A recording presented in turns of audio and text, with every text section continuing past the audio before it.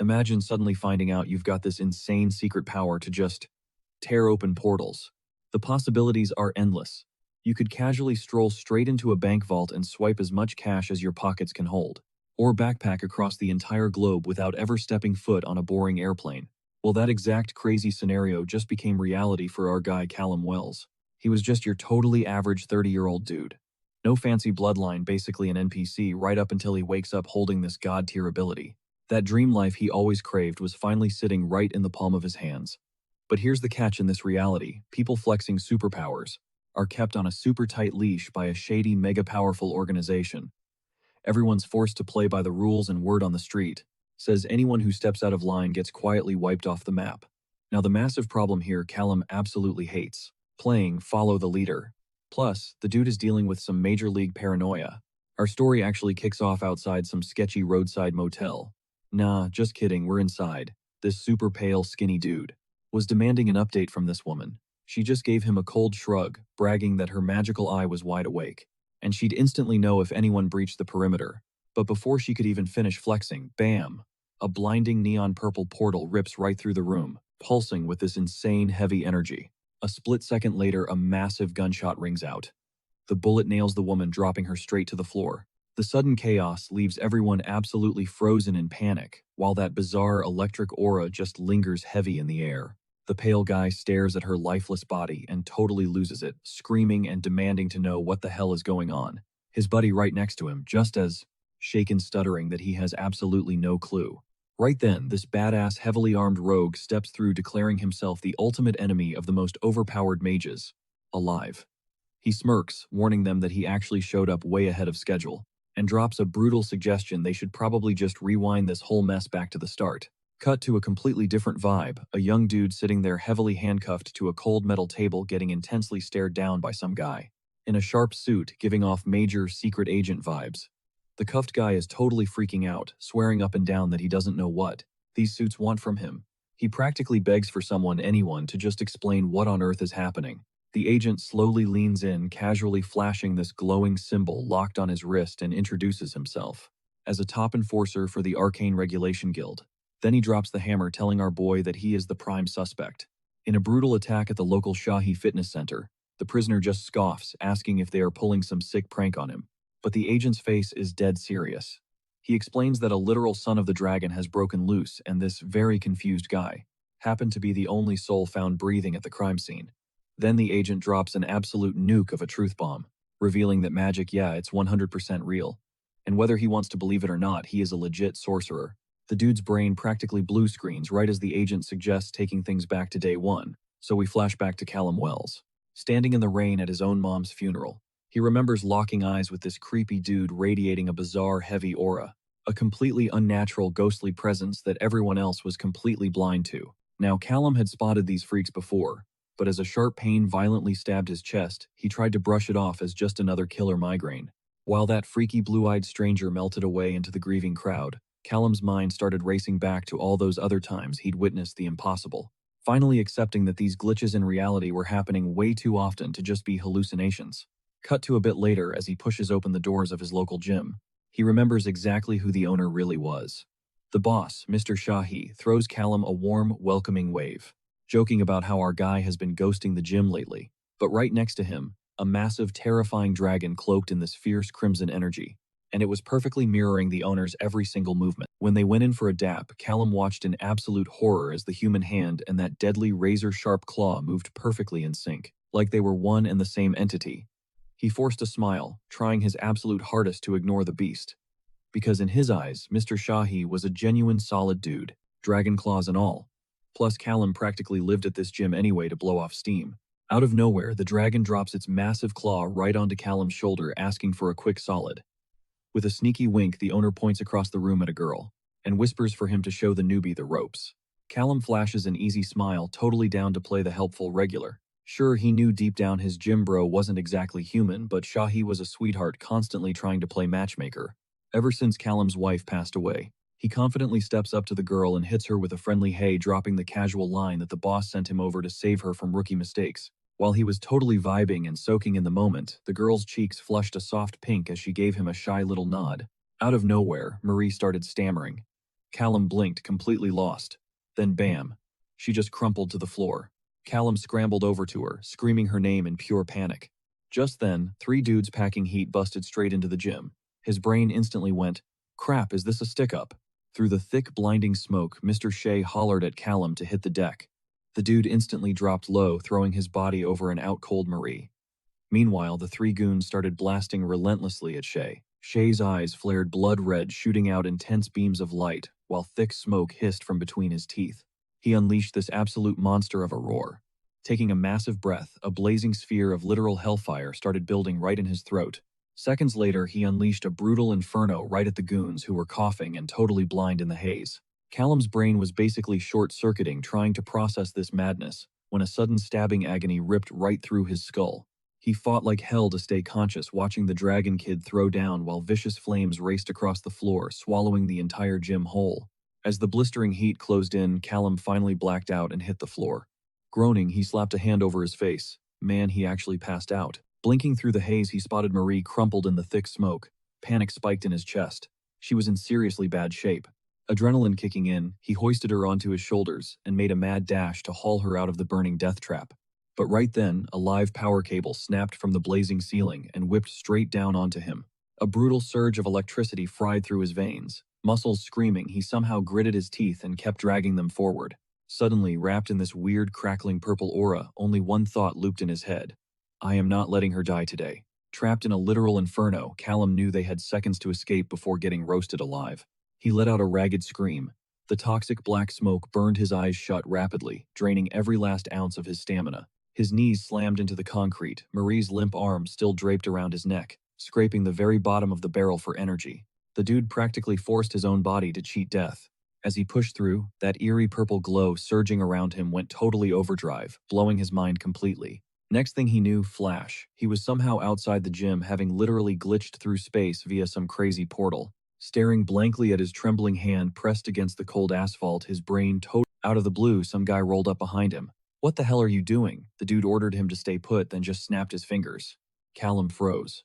It was that exact same guy from before. The suited dude casually unleashed some insane supernatural flex right at the burning gym. Callum's jaw basically hit the floor. He was completely dumbfounded. The mystery man just smoothed out his tie and let out a heavy sigh, acting like stopping a raging fire was just another Tuesday. Pivoting on his heel, he stared down the kid who was just dusting himself off. The slick stranger practically demanded to know who Callum was, but our boy completely brushed off the question. Bro, what kind of twisted freak show is going on here? He snapped back. The dude's face instantly went cold as he caught sight of something off, tapping a sleek earpiece. He radioed in a massive blaze at Shea's gym, flagging that he had one active witness and a victim right on the scene. While Callum kept throwing a fit trying to get some answers, the agent suddenly flashed this glowing cryptic symbol on his wrist. Looking dead into Callum's eyes, he fired off a weird question. What classification? What the heck are you talking about? Callum shot back, swearing he was keeping his mouth shut until somebody explained this fever dream. Clearly fed up with the attitude, the guy in the blue suit whipped out some cuffs and slapped them on the kid in a split second. The sudden arrest totally blindsided Callum Wells. But crazy enough, right at that exact moment, he noticed his splitting migraine had magically vanished into thin air. The agent forcefully yanked him forward, making Callum yelp and scream, "Hey, what the hell is your problem?" Cut to GRA headquarters. 2 guys were glued to a glowing high-tech hologram of their newest prisoner. One of them shot the other a sharp warning. Dude, slapping a magic jammer on him like that, you're gonna completely fry his brain. The guy rocking the glasses crossed his arms, genuinely baffled that the kid hadn't just completely blacked. His partner just shrugged. He pointed out the kid barely even flinched. In fact, the cuffs actually seemed to mellow Callum out. Staring intensely at the holographic feed, the coworker narrowed his eyes. Are you absolutely positive this kid isn't? He paused, replaying the chaotic footage in his head. The security grid was designed to wipe out any trace of a normal human in that blast radius, yet here this kid was. But plot twist. Our guy did not just stay conscious, he actually tapped into some crazy magical energy to warp the other victim straight out of the danger zone. And Glasses thought it was super sus that a 30-year-old magic user was completely off the grid. His partner totally shrugged it off, claiming he just dragged him in and was not getting paid to solve mysteries. Cut to a bleak interrogation room. Glasses tells Callum Wells he is officially off the hook as a suspect, meaning they could finally get to the real tea. He hits Callum with the news, mandatory testing and registration, to figure out his magic type and spec his raw power. Callum just blinks, totally lost. asking, "Bro, what are you even talking about?" The suit breaks it down. Every single mage is owned by the Arcane Regulation Guild, flashing holograms of mages glowing with different colored auras. He adds that while most kids awaken way earlier, Callum is basically the ultimate late bloomer. Callum pushes back, literally saying he already has a 9 to 5. But the vibe shifts. He nervously asks if he can just opt out. The suit's face goes ice cold. He drops the bomb. Dodgers get hunted down and wiped out by the guild. A massive, terrifying inferno fills the monitor behind him. Callum's eyes lock in pure panic, the death threat completely breaking his brain. He tries to process the chaos, thinking there is no way some random villain is out here stirring up drama right now, and totally questions this forced, cult-like draft system. Standing like a deer in headlights before the brass, absolute rage starts boiling in his chest. Cold sweat drips down his face. The sick irony of his brand new reality is just too brutal.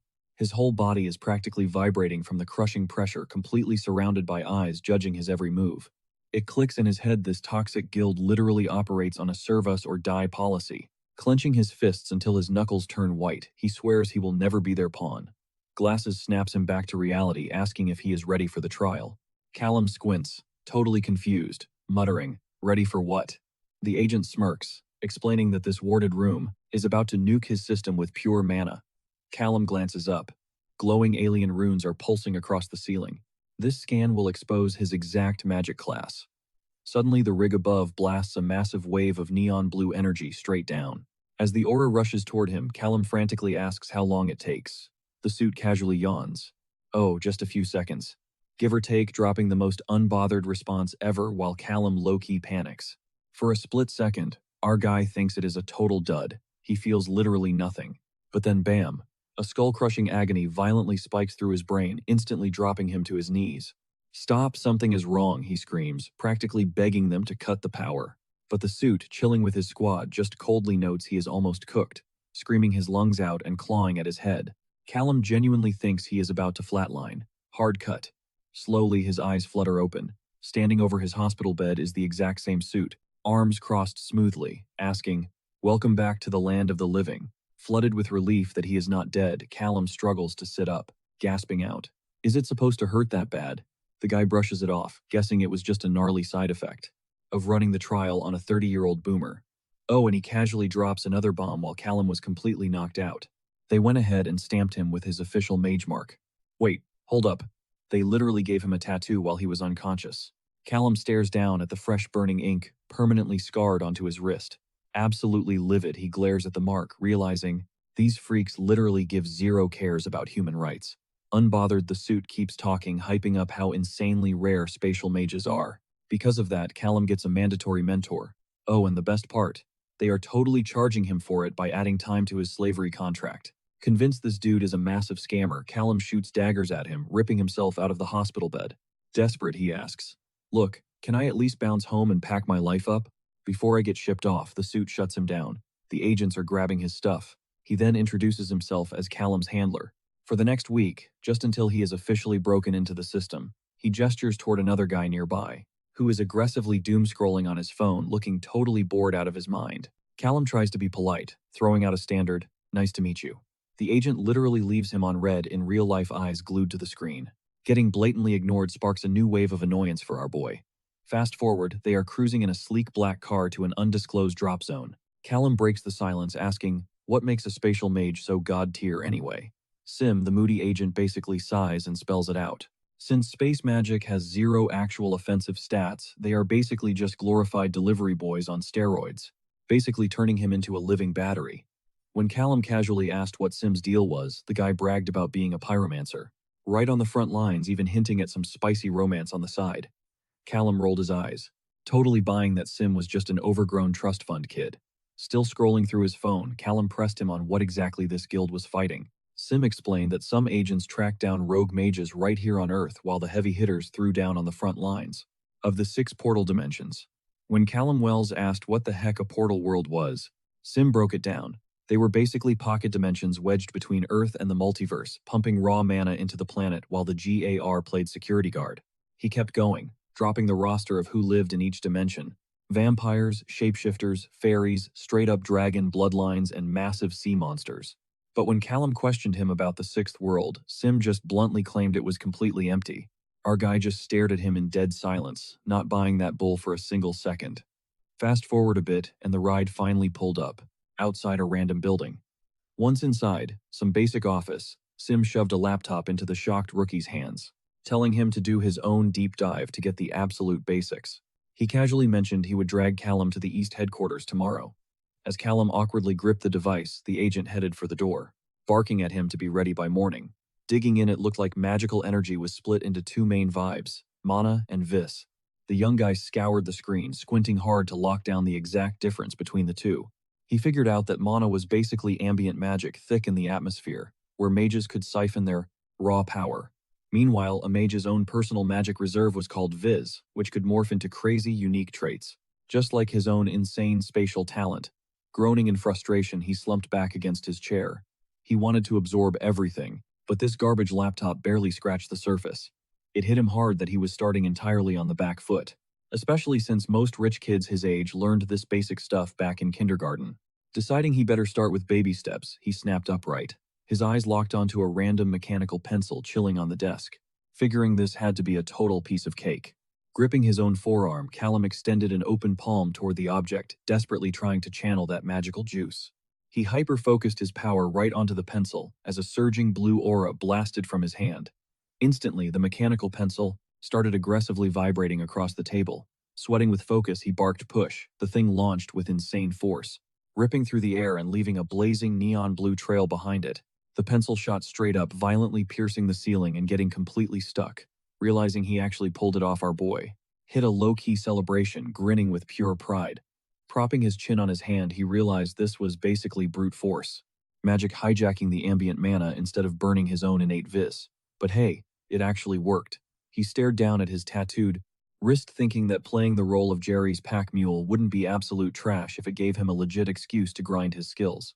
Still, he desperately needed to know what kind of hell he was walking into, because the Arcane Regulation Guild, this shadowy syndicate of absolute powerhouses, was his new reality now. Scouring the depths of that laptop, he knew damn well a group.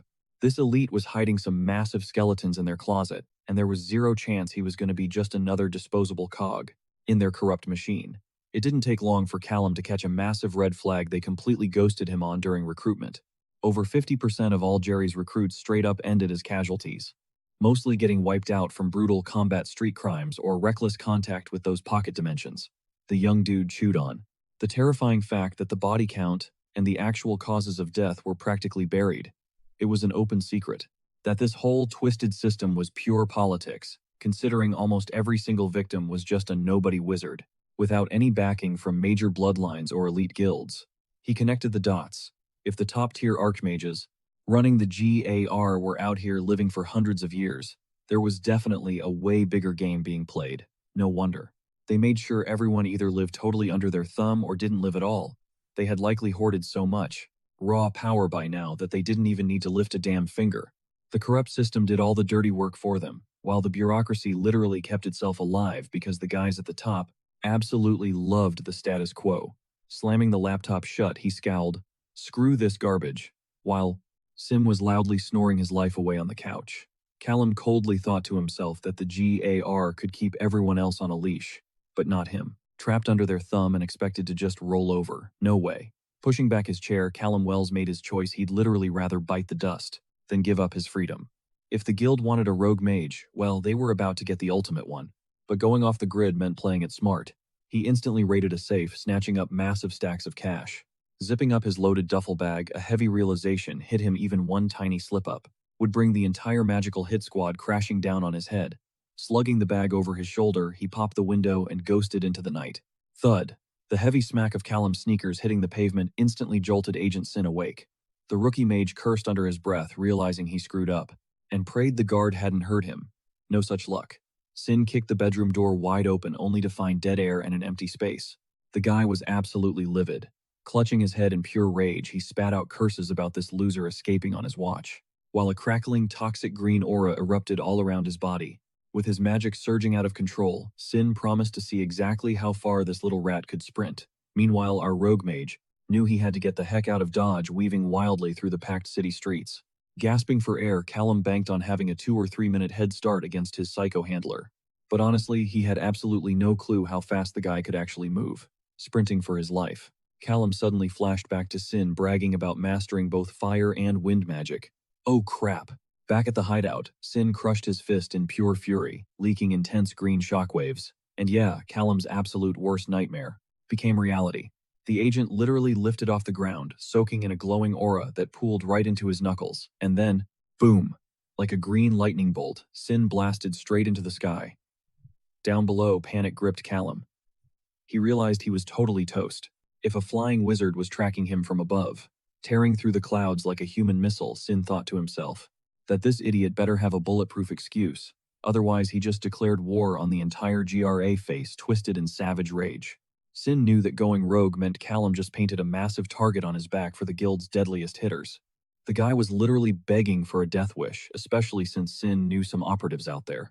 Made his own crazy powers look like child's play. Hovering high over the clueless pedestrians, Sin almost dialed for backup, thinking about calling in Agent Terron just in case this slippery punk actually pulled off a getaway. But his ego quickly slapped that idea down. He had a top-tier reputation to uphold. No way was he letting anyone find out about this humiliating slip-up. Fueled by pride, he nosedived solo straight toward the buzzing crowd, ready to crush this problem with his own bare hands. Moving like a blur of green neon, Sin effortlessly tracked his prey through the chaotic streets. Suddenly, Callum felt it. That terrifying heavy energy right beside him. He froze dead in his tracks. Sin glared at him with pure murder in his eyes, whispering that playtime was officially over. Caught off guard and totally ticked off, Callum stared at his hunter, absolutely stunned by how insanely fast he had closed the gap. But quitting, not his vibe. He violently pivoted and hauled tail in the opposite direction as he bolted Sin's freezing voice, sliced through the air, taunting him that running was useless and he was nothing but a pathetic weakling who just got lucky slipping through the system's cracks. Meanwhile, the regular folks on the sidewalk felt the heavy static in the atmosphere, but just brushed it off as a weird change in the weather. They were completely blind to the high-stakes magic chase happening right under their noses. The rogue mage realized these normal pedestrians couldn't see a thing. He practically brushed shoulders with people, yet not a single soul blinked, entirely oblivious to the mystical madness.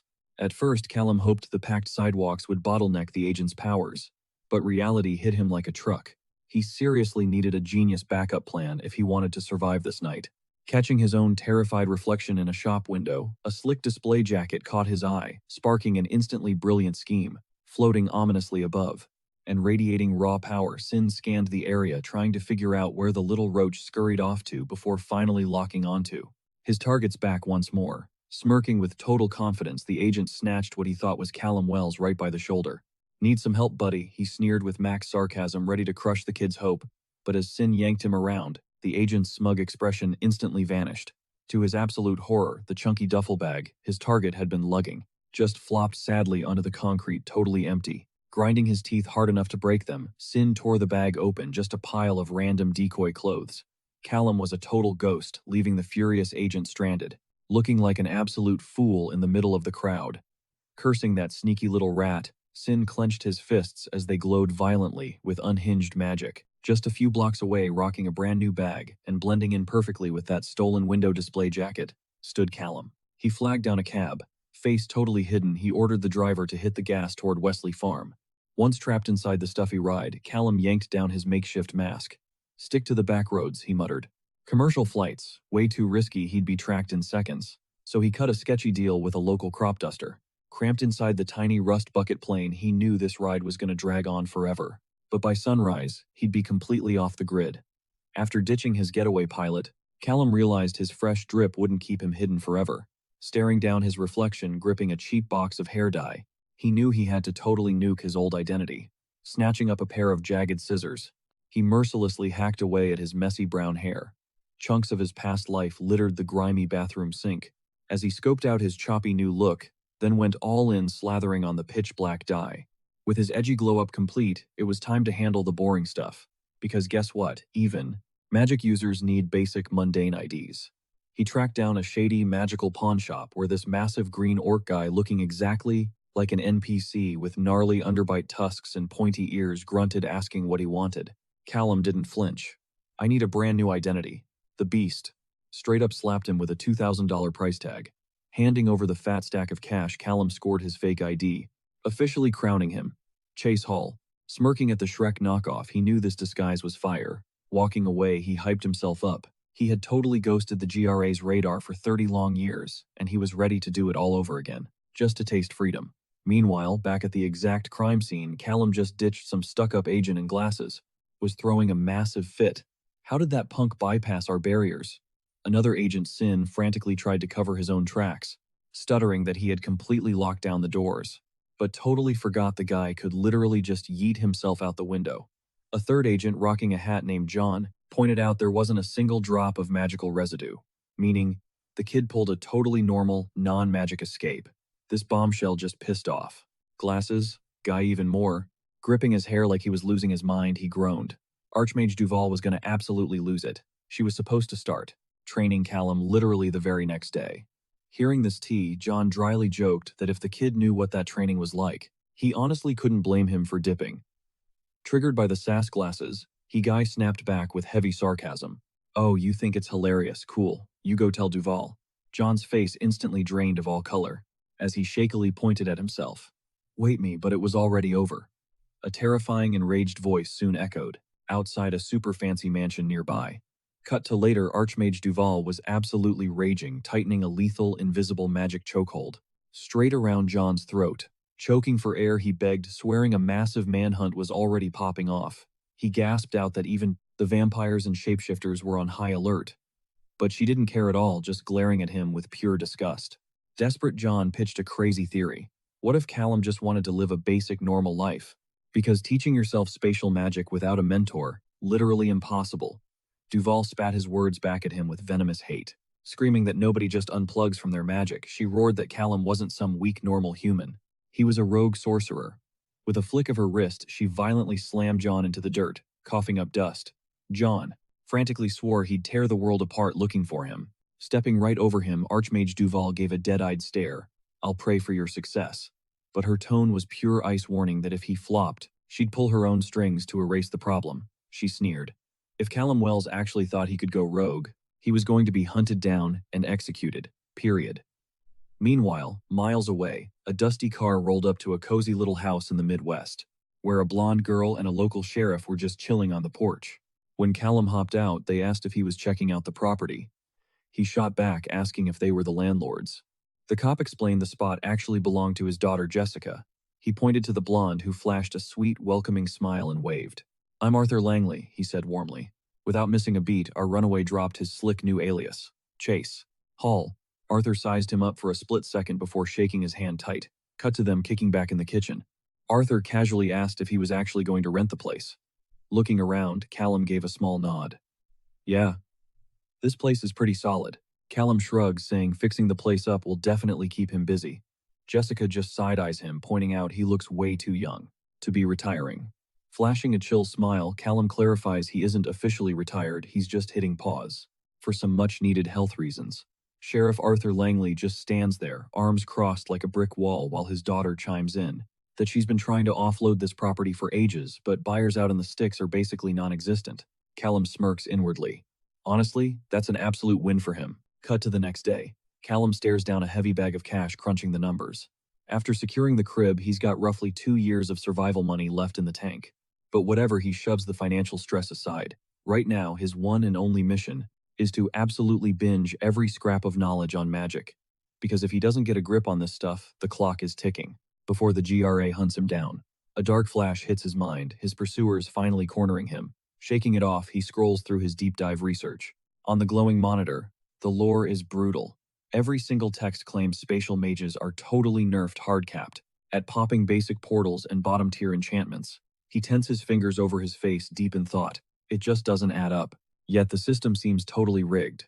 You literally can't level up spatial magic without kissing the ring of the Archmage, the ultimate gatekeeper of the craft. It's honestly terrifying. Just proves how massively overpowered and untouchable the GRA really is.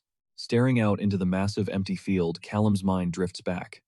The very first time he ripped open a portal, it was a total fluke, a pure accident. Flashback to the roaring flames yanking Marie through a tear in space. His own subconscious literally hacking reality just to keep her alive. Snapping back to the present, he channels raw magic into his palm, desperate to trigger one. On purpose this time. Boom. A second later, the ground tears open, spilling wild, glowing purple energy right at his feet. Callum lets out a massive breath he didn't know he was holding. It actually worked, he mutters to himself. Here we go. He steps right into the glowing void and vanishes instantly, popping out across the yard. Hype floods his veins, staring dead. At his clenched fist, he totally hypes himself up. Yeah, the jump was short, but honestly, not too shabby. For a rookie attempt. Rubbing his chin, his brain starts spinning. What other insane hacks can he pull off? With this kind of power, cut to Monday. Callum is blasting a scorching hot shower, the whole room fogged up with thick steam. Mid-lather tragedy strikes, the shampoo bottle is dead empty. But instead of stressing, he just casually flexes a mini portal right into the storage cabinet, perfectly targeting his stash of fresh bottles. He shoves his hand through the glowing rip in space, fumbling around for a new one. A second later, he yanks it out, grinning like an absolute boss. The ultimate life hack unlocked. Fast forward to Wednesday. Callum is grinding hard trying to spawn. A pure ball of energy. He figures spawning an orb is literally tutorial-level stuff for any magic noob. Sure, a spatial orb has 0 attack damage, but looking at it, he can't hide his massive grin. Because it is still stupidly cool.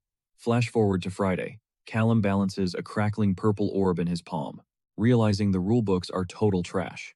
They claim telekinesis is strictly for force mages, but that's a massive lie. He breaks it down. Yellow energy glowing around a rock, that's basic telekinesis. But swirling badass purple energy, that's next level gravikinesis. To prove his theory, he instantly strips gravity from an object. Tiny rocks start floating effortlessly over his open palm. He totally vibes with this chaotic off-meta method. Still, without going to some fancy magic academy, this DIY approach is going to have to do. With a flick of his wrist, he blasts the floating rocks, and the shockwave straight into a nearby tree. Sunday morning hits. Callum is parked outside, deep in meditation. Eyes shut tight, he takes massive grounding breaths, laser-focused on sensing the raw mana pulsing through the air around him. Suddenly, a wild realization hits he can literally see without opening his eyes. His mind perfectly maps out the inside of his crib, right down to the dusty curtains. Pushing his limits, he unlocks straight-up X-ray vision, peering right through solid walls, even though his radar range is still pretty heavily nerfed. Boom! He spots Jessica marching straight through his house. His eyes snap open in shock. "Mr. Hall," she yells out. Callum throws up a chill peace sign and she jogs over. Flashing a smile, he asks what brings her to his turf. She sighs, warning him that the local neighborhood kids are heading back to school. She drops a heads up that a few little trespassers might randomly spawn in his yard, even though they've been strictly banned from doing it. Callum just chuckles, totally unbothered, telling her it's zero stress. He admits he hasn't even touched the absolute jungle of weeds choking his backyard yet anyway. Waving off her concern, he gives her a warm grin, adding that honestly, the neighborhood kids are doing just fine. Outside, Jessica casually mentions she was just in the neighborhood and figured she would swing by before heading out. She flashes a goodbye, tossing a playful warning not to ghost them again. Callum just stands there, throwing up the most awkward wave ever. But the second she is out of sight, total panic sets in. His brain spirals. Did she spot something? Scanning the yard, flashbacks hit him of the grueling hours he spent grinding his magic. It left glowing purple scorch marks plastered all over the grass. A cold sweat breaks out as he realizes he desperately needs to figure out how to scrub this leftover magical residue and fast. If anyone catches a whiff of magic in his backyard, his whole cover is completely cooked. Meanwhile, cut to a massive sterile room. A woman in a slick lab coat shoves a clipboard at a suit-wearing agent. He arches an eyebrow, demanding to know what kind of wild request he is looking at. She breaks it down. The standard scans confirm their guy is completely green. 0 prior magic use. But it also flags some insane glitches. The glasses-wearing agent flips through the file, totally intrigued, and tells her to spill. She admits she totally missed the red flag until she swapped out the mana tank for the trials. The researcher explains that the inhibitor chunk melted down with hundreds of mana units, yet the backup tank is sitting at a measly 3. Digging into the blocker, she realized it had somehow vacuumed up exactly 97 units of raw mana. The suit asks for the bottom line. Her response: "That is way more juice than any rookie mage has business packing." She points out that if he truly never flexed an ounce of magic in his life, his internal mana pool should be maxed out since he wasn't slinging spells. The agent sighs, admitting this is basically gibberish to him, but he bets it explains how a 30-year-old wizard went his whole life totally blind to his own powers. Staring hard at the datasheet, the agent mutters out loud, "Just who exactly is Callum Wells?" Smash cut back to the yard. Callum shuts his eyes tight. He lets out a heavy breath, locking in his focus as he carefully scans. The invisible energy flowing all around him. He figures this vibe check is enough to confirm that this magic signature is like a fingerprint totally unique to every sorcerer. Slapping a carved circle onto a desk, he gives it a spin, sparking up a massive burst of crackling purple lightning. The disc revs up, spinning like crazy. He shouts that it is absolutely flawless. Grinning at the payoff, he realizes this sick vortex pattern he snagged online, combined with ball bearings, can literally wipe out any trace of his magical footprint. Staring at the glowing ring resting in his hand, Callum feels solid. His insane glow-up over just a few weeks might actually keep him hidden from Gara's radar. He knows he should be riding high right now, but a hollow void gnaws at his chest, wiping the smile right off his face. Flashbacks of his mom's funeral flood his mind. The heavy realization hits him. He literally started running for his life the exact same day he put her in the ground. He has been sprinting through life so fast that he never even stopped to process his massive trauma. His thoughts drift to his parents and his wife, picturing their headstones drowning in flowers. Looking back at an old Polaroid of his family, it hits him deep. Leaving his hometown in the dust was just one brutal loss in an endless chain of heartbreaks. Staring blankly at the ceiling, he whispers, wondering if Celine would have actually vibed with this place. Shaking the thoughts off like a bad dream, he forces himself to snap back to reality. He reminds himself of the cold, hard truth. Gara is hunting him down, wanting to lock him up and work him like a mindless pack mule. Clenching his fists in pure rage, he vows that since they forced him to run, there is zero chance he is going down without a fight. To perfectly blend in, he desperately needs to learn the streets. Cut to a local diner where a cute server beams at him with an intrigued smile, immediately calling him out for being the new face in town. Callum plays it cool, dropping that he is just scoping out the area and asks if she has any top-tier recommendations. The super chill waitress instantly starts hyping up the best comfort food on the menu. But right in the middle of her sentence, Callum breaks into a cold sweat. His radar goes off as something feels totally off. Sweating bullets. He frantically tries to pinpoint, guessing it might be a hidden basement. He uses his senses to peer past the rusty pipes, only to be hit with a wild shock. The underground space is absolutely massive. Out of the shadows, he clocks a dog, but his jaw drops when he realizes this beast is literally the size of a grown man. Right at that tense second, a deep voice barks at him from behind. Callum whips around his eyes, instantly locking onto the heavy heat, poking out of the dude's jacket pocket. Tipping his hat back, the man throws some shade, saying it is weird to see a fresh face sniffing around. Callum smoothly shoots back, saying he is just here to scope out the local grub. The guy flashes a badge, introducing himself as Sheriff Arthur Langley, and brags that his niece Clara sears the most killer steaks in town. A massive flex that the cute server immediately backs up with a super proud grin. Once they step away, Callum casually drops a comment about her giving off good vibes. The sheriff smirks, claiming the younger crowd fits right in. Plus, he drops a subtle flex that nobody's dared to trespass on his turf yet. Flashing a knowing smile, the sheriff makes it crystal clear respecting the local territory is an absolute must around here. That specific word, territory, instantly sends a shiver down our boy's spine. Suddenly, the sheriff claps a heavy hand right on Callum's shoulder, claiming he doesn't want to crash his lunch break, but then he leans in close and drops a sketchy whisper, warning him about some shady outsiders poking around. He tells Callum to hit him up if he spots anything off. Our wizard stews on that phrase. Callum quickly points out that he used to be the new guy in town too. He probes to see if the sheriff's been spilling this tea to anyone else. The sheriff nods, totally owning up to it. But then it clicks for him. Callum isn't just some random city boy. Locking eyes with a dead serious glare, the older man makes it known that Callum is nothing like the creeps he's hunting. That bold statement completely floors our rebel. His mind races. Wait, could Arthur actually be talking about them?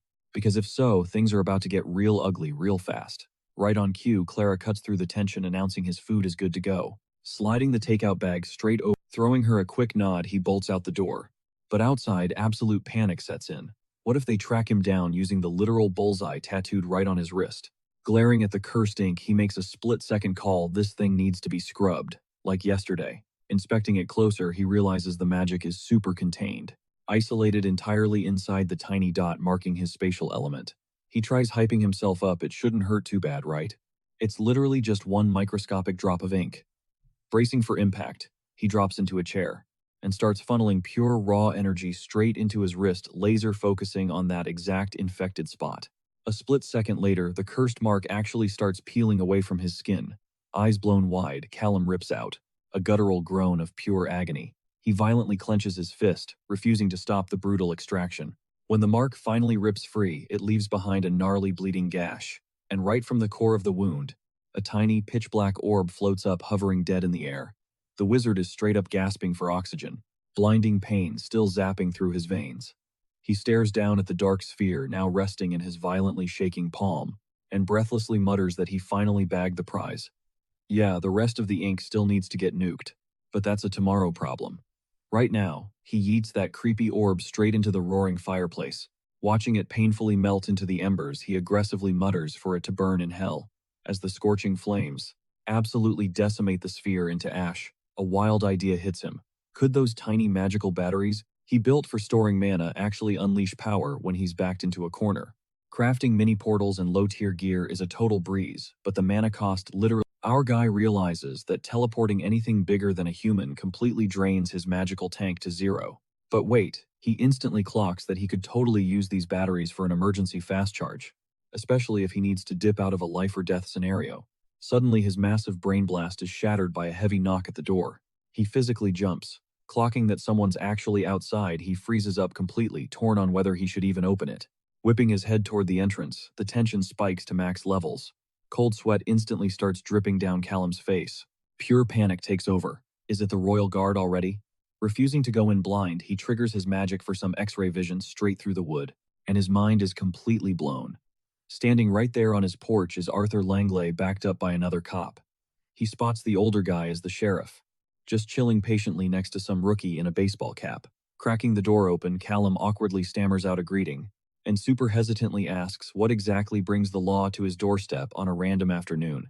Arthur totally brushes it off, apologizing for crashing the party unannounced, but claims he just needs to run through a quick interrogation. Voice shaking and face screaming pure guilt, the sheriff grips the brim of his hat, narrowing his eyes, and demands to know Callum's exact location last night at exactly 3 a.m. That oddly specific question instantly sets off alarm bells in Callum's head. I mean, he was literally just passed out in bed at that time. Zoning out completely, his brain aggressively flashbacks to the super cryptic chat he had with Langley back at the diner about territory. The terrifying flash of that wild dog monster also hijacks his brain.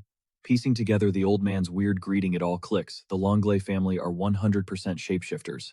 And just turns out she was the sheriff's niece too. He even thought about Jessica, the sheriff's actual daughter. While racking his brain trying to decode what that dude actually meant during their chat, he couldn't help but wonder, was Arthur just trying to spook him with all that talk about creepy strangers lurking around? But then again, the old guy actually seemed pretty genuine when he told him to report absolutely anything sketchy. That totally made Callum second-guess judging him too harshly. Anyway, Callum figured it was high time to lay low for a bit. But boom, his train of thought got completely derailed by this freaky, scratching sound at the window. Startled, he jumped out of his chair, literally asking out loud what on earth was making that racket. Almost instantly, this super weird, menacing purple aura started bleeding through the darkness outside. Peeking through the glass, our guy caught a crazy fast blur of motion deep in the bushes. He tried to brush it off as just some random stray animal, but it was way too far to tell. Grabbing a flashlight like his life depended on it, the sorcerer stepped out into the night to investigate.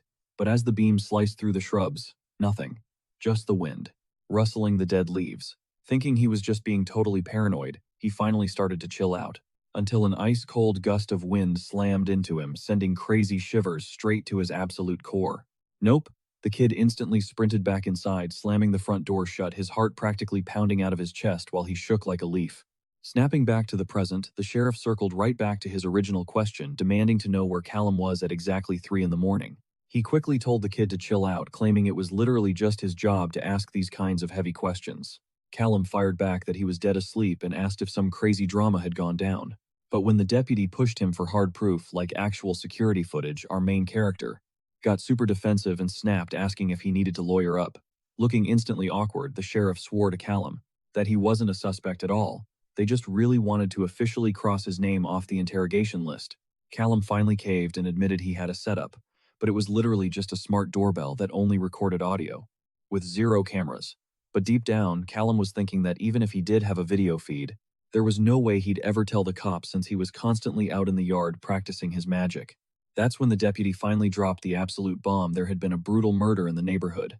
Totally shaken, Callum couldn't wrap his head around how a crime that dark could happen in their sleepy town. The deputy broke it down, explaining someone had smashed their way right into Mr. Hardy's place and grilled Callum on whether he'd spotted anything sus, stuttering like crazy. The sorcerer blurted out that he hadn't seen a thing, But then that creepy noise from last night flashed in his mind. He had been so incredibly hyper-focused on dodging shapeshifters and that massive werewolf that the idea of a regular human psycho lurking around hadn't even crossed his mind.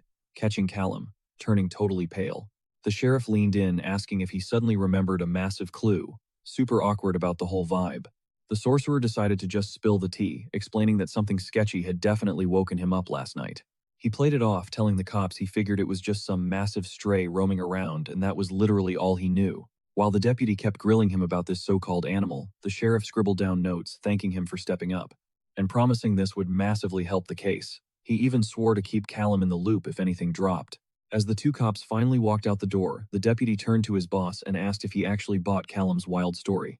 The sheriff scoffed. He knew the kid was definitely holding out on them, but he also knew damn well he wasn't their killer. Once they slammed the cruiser doors shut and buckled their seatbelts, the sheriff's tone got super dark, dropping the fact that he already knew exactly who pulled off this absolute bloodbath.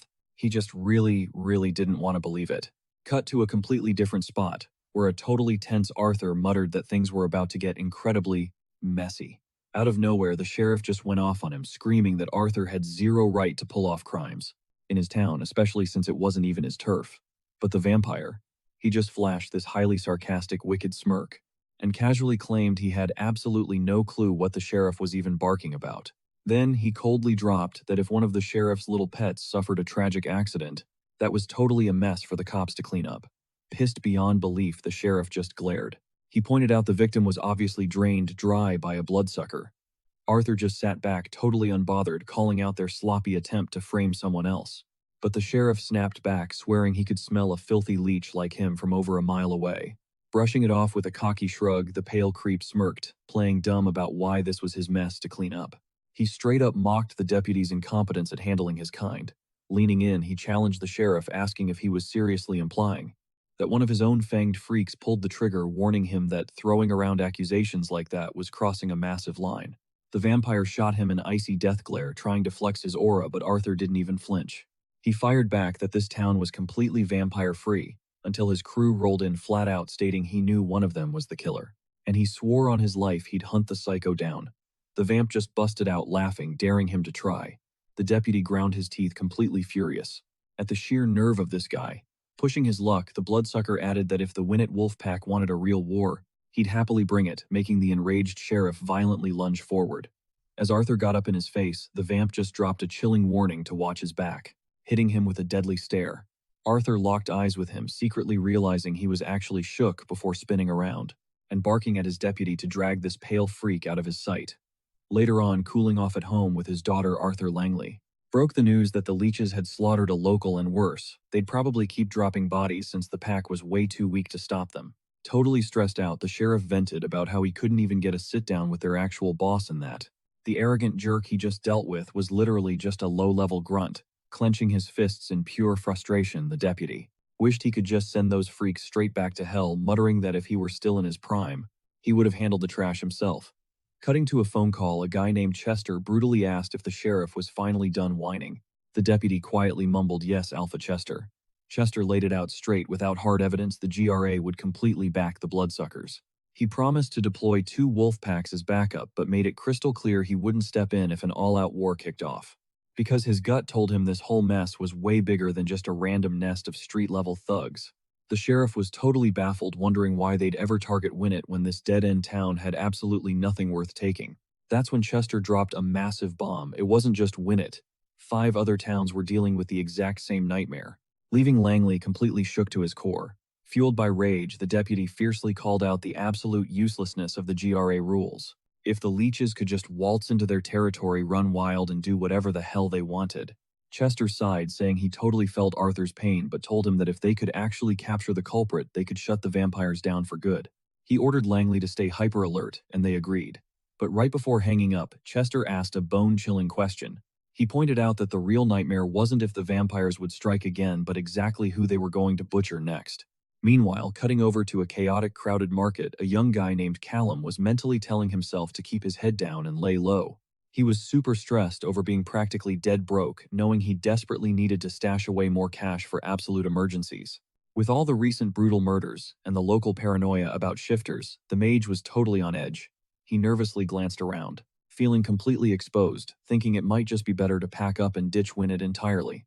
But the second he got back to his safe house, he remembered just how much cash he'd already sunk into this place, realizing that abandoning everything right now was literally the worst-case scenario. Callum's original game plan was to grind out a living by enchanting gear and flipping it for a profit.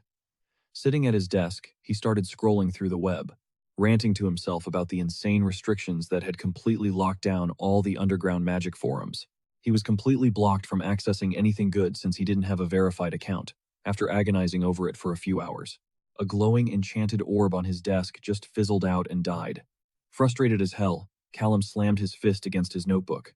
He couldn't risk making an account, because he absolutely had to stay off the grid. He grabbed his hair, feeling completely overwhelmed by how messed up his current situation was. Panicking, Callum toyed with the idea of heavily fortifying his house with protective wards, or some kind of heavy defense system. Testing his limits, he chanted a spell summoning a massive barrier of crackling purple lightning. He even came up with a sick concept for a gravity shield that could easily deflect flying bullets, but as he pushed his mana, the reality hit him hard. He literally wouldn't be able to sustain the barrier for longer than 60 seconds. He knew he could probably crack the code to keep it active if he just had the right materials, but every single advanced tier of spatial magic was heavily gatekept by a ruthless red-headed powerhouse named Archmage Duval. Because of her absolute monopoly, Callum felt seriously handicapped, totally unable to dive into his research without the proper gear. The whole grind felt like he was desperately trying to reinvent the wheel completely from scratch. Later on, cutting to a random hardware store, a suspiciously smiling man popped up. Word on the street was Callum grabbed some gear for self-defense. Letting out an awkward little chuckle, Callum totally agreed that considering everything going down right now, it was way better to be safe than sorry. The dude was totally on edge, fully aware this wasn't just about the recent killings. He was low-key paranoid that the GRE was lurking in the shadows, tracking his every single move. Scooping up a piece, he couldn't help but wonder if standard ammo would even do a damn thing against straight-up monsters. He then hit up the local gun range where other folks were dialing in their aim, and debated letting a few rounds fly himself. Squeezing the trigger, Callum prayed whoever came after him would actually take damage from regular bullets. Just a few feet away, he caught two girls chatting about grabbing some heavy-duty hammers and instantly recognized the Langley sisters. He blinked in surprise, having zero clue they were the DIY home renovation types. Strolling right up to them, Callum casually asked if they were suddenly playing chef and handywoman. The girls jumped, clearly completely caught off guard by his vibe. The younger sister gasped, snapping that he shouldn't jump scare them, like that addressing him all formally as Mr. Hall. My guy immediately apologized, asking if they were also freaking out about the recent murder going around. Frowning Jessica complained that this girl named Joanne had been saying she went to their exact same church. This totally threw Callum for a loop. He asked who the heck Joanne was, clarifying he was talking about James Argy's case. Leaning in, the girl whispered that someone else actually dropped dead last night, a woman named Joanne. She stared at him, asking if he seriously hadn't heard. Jaw practically on the floor, he admitted he'd been swamped all morning. The news hit him like a truck, making him wonder if a literal serial killer was roaming the streets. The Langley sisters admitted they were thinking about shutting down their coffee shop for a bit just until things cooled off. Callum felt super bad for them and offered to lend a hand. Flashing a sweet smile, they thanked him. He casually told them to just call him Chase. Stepping out of the shop, Callum hauled his fresh piece in a duffel bag, speed walking with pure anxiety while obsessing over how crazy things were getting. He whipped the gun out of the bag pretty quickly, racking his brain over the whole mess. Like a random hit was one thing, but some psycho serial killer who could actually dodge a shapeshifter, that was next level insane. He knew the Langley girls adored their cozy little town, and definitely didn't want the GRE snooping around in their business. But honestly, with bodies dropping left and right, they might not have a choice anymore. Staring down his crazy detective corkboard, Callum knew it was time to gear up. Both victims got clipped way too close to his turf, and at this rate, it was pretty much a given someone else was going to meet their maker tonight. He processed how he was basically sandwiched between two massive red flags. Red flag number 1, the supernatural slasher, roaming the streets, and red flag number 2, the heavy hitters, the GRE, would 100% send down to investigate. Cold sweat dripped down his neck as he realized either of these nightmares could crash through his front door at any second. The sorcerer cranked his spatial awareness to the absolute max, dead set on not getting jumped. Shoving essentials into a go bag, his mind raced with how fast he could pack up his entire life. He mentally mapped out enchanting his magic circle markers and making sure every single clip was fully loaded. If his radar pinged even a blip of the GRE breathing down his neck, he was ghosting this town immediately. Glancing down at his packed duffels, Callum grimaced at the massive financial hit of losing his crib. But wrapping his fingers around the grip of his gun, he figured going broke was a totally fair price to pay for staying completely off their radar. His magical radar kept expanding outwards, and by pushing himself, he could literally scope out the deepest corners of the entire town. He caught Jessica posted up by a window keeping a hawk eye on the cafe while Clara, rocking a thick hoodie, was making a beeline straight for his place. Meanwhile, across town, the local sheriff was just chilling at the station. Our boy let out this exhausted, heavy sigh. He just knew he was in for one hell of a long night. Sleep deprivation hit him like a brick, his eyelids drooping down like lead weights. Cut to the next morning, a car came screeching to a halt, right in front of his house. Callum jolted awake instantly, stressed out and kicking himself for passing out.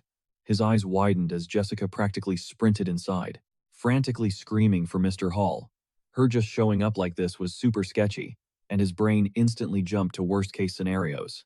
Heart pounding, he demanded to know what was going down, mentally slapping himself for burning through his mana so recklessly. The poor girl grabbed him by the collar, looking absolutely terrified, screaming that she desperately needed his help. His hands literally shaking, Callum demanded to know what on earth was going down. Jessica choked out that it was about Clara. The poor girl had been snatched up, completely frozen in fear while surrounded by this crew of absolute creeps, who were flashing these twisted, totally psychotic grins. Callum urgently pressed for names. The blonde woman spat out that it was the local vamps. They had been stalking Clara while she hid under her hood on a pitch-black, empty street, their eyes practically burning blood red. One of them actually had the nerve to call her the sheriff's little lapdog. Jessica painted the whole wild scene, Clara's blonde hair whipping wildly in the wind as she threw her arms up, bracing herself against this massive, unnatural gale. One of those bloodsuckers, practically oozing a toxic red aura, creeped up on her and threw up a sketchy hand gesture, ordering the girl to tag along. Deep inside Jessica's psychic vision, Clara's eyes suddenly flared with that same eerie crimson glow, thick red smoke totally swamping her face, snapping back. To reality, Jessica blurted out that those leeches basically mind-controlled Clara into marching straight back to their nest. She then absolutely lost it, sobbing uncontrollably as she guilt-tripped the supposed sorcerer about his promise to help. Callum was literally speechless, scrambling his brain to figure out what a fake mage like him could even pull. He debated for a hot second if he should just drop the act and admit he was clueless about the supernatural world. His thoughts immediately flashed back to those dusty old books crammed with freaky glyphs and cryptic ancient texts. But honestly, since she already busted him with her psychic radar before he knew how to mask his aura, he highly doubted he could ever convince this girl that he wasn't some badass warlock. Swallowing his panic, our guy desperately tried to chill Jessica out, nudging her to just step inside the house and take a breather first. Gripping her shoulder to steady her, reality hit him like a truck he was locked in. There was zero chance he could just bounce and leave. Clara stranded in the clutches of those night-stalking freaks. Wait a minute. It suddenly clicked in Callum's brain that Jessica only said the vamps snatched her, not that they actually flatlined her. The psychic frantically nodded, confirming his wild hope. Her face was a total mask of pure, unfiltered panic. Look, he wasn't stupid, he knew. Squaring up against a squad of monsters in a fair street fight was a death sentence, especially with his rookie stats right now. Right on cue, Jessica yanked his sleeve again, practically begging for a miracle. Callum's face instantly hardened into dead serious mode as he firmly called out her name. Squeezing her hand to ground her, he swore up and down that he'd risk everything to back her up. Snatching up his gear, our makeshift hero bluntly stated they needed a lot more intel before raiding a vamp nest. He took a massive, heavy gulp, praying to whatever was up there that he wasn't making the biggest mistake of his life while hyping himself up. Cut to a dusty sedan cruising past the local rundown motel out on the highway. Gripping the steering wheel, Callum felt that exact same freaky, skin-crawling vibe completely suffocating the area again. Squinting through the windshield at the shady building, his gut screamed that heavy supernatural business was going down. He spotted some random lady puffing on a cigarette out front, mentally noting how sketchy the whole vibe was right as he threw the car into park.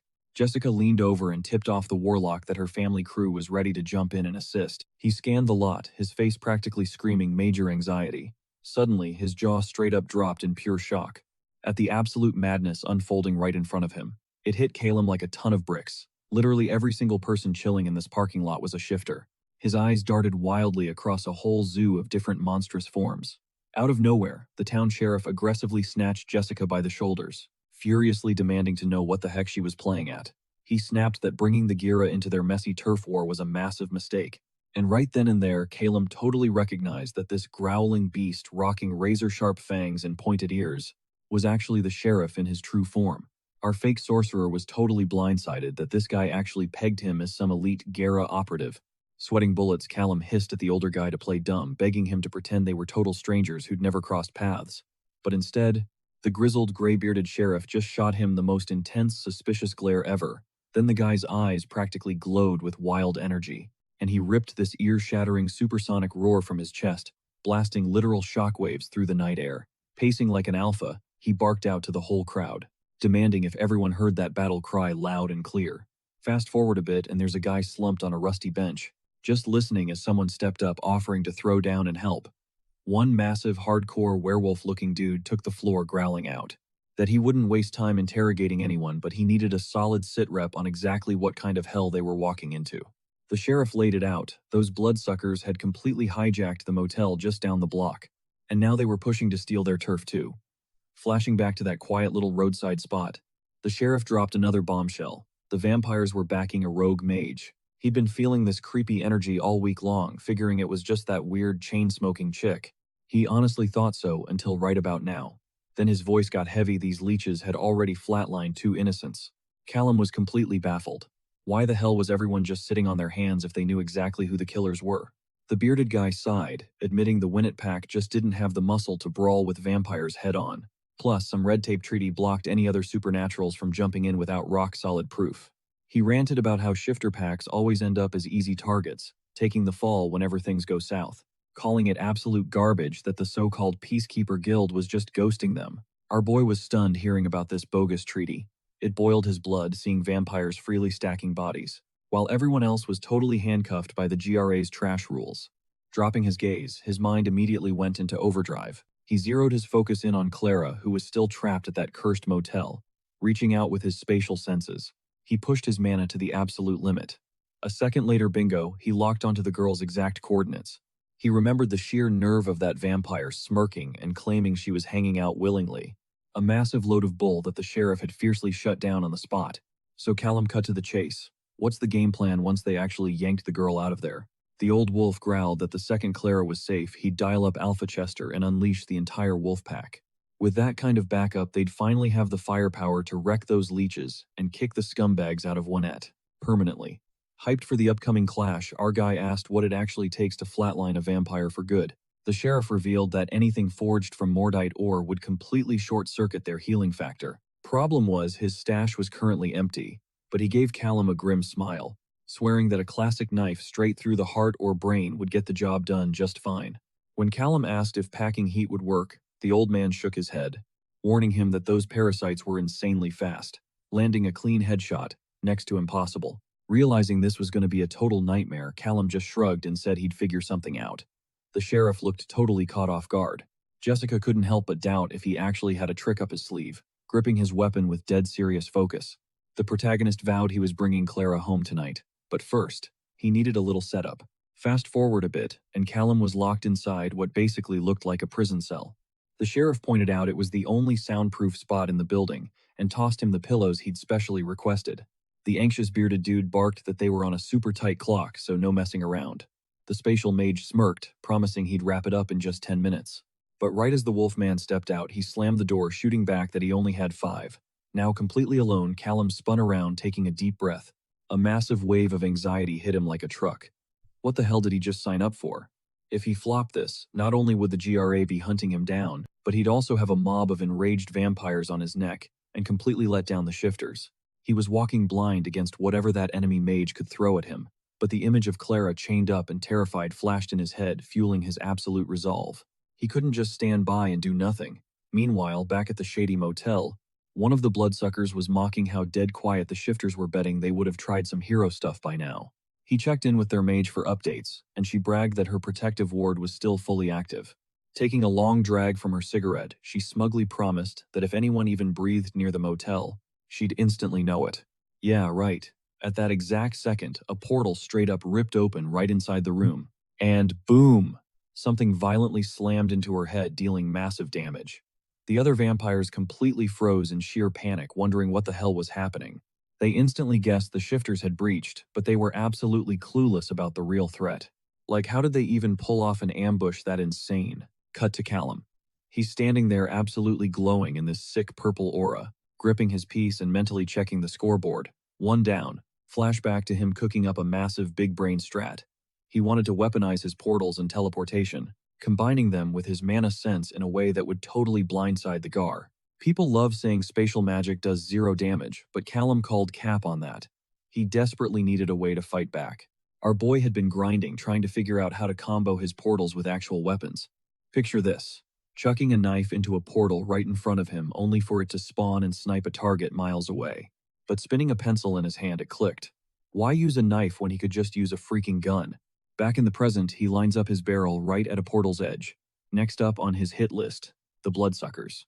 One vamp opens his mouth to scream, trying to alert the squad, but bam, he gets absolutely dropped out of nowhere, leaving his buddy completely shook. The second vamp tries to yell for backup, but gets instantly folded before he can even spit out a single word. The clock is ticking. Knowing he's only got seconds before the rest of the horde spawns in, Callum knows he has to warp Clara out of there like yesterday. Pulling off a long-range clutch like this is crazy hard. But his OP spatial awareness makes the impossible possible. He zeroes in carefully. Locking onto Clara's energy is a total nightmare because she's super weak, and her mana signature keeps glitching out. But after sweating bullets and hard focusing, a portal finally rips open, right behind the girl, swallowing her up in that glowing purple energy. Whoosh, Clara phases through and drops safely into the soundproof room while Callum immediately cuts the connection. A massive wave of relief hits him. His crazy play actually worked, which is wild since he has 0 experience with long-distance fast travel when living humans are involved. Meanwhile, back at the motel, another vamp crashes into the room, demanding to know what the hell is going on. He doesn't even peep the tiny portal hovering right behind his head. Not until another shot blasts through the air, and he finally notices his crew dead on the floor. Callum's mana tank is hitting empty, but he knows he can't tap out. Not yet. More vamps rush the room, one of them screaming that they're under attack, and barking orders to hunt down the invisible sniper. While the bloodsuckers are running around like headless chickens, Callum realizes that as long as they're panicked, his own lag doesn't even matter. He's panting hard but completely locked in. Nobody is walking out of that motel alive. He pulls the trigger again, ready to blow through every last drop of his mana if he has to. Boom. Another direct headshot. One of the last vamps is just sitting on the floor, totally losing his mind as he watches his squad get wiped. He curses, finally spotting the glowing portal right next to his head. But before he can move, a final shot rings out. Lights out. Back outside the safe room, the sheriff is literally counting the seconds while Jessica is just praying everything goes according to plan. Suddenly, a weird noise leaks through the walls. Freaking out, Jessica throws the door open, screaming Chase's name, but Callum just chills there, announcing the mission is a wrap and Clara is safe. Jessica rushes over to the girl, frantically checking if she's okay. Clara is just super disoriented, completely lost on what just went down. The old man checks his watch. The whole rescue took exactly 45 seconds. His brain is literally short-circuiting, trying to process how that's even possible. He asks what happened to the vampires. Callum just casually flexes, saying they've all been dealt with. Then he drops a casual warning that they might want to send the fire department to the motel, guessing the whole place got absolutely torched during the shootout. Hearing this, the sheriff is stunned, asking if he means the motel across town, which is super sus to him considering he can't sense a single drop of magic coming off this kid. But right as the sheriff opens his mouth to interrogate him further, the circle on Callum's necklace starts pulsing with that intense purple energy. The young mage warns the old man that they need to move fast before the fire wipes out the whole block. After grabbing massive EXP from wiping those vamps, Callum knows he has to head home ASAP to sort his stats out. But right then, someone calls out his name. Just as our guy was about to hop into his ride, Jessica jogged up to cut him off. She needed a quick word. Callum was like, "Wait, shouldn't you be checking on Clara right now?" But Jessica made it clear she had to drop a massive thank you first, before our boy could even brush it off as no big deal. Boom. Completely cut off. The blonde bombshell suddenly planted a soft kiss right on his cheek, leaving him totally stunned. The overpowered wizard instantly turned tomato red, buffering hard. Flashing a smile, Jessica told him she had to bounce. Clara was still super shaken up and needed her bestie. Still short-circuiting, Callum awkwardly stammered out that it was all good. Meanwhile, off in the distance, the wolf pack was holding an emergency huddle. Sheriff Arthur was on the line straight up, telling Alpha Chester that their nasty little vampire infestation was officially wiped out. Chester demanded to know what crazy stunt the sheriff pulled to fix it, but the tired old wolf swore up and down that he literally didn't lift a finger, and that their pack had 0 involvement. Getting impatient, the Alpha ordered Arthur to spill the actual tea on what just went down. The sheriff explained how some random guy just rolled up, offered to carry the whole squad, and told them to keep their mouths shut. He even admitted he probably didn't even know the dude's real name. Talk about mysterious. Chester's brain was spinning. Was this guy a rogue shifter? Or maybe a... Arthur admitted he spotted a wizard tattoo on the guy, but get this. There was zero magical aura leaking from him. None. Dead silence on the other end. Alpha Chester chewed on the idea that maybe he was a fae, though the vibe didn't exactly match up. One thing was for sure, though. The broader vampire community was going to be absolutely furious about this bloodbath. And right on cue, a shadowy figure materialized in front of the blazing ruins of the This sharp-toothed creeper looked absolutely livid. Back on the call, Chester laid down the law. If nobody saw anything, then it wasn't their problem to fix. Watching Jessica finally reunite with Clara, the old sheriff softly told his Alpha that they owed this mystery guy big time. Chester narrowed his eyes through the phone. Who exactly were they so hopelessly indebted to? He ordered Arthur to shadow the guy closely, spitting out that wizards are basically walking red flags you can never trust. Cut back to Callum. He was cruising down the highway in his ride, his face deadpan and totally unbothered. Fast forward a bit. Our guy was blasting himself with water so scalding hot He figured he had been standing under the spray for at least 30 solid minutes, but he couldn't shake off this nasty, grimy feeling clinging to his skin. His mind kept flashing back to the raw, unfiltered terror on a vampire's face back at the motel. It suddenly hit him like a truck. This heavy vibe, it was the sheer weight of catching so many bodies in a single day. Like, yeah, they were blood-sucking leeches who totally deserved it. But it seriously messed with his head to realize just how effortlessly he wiped them off the map. Bro literally just unlocked his magic powers, and he was already out here soloing an entire dungeon of monsters. A dark thought crept in. Callum knew that if he ever went full villain mode, literally nobody on Earth could stop his rampage. He just stared down at his bare, dripping hands, feeling the insane cheat. For a split second, he thought maybe the Gar authorities were actually onto something with all their strict magic regulations. But he immediately scrapped that thought. If he had waited for those useless feds to handle it, Clara would still be locked in a cage right now. Wiping the fog off the mirror, he locked eyes with his own reflection. There had to be a way to balance this crazy power. That blazing inferno back at the motel should have nuked all the evidence. Still, there was zero guarantee the Langley pack wouldn't accidentally leak the truth. Hindsight is 20/20, and Callum low-key regretted storming that basement with the shifter squad tagging along. If he had played it smart, he could have easily solo cleared the place like a ghost. Right now, only Jessica held the real missing puzzle pieces.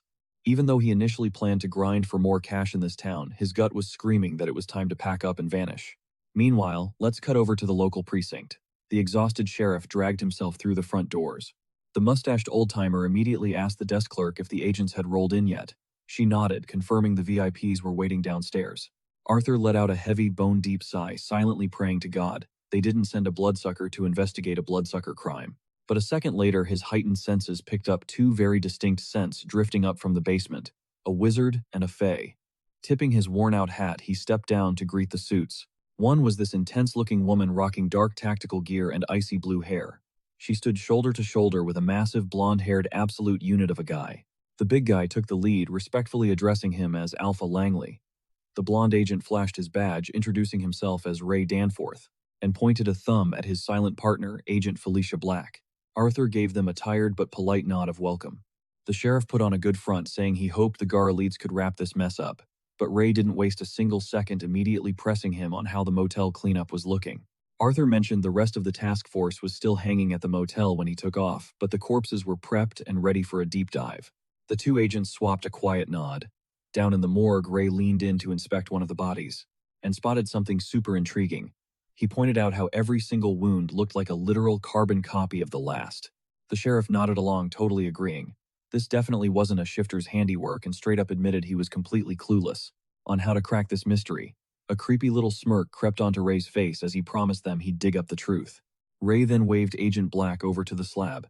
She stepped up, pressing her palms against the dead guy's skull, unleashing this wild, glowing neon blue energy. Out of nowhere, her own eyes flashed that exact same icy color, and her head snapped back hard. A split second later, she snapped out of it, reporting that the first vamp didn't catch a glimpse of anything because he was dead asleep during the ambush.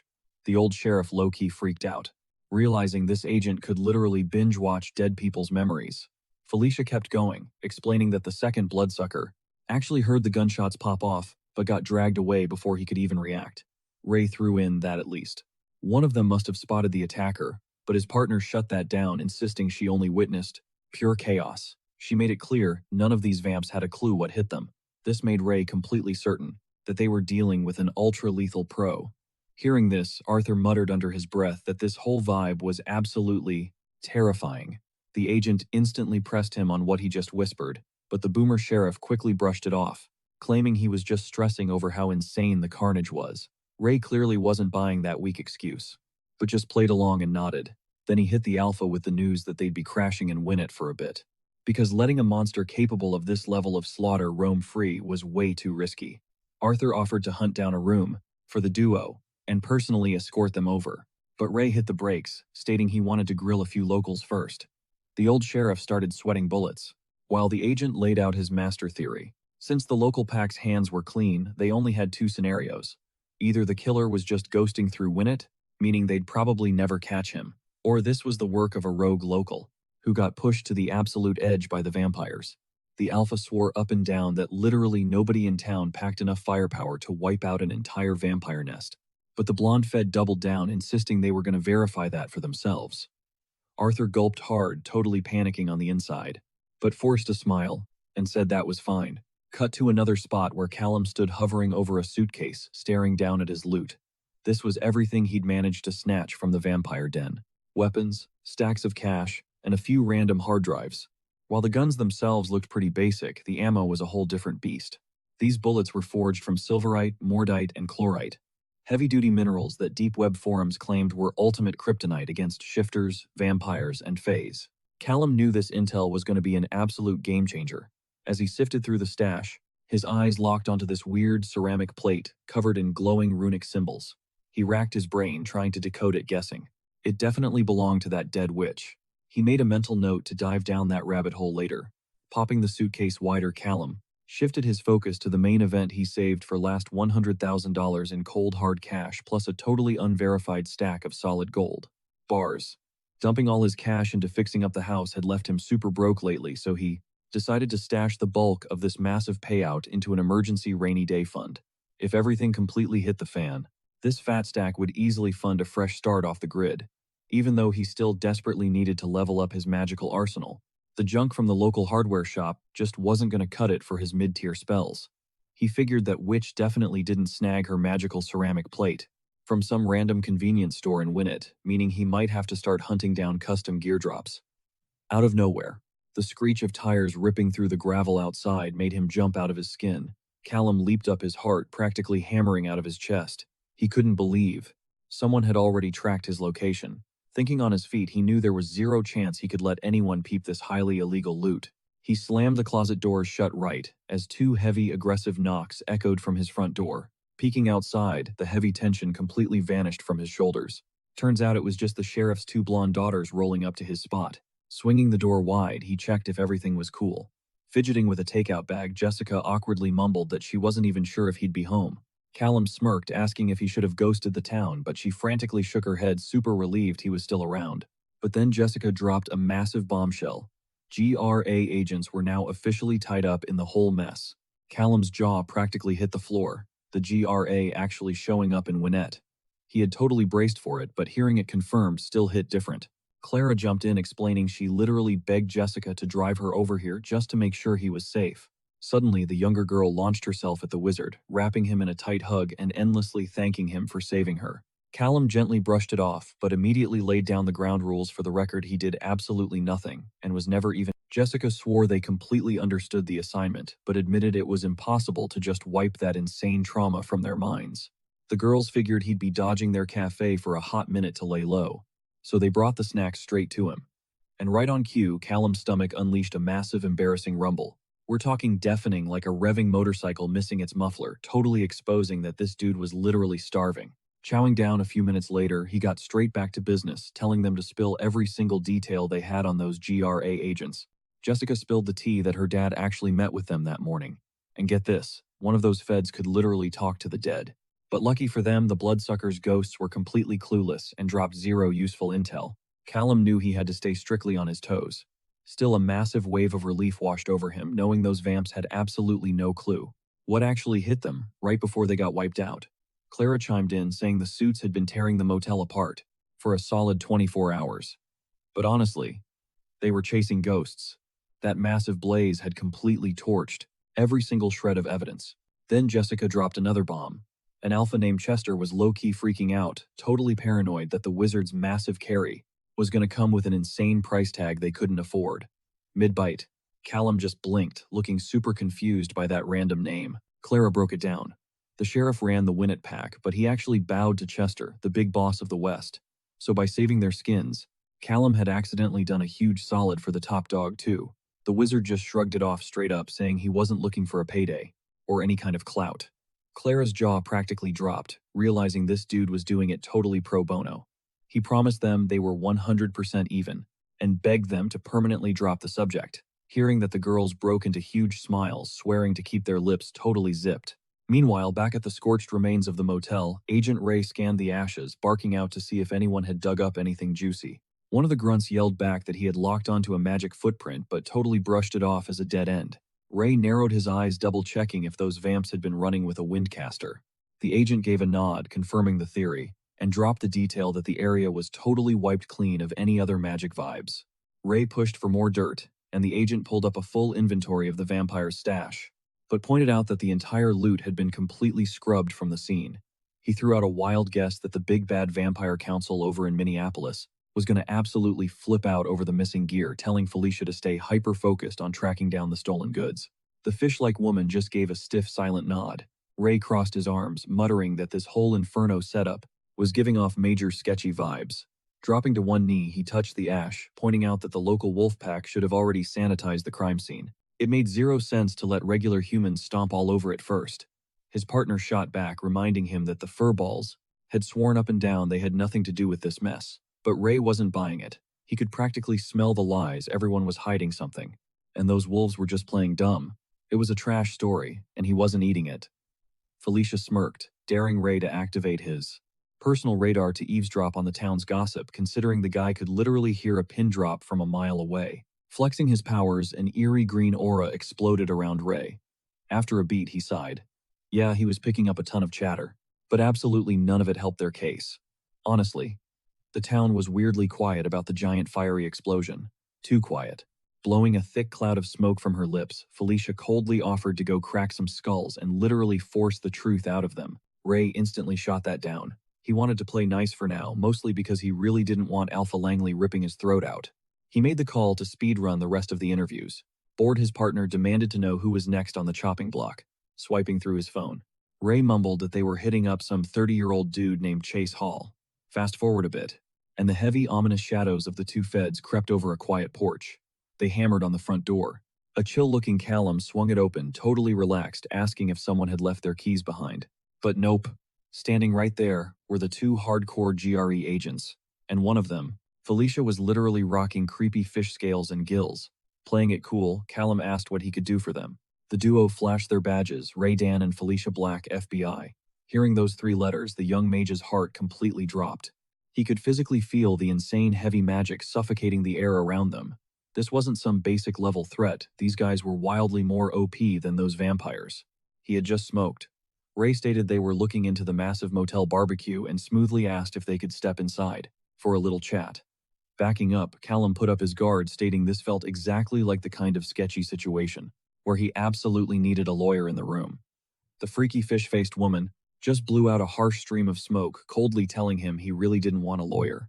Callum narrowed his eyes, saying that totally sounded like a threat. That made the two feds instantly shoot each other a razor-sharp, suspicious look, leaning in uncomfortably close. Ray aggressively grilled the mage, asking if the sheriff had ever brought up the Winnet bloodsuckers. Sweating bullets, Callum held his ground, swearing up and down he had absolutely zero clue what the guy was talking about. Felicia wasn't having it. She aggressively stepped up, telling him he was going to spill every single detail about the fire. Cornered, Callum swore to God he had nothing to say. He doubles down, swearing that every single thing he knows just came from the local news. For a split second, that golden eye flashes with an eerie green glow, but the guy just lets out a heavy, exhausted sigh and calls it quits, totally convinced Callum is clueless. With that, the two agents turn their backs on him. Callum lets out a breath he didn't realize he was holding, knowing that was a super close call. It honestly felt like Felicia was seconds away from popping off some kind of spell. But right as they head out, Ray shoots him a sharp warning to stay put in town. He makes it crystal clear the mage is now officially a major person of interest in this whole mess. Yeah, right. Warning or not, Callum immediately decides it is time to pack up and bounce. He has zero clue what kind of hex he just dodged from that agent, but that intense standoff only cranked his paranoia up to an 11. It is honestly just a matter of time before more GRA suits swarm the place. Squeezing his eyes shut, Callum silently shoots an apology over to Jessica. His mind drifts to her and Clara, totally wishing he could have stuck around with them just a little bit longer. But right now, keeping himself alive has to take the top spot.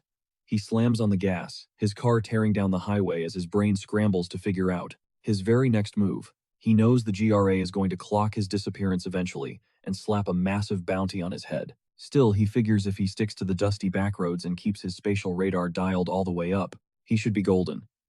Suddenly, Callum's eyes lock onto a beat-up red pickup parked off to the side, rocking a flashy for sale sign in the window. Realizing this is literally the perfect getaway vehicle, he swerves over and hits the brakes. A bald dude strolls out to greet him, asking what he can do for him today. Callum's gut instinct was dead on.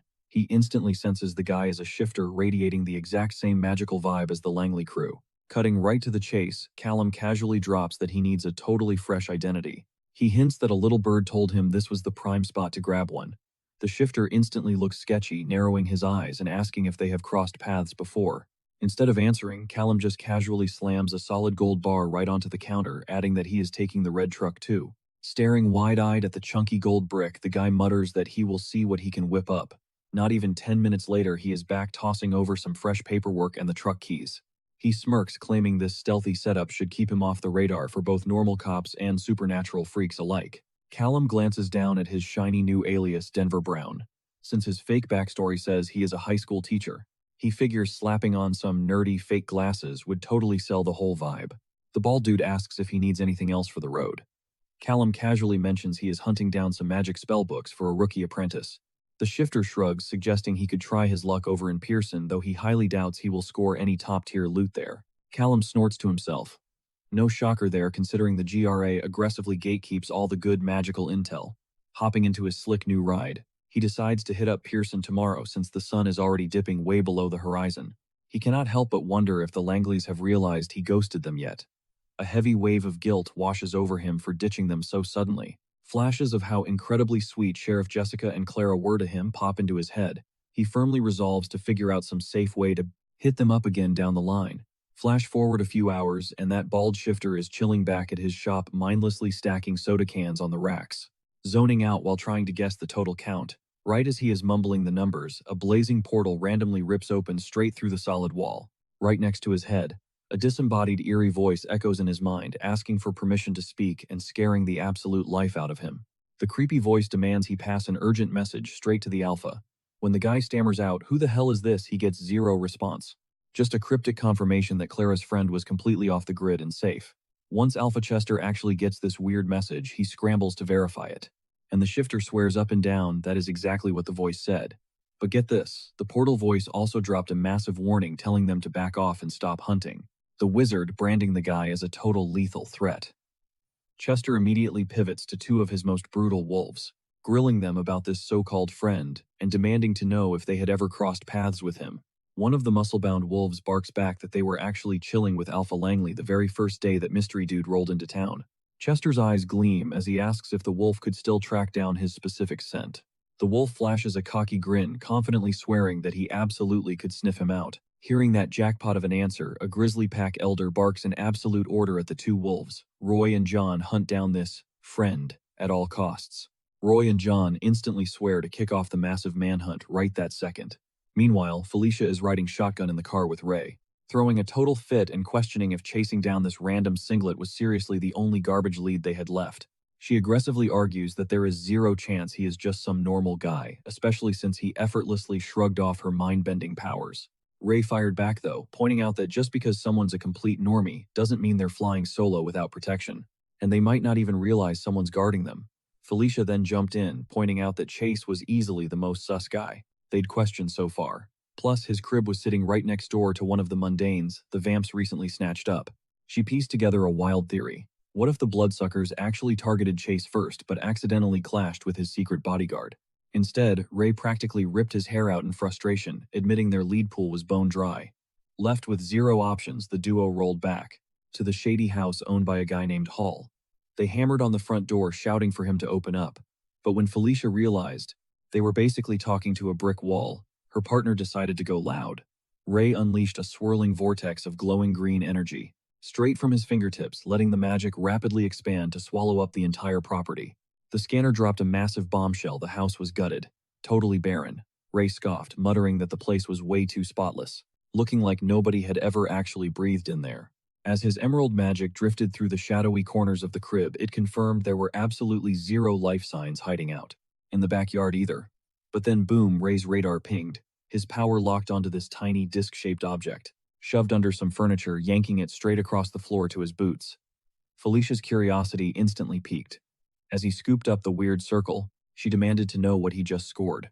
Ray honestly had no clue, but he guessed it was giving off heavy enchantment vibes. Still, since it was just a chunk of human-made scrap metal, the magical residue clinging to it was super weak. Felicia immediately connected the dots. If Chase wasn't secretly slinging spells himself, he definitely had a magic user on speed dial. Ray laid it out plain and simple. Whatever went down in this ghost town, Mr. Hall was totally out of the picture. Felicia didn't miss a beat, declaring she'd pull a warrant to search and completely tear apart the mystery guy's ride. While she obsessively inspected the little metal disc, Ray announced they desperately needed to see what Alpha English would say about this crazy new twist. Meanwhile, halfway across town, birds were screaming their lungs out over a sun-baked parking lot. That's exactly where Callum finally peeled his heavy eyelids open, barely. Conscious, it hit him that half the day was already gone, realizing he hadn't crashed this hard in ages. The insane stress was absolutely destroying his body, but he knew the clock was ticking, giving Gray the perfect opening to hunt him down. Callum just prayed that the bald shapeshifter wasn't capping about the secret bookstore, because he desperately needed some hardcore magical intel to stay one step ahead of his enemies. Peering across the scorching asphalt, he locked eyes on a tiny rundown shack that looked like it survived the Stone Age. Striding up to it, he figured elite sorcerers honestly couldn't care less about having a modern aesthetic. He pushed the creaky door open and got violently smacked in the face by a thick, suffocating wave of dust. While the front shelves looked like a total snooze fest filled with basic books, our boy spotted a subtle marking, sparking a hunch that this place was hiding a VIP magical section in the back. His gaze then zeroed in on a crazy old dude flipping through a tome that was literally glowing with a sick yellow aura. Callum casually strolled up to the spellcaster, throwing out a friendly greeting to see what was up. But the geezer, looking absolutely repulsed by the mere existence of another human, just hit him with a super aggressive gravelly grunt. Taking the massive hint that Grandpa wasn't looking for a chat, Callum hit the shelves, but his hype quickly died down, only stumbling across absolute garbage tier mainstream fiction. Judging by one incredibly cringe, hyper-cheesy cover art, he figured magic users were basically just as basic as regular humans. But that annoyance instantly morphed into pure shock when he flipped the tag and saw this trashy romance novel cost a steep 200 rayons. Suddenly, his scavenger hunt hit the jackpot. He pulled out a raw ash-gray book plastered with cryptic runes called Arcane Defense, a literal masterclass on shielding spells. Figuring he could definitely burn some cash on this gem, Callum started diving into the ancient pages, eating up all those glowing magical scripts. That's when the grumpy old hermit finally broke his silence, snapping at him to either buy the damn book or drop it, because this definitely wasn't a free public library. Callum practically smirked, finding it hilarious that the dude finally decided to use his vocal cords. He instantly seized the moment smoothly, asking if they stocked any top-tier recommendations for a total rookie sorcerer who was just gearing up to dive headfirst into the magical deep end.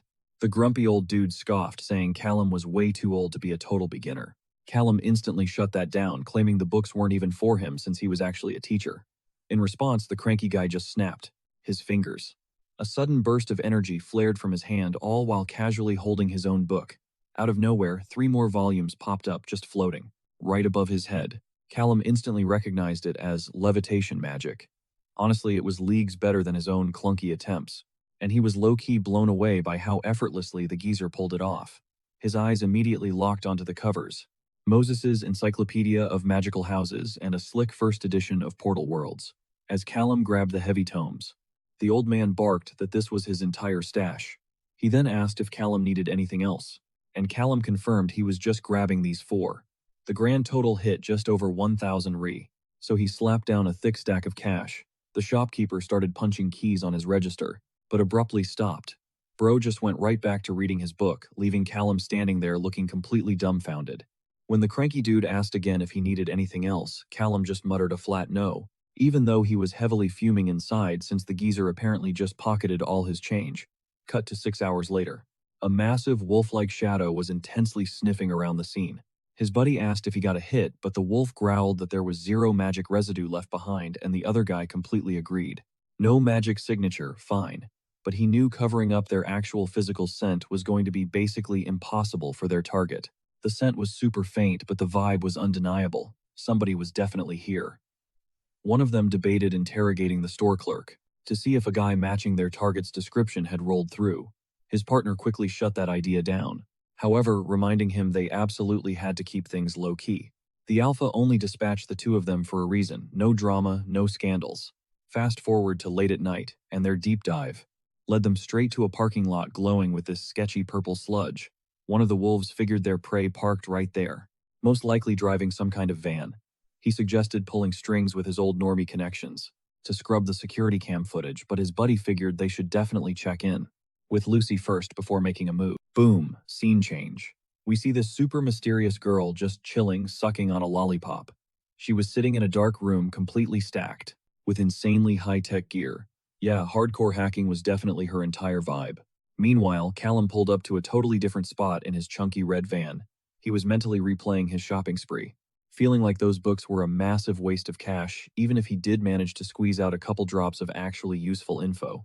From skimming the pages, he realized that weird ceramic plate from the vampire's nest was most likely a wizard's focus object, a tool basically designed to hack the system and make casting heavy-duty spells way easier. But sadly, there were absolutely zero instructions on how to actually craft the thing, or even where to buy one off the shelf. Still, Callum knew he couldn't just rage quit now. Convinced that a dummy's guide had to exist out there somewhere, he made up his mind to hunt down another magic shop, because he was stubbornly obsessed with leveling up his skills. His mind kept flashing back to that toxic old dude who totally triggered him with his absolute garbage attitude. Flash forward a few days, and Callum was strolling down a bright sunny shopping street trying to process the absolute chaos his life had recently become. We're talking literal vampires, shapeshifters, and even rival wizards. He had even stumbled across some weird fairy boutique, pushing basic healing crystals and herbs, though honestly he couldn't care less about that aesthetic. What was actually eating at him was the total lack of other dragon kids around. It honestly made him wonder if his entire bloodline was basically some endangered species. He could only pray that the guy actually made it out alive, but things had escalated so insanely fast that he hadn't had a single second to really dwell on it. He knew checking the news was a dead end anyway, since mainstream media was obviously never going to drop a story about a literal dragon fire. His spiraling thoughts instantly got cut off when he stopped dead in front of a bookstore. This spot, it gave off major potential. Callum casually pushed the front door open, only to get violently hit by this massive wave of glowing blue energy that was heavily flooding the entire shop. Callum froze, completely caught off guard. The entire place was literally pulsing with an insane amount of raw magic. That heavy, suffocating energy, it was radiating straight from a young girl casually flipping through some books. He locked his eyes on her, watching this glaring, bright blue aura wrap around her body, wondering who in the world this powerhouse could be. On the outside, she totally gave off regular college student vibes, but then his senses picked up two more hidden magical signatures lurking inside the shop. An older couple chilling nearby were totally wizards too. Callum took a deep breath, forcing his heart rate down, reminding himself that absolutely nobody here knew he had just gone rogue. Right at that second, the old lady caught his vibe and locked eyes with him. Cue the instant panic. He started sweating bullets, wondering why the heck she was staring through his soul. But that spiking anxiety vanished when she just flashed him a sweet grandmom smile and gave a tiny wave, letting out a massive breath. He smiled back, realizing she was just being friendly. Shaking it off, he pivoted his focus straight to the magic aisle. It honestly looked way more stacked than the last store's garbage selection. Still, he spotted a few familiar covers, meaning his actual choices were probably still super limited. His mental rambling got cut off by the powerful girl who was muttering to herself as she scanned the pages. A second later, she chuckled out loud, admitting she had zero clue what this arcane defense manual was even talking about. Callum just couldn't hold back. He slid right into the conversation, joking that he had no clue who the target audience even was, and that at least half of those big words were straight up made up. The girl cracked up, confessing she thought she was just dumb, especially since she had burned her entire day. trying to decode that cursed textbook. Callum totally felt her pain, but he had just wasted hours hunting for beginner wizard guides only to find absolutely nothing. Catching that detail, she asked if he was training an apprentice. Callum gave a vague nod, saying, then the conversation shifted to her own training. The girl spilled that she was actually trying to completely skip her apprenticeship phase, mostly because she couldn't stand Archmage Finn, the guy begging to mentor her. Hearing that massive name drop, Callum's brain clicked. She had to be insane VIP material if a literal Archmage was chasing her down. He asked how she even planned on dodging that requirement, and she shrugged it off, explaining she basically just needed to solo her final project. Apparently, pulling that off was way easier for healers, but they still definitely needed to master the basics like throwing up energy shields. Intrigued by her whole situation, he smoothly introduced himself under his fake identity, Professor Denver Brown, adding a polite nod to say it was awesome to meet her. Her eyes went wide, super surprised to bump into a professor, and she quickly introduced herself as Gale Argrave. Seizing the moment, our rogue wizard pitched a team-up if she had some free time. Gale totally vibed with the idea, venting that nobody ever really relies on healers anyway. He then asked if she had a specific list of what she needed to learn. Fast forward a bit, and we cut to the duo chilling together at a library table, while our boy intensely scans through a magic tome. Looking at her syllabus, she needed to grind through magical focuses, telekinesis charms, and basic enchantments. The fake professor nodded, admitting that curriculum actually made a lot of sense. Gale agreed but looked completely drained. Seeing an opening, Callum casually he broke it down for her, explaining that as a healer, she absolutely had the potential to unleash devastating attacks. The girl just looked wildly confused, firing back that her entire magic typing was strictly about healing, not dealing damage. But our guy wasn't backing down. He argued it was all about how you actually apply that raw power, asking if she had ever taken real medical classes.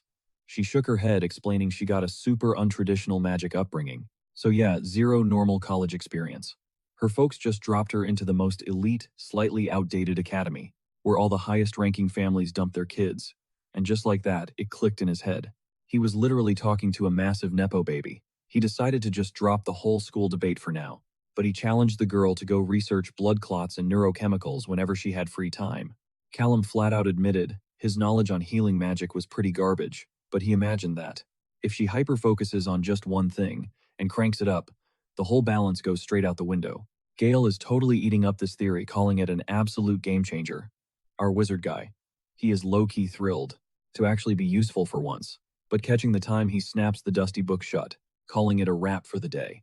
Then boom, Gale gently drops her hand onto his, softly begging for a Friday redo, praising him for being such a massive lifesaver.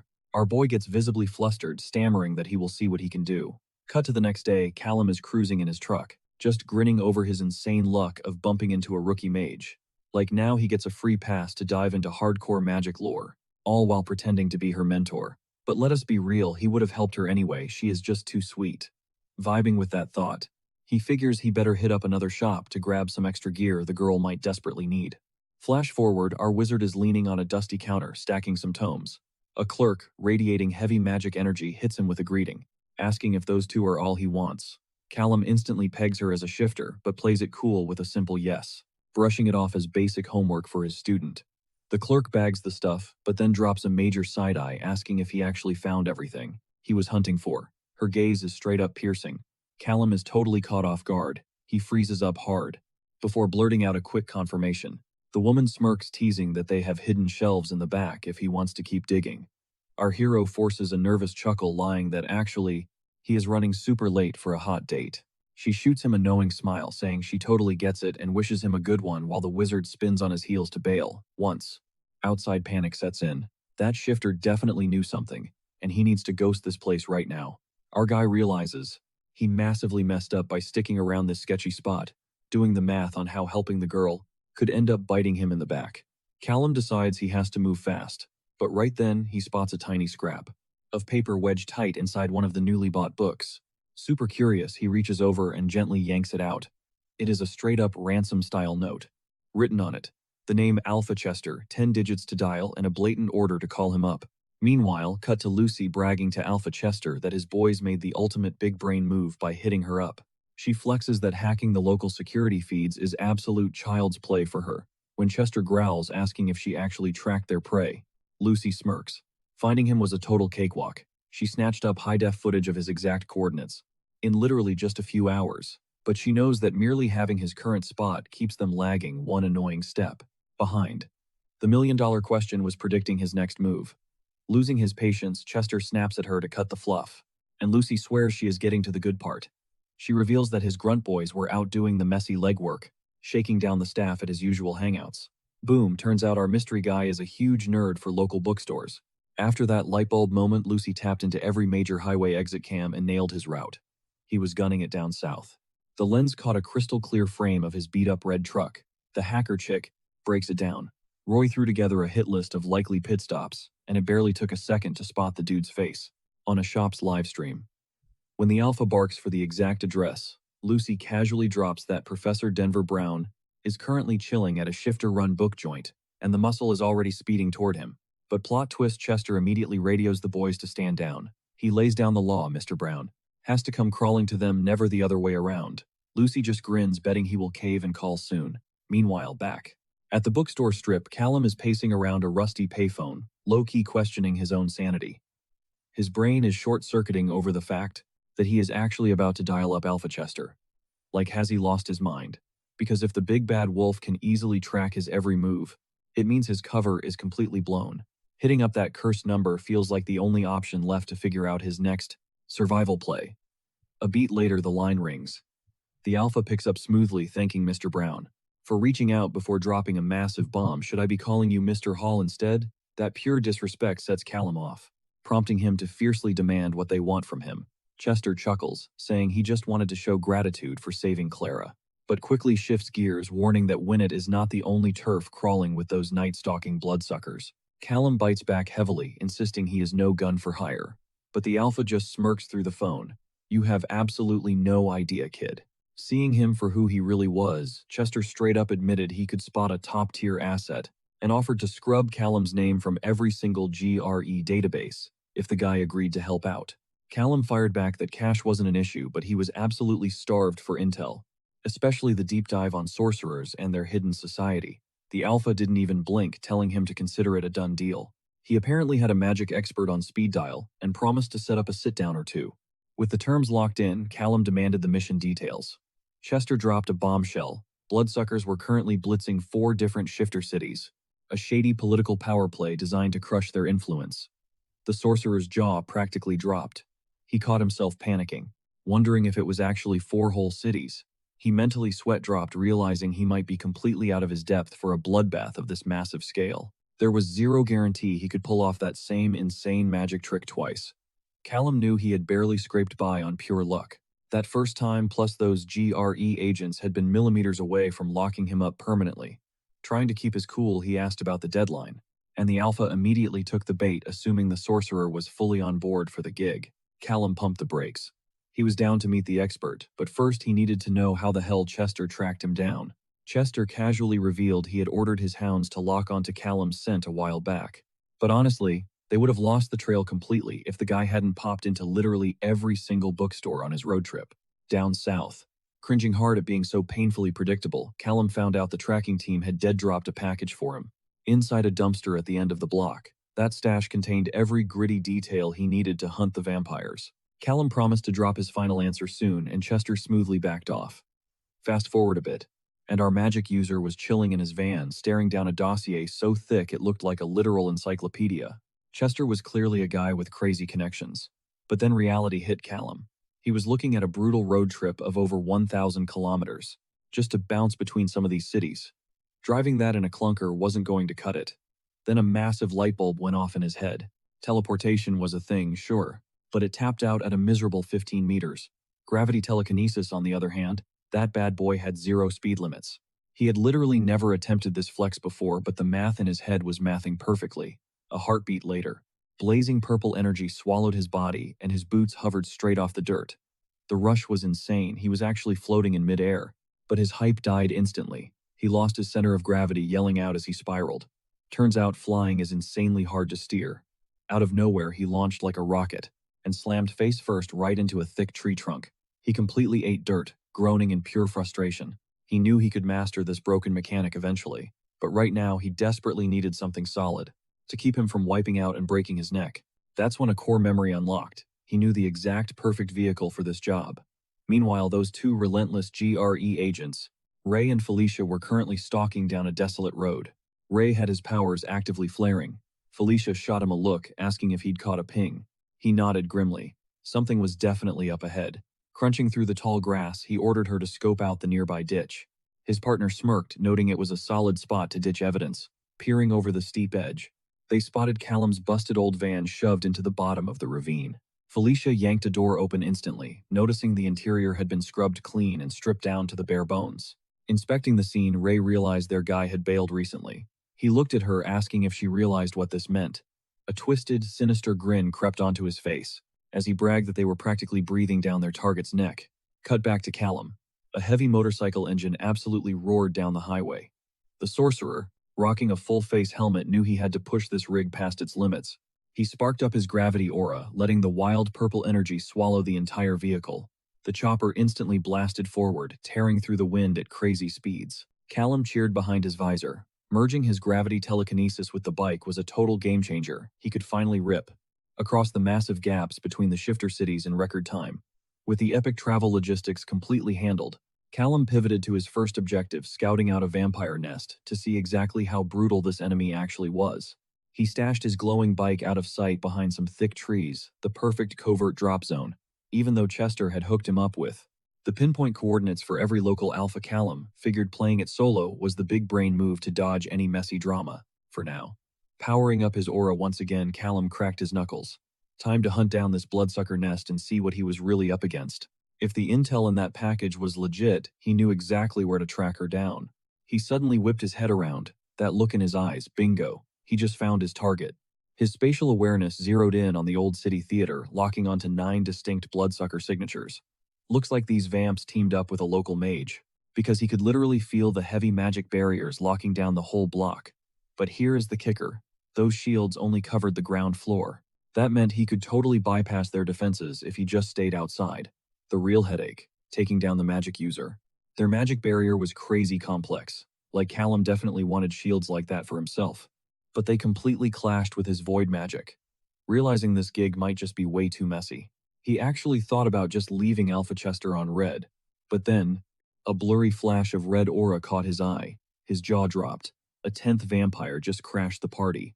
The dude moved so insanely fast, Callum swore he just teleported at the speed of a literal bullet.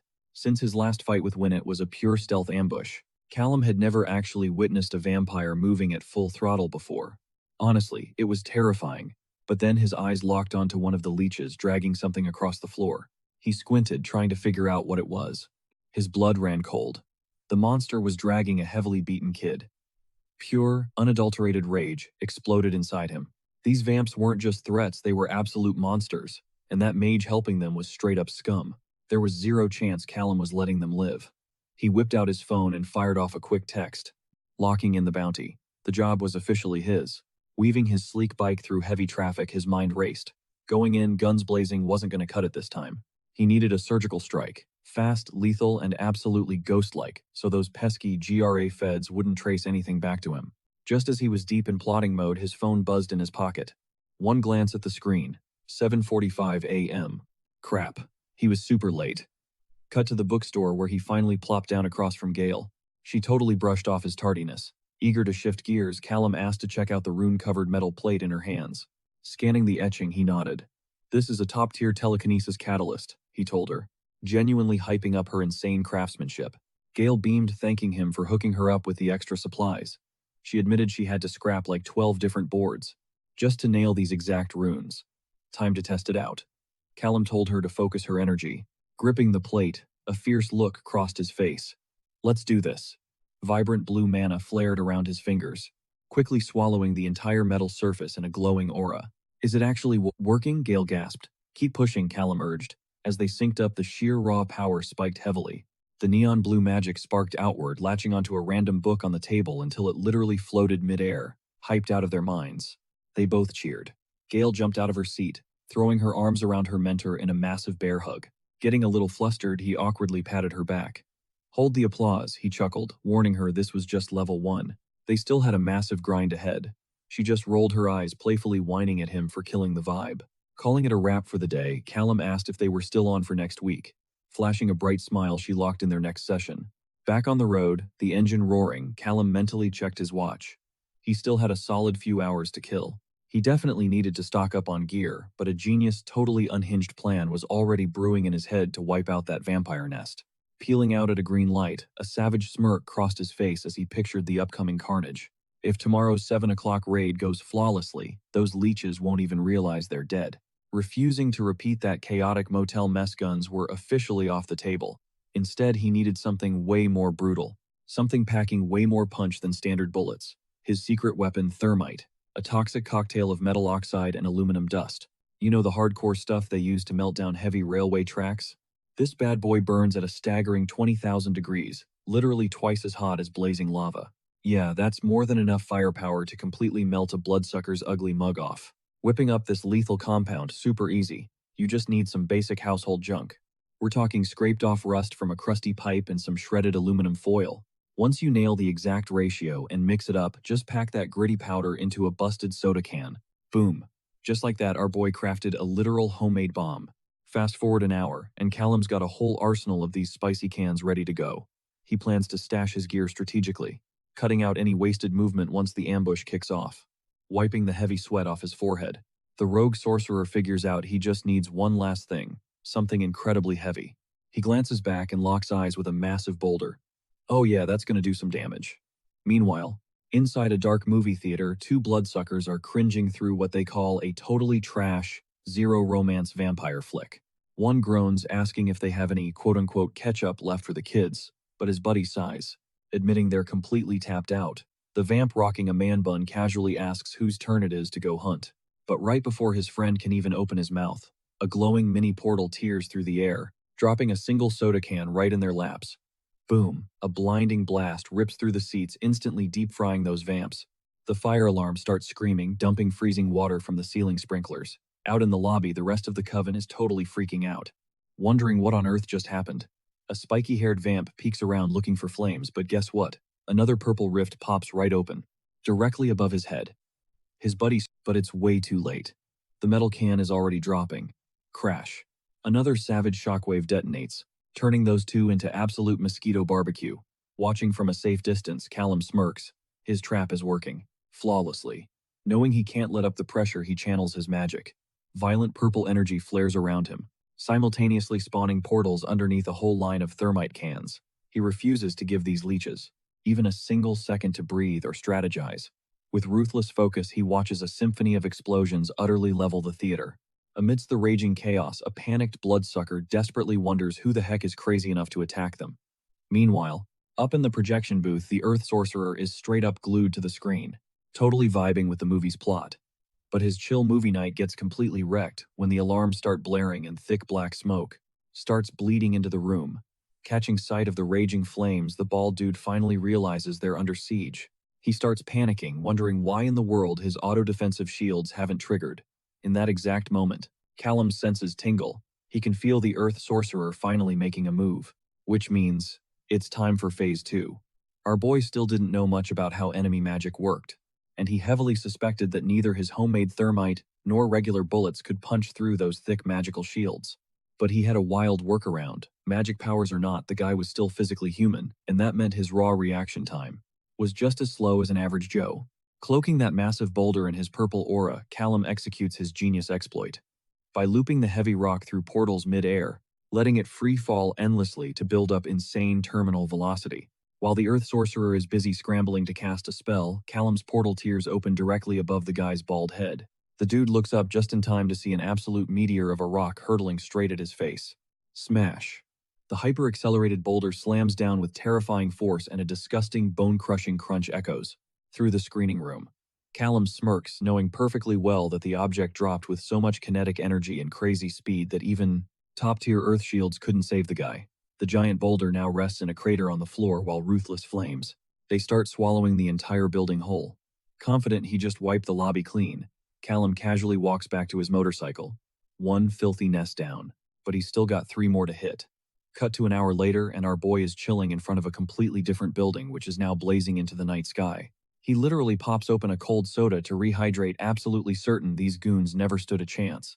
Back at the hacker base, Alpha Chester asks if the vampire clans have managed to counterattack at all. Lucy lazily twirling. A lollipop in her mouth just shakes her head. Nope, looks like the new kid is doing a terrifyingly clean job. Suddenly, a phone loudly buzzes on the desk, and the werewolf boss leans in wondering if it's another status update.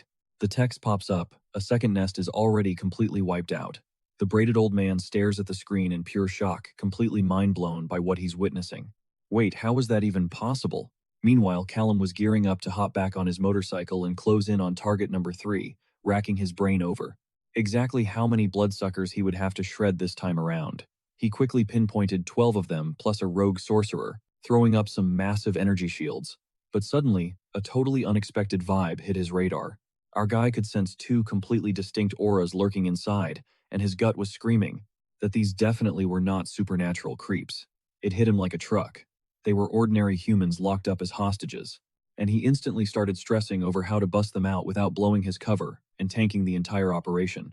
Callum paced back and forth, frantically plotting his next move. Pulling off a rescue mission could totally dox him in the supernatural underworld, but leaving them to die just was not in his DNA. If he snatched them up, he had to drop them somewhere. The shapeshifters could tag them in a heartbeat. Tapping into his spatial awareness, Callum scanned the grid and locked onto a sketchy fast food joint just a few blocks down, making it the absolute perfect drop zone for the duo. With the exit strategy locked in, he started mapping out his opening play. He knew he had to obliterate this vampire nest with zero hesitation, so he started scanning the compound for fatal blind spots. It took him literally 2 seconds to pinpoint the exact zones, crawling with the heaviest swarms of bloodsuckers, paired right next to the most insanely flammable junk imaginable. Smirking at his own genius battle plan, he crossed his arms, oozing absolute confidence. Step 2. Whipping up a batch of thermite-packed metal canisters. He did the math and figured 6 custom bombs would be more than enough to wipe the map clean. Now all he needed was a little portal magic to deliver the payload. The metal cans started violently vibrating as his raw energy swallowed them whole. Just a split second later, they dropped straight out of thin air onto the targeted marks, triggering a massive chain reaction of absolutely lethal explosions. Down in the dungeon, the guy hostage whispered to his friend, asking if she heard that crazy boom while she frantically tried to process the chaos. Then it clicked. The screeching noise was a blaring fire alarm. That meant something massive was burning down, right above them. As thick, suffocating smoke started rolling down the concrete steps, pure panic set in. They had to break out. Literally right now. The dude started desperately yanking on the rusted iron bars of their cage, but the exact second, he groaned about the locked gate being impossible to budge. A glowing spatial rift ripped open in the solid brick wall right behind him. Callum, completely decked out in a stealthy black mask, stepped through the void and asked if the 2 of them were holding up okay. Totally shook, they instantly demanded to know who this incredibly sus intruder was. Our boy just ordered them to face the wall and keep their eyes squeezed shut. Flexing his magic, the sorcerer instantly shattered the heavy iron chains, pinning them down smoothly, explaining that he was their ticket out of hell, but they had to blindly trust him. Seeing their bindings literally vanish into thin air, the hostages were totally mind-blown, but they bit the bullet and put their faith in the masked stranger. Right as the guy opened his mouth to ask where the heck they were going, the floor literally dissolved into a swirling vortex, right under their feet. The dude barely got half a syllable out before another rift spat them out of the ceiling of a sketchy abandoned room, dumping them face first onto the cold tile floor. Callum threw out a super quick apology for the rough crash landing. He gave them the quick rundown: they were stashed in a random fast food restroom, and they needed to sit tight because a rescue squad was already en route. The girl freaked out, asking if he was seriously just ditching them, and the guy chimed in that they did not even catch his name. Callum just swiped his hand to tear open his exit portal. Dropping the ultimate edgy line, he told them he was a literal nobody, and that they needed to scrub his voice from their memories forever. The girl kept pushing, begging to at least know how long they would be trapped there, but Callum stonewalled her, saying his lips were sealed. He threw up a quick good luck and vanished into thin air. After touching down at his next waypoint, a heavy wave of guilt washed over Callum for ghosting those 2 traumatized humans without giving them any real answers. It hit super close to home, flashing him back to the terrifying nightmare he lived through when his own insane powers first awakened. But for now, he could only cross his fingers and pray that Alpha Chester's crew would scoop them up safely. He mentally pinned a reminder to double-check on their survival status once he wrapped up this bloodbath. Right on cue, a text pinged from the wolf boss himself, ordering him to completely abort strike number 4, because the remaining vampires had completely thrown in the towel. Realizing the wolves had finally pulled their weight, a massive wave of pure relief crashed over him. He had run crazy amounts of mental simulations to guarantee this mission was a flawless victory, but burning through that much brain power was literally draining the absolute life out of him. His deadly precision definitely would have tanked hard if he had been forced to obliterate even one more vampire hive. But honestly, despite feeling totally dead on his feet, every ounce of exhaustion was 100% worth it, not just to secure his deal with Alpha Chester, but mostly because two innocent souls just scored another day to live. Flashback to a few minutes ago. The Alpha was posted up in a room, with Lucy and some other dude racking their brains over how our young mage pulled off such insane flexes. The shady guy tossed out a theory. Callum absolutely had to have hacked into the GAR teleportation grid. If not, his powers were straight up tied to spatial manipulation. He pointed out that space magic was totally different from his own vibe, and basically remained a massive mystery. Chester then spun around to face Lucy, checking if she had any lightbulb moments. The hacker girl explained that our main guy was seriously cracked at keeping his digital footprint totally off the radar. She tried digging into his location but hit a dead end, practically begging her boss for forgiveness for coming up empty-handed. The Alpha's mind started racing.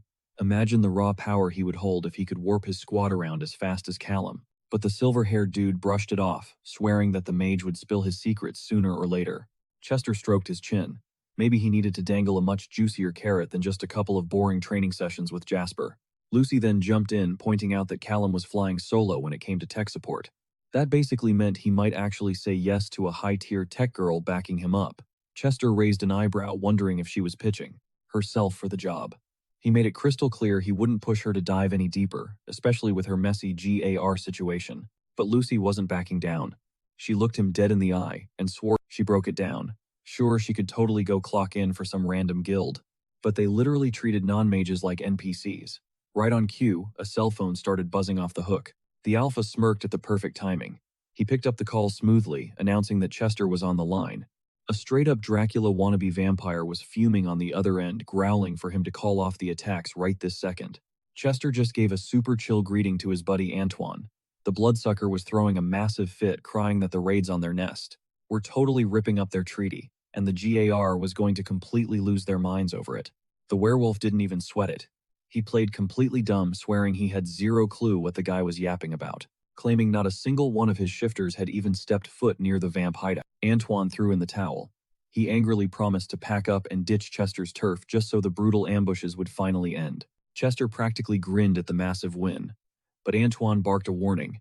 This wasn't over by a long shot. He might not know exactly who was pulling the strings behind the hits yet, but the second he found out heads were going to roll, he dropped a dark threat. Whoever was doing this better pray the GAR catches them before he does. While the vamp was throwing his little tantrum, the camera cuts to Callum. He's tearing down a desolate hive. Meanwhile, two special agents, Felicia and Ray, were scoping out a burned-down crime scene. They quickly realized the arsonist did a brutally clean job.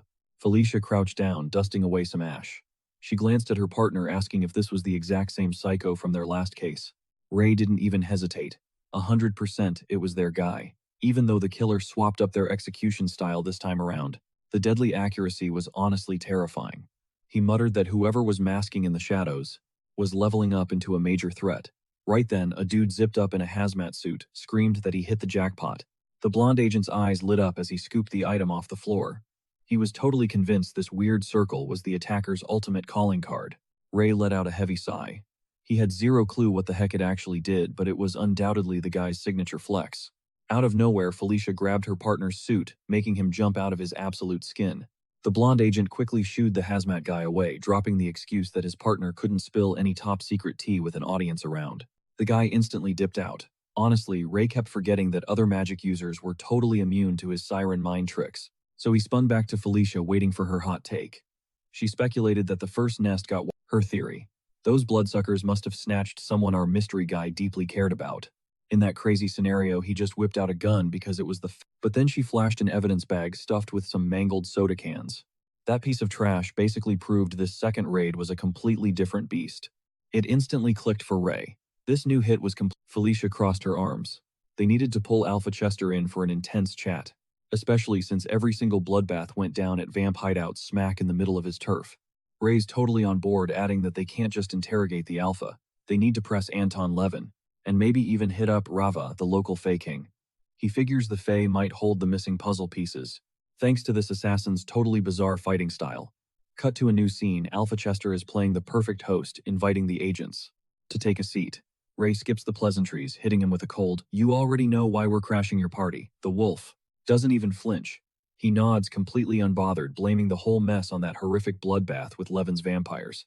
Chester plays the victim card, whining about their beef, but swears up and down his pack had absolutely zero to do with the slaughter, promising the GAR will handle the Levin drama strictly by the book. But Ray's lie detector is going off, catching how weirdly scripted the Alpha's little speech sounds. Ray narrows his eyes, saying he hopes the Alpha won't dodge. A few standard procedure questions to clear the air. Right on cue, a cell phone buzzes, shattering the tension. The wolf snatches the device, holding up a finger to pause the interrogation. He barks into the receiver, instantly brushing off the caller. "Got company. Call you back," and clicks end. Slipping the phone away, he leans back in his chair, waving for the agent to keep grilling him. But that perfectly timed interruption, super sus to Ray. Meanwhile, across town, Callum is fuming, totally pissed that the Alpha just hung up on him. Fast forward 1 hour. Our boy is stuffing his stolen loot into a storage locker, keeping a mental note that this is locker number 4. He didn't just dump the nest's treasure in one spot, he scattered it everywhere. The best part, he can literally teleport it right back to his hands. This way, if the cops ever stop him on the street, he's squeaky clean. Zero evidence. Suddenly, his phone vibrates in his pocket, and the young mage mutters, "About damn time." Chester is on the line, spilling the tea that he only hung up, because the GAR agents literally just kicked down his door. And spoiler alert, they were seriously triggered by the absolute bloodbath Callum left behind. The mage smirks, asking for a performance review. Chester's verdict, absolute perfection. This basically confirms the wolf kept his mouth shut. No snitching to the GAR today, and Chester promises his lips are sealed. He admits the feds were pretty salty about his dodging, but he's confident they're chasing ghosts with zero leads. But Chester drops a harsh reality check. If Callum gets busted, the pack will leave him out to dry. Our guy just shrugs. He already knew. That was the deal. Now, onto the fun part, payday. The wolf reveals he's hooking Callum up with 2 VIPs, and Lucy is absolutely buzzing. First up, that wizard guru Chester hyped up earlier, some guy named Harry. The second is a hardcore hacker who insists on going by the code name Trocadino. Our protagonist chuckles, realizing this crew has a wild sense of humor. He casually asks if Trocadino is the genius, making sure his burner calls stay completely untraceable. Out of nowhere, Lucy snatches the mic, totally fangirling. She introduces herself as Trocadino, hyping up how obsessed she is with Callum's chaotic destruction. She pitches herself, offering to completely carry his tech game. The mage isn't mad at the idea, he definitely needs the backup, but drops a quick reality check. "Don't you already punch the clock for Chester?" Trocadino just scoffs, making it crystal clear that while the Alpha signs her checks, he definitely isn't her real boss. Still keeping his guard up, Callum admits her skills are insane. He tells her to drop a text with her digits, so he can mull it over. Lucy shoots a teasing glare at the old man, asking if he's getting jealous. Chester just rolls his eyes at the joke. Out of nowhere, someone else rips the phone right out of the hacker's hands, telling her to knock off the flirting. The guy, Jasper, gets straight to business, asking if Callum is actually serious about diving into wizardry. Jasper brags that he already did the heavy lifting and scanned a bunch of crazy rare grimoires. He promises Trocadino will beam the files over, along with her personal contact info. Our protagonist is seriously hyped. He shoots the specialist a massive thank you for the clutch move. Jasper tosses the phone back to Alpha Chester. The wolf's tone drops. He's got one last warning before cutting the line. "Watch your back." Anton Levin, the overlord of Minneapolis, holds a deadly grudge. Getting caught is absolutely not an option. Chester makes it horrifyingly clear. This guy isn't just tough. He is hands down the most lethal vampire walking the earth. Cut to later, Callum is totally nerding out over Chester's wizard grimoires, his mind completely blown by the sheer power inside them. These aren't printed copies, they're all handwritten masterpieces, deeply researched by real magic users. A massive upgrade from the basic trash you'd find sitting in some random local bookstore. But get this, space magic was basically a giant question mark to literally everyone, like zero data existed on it.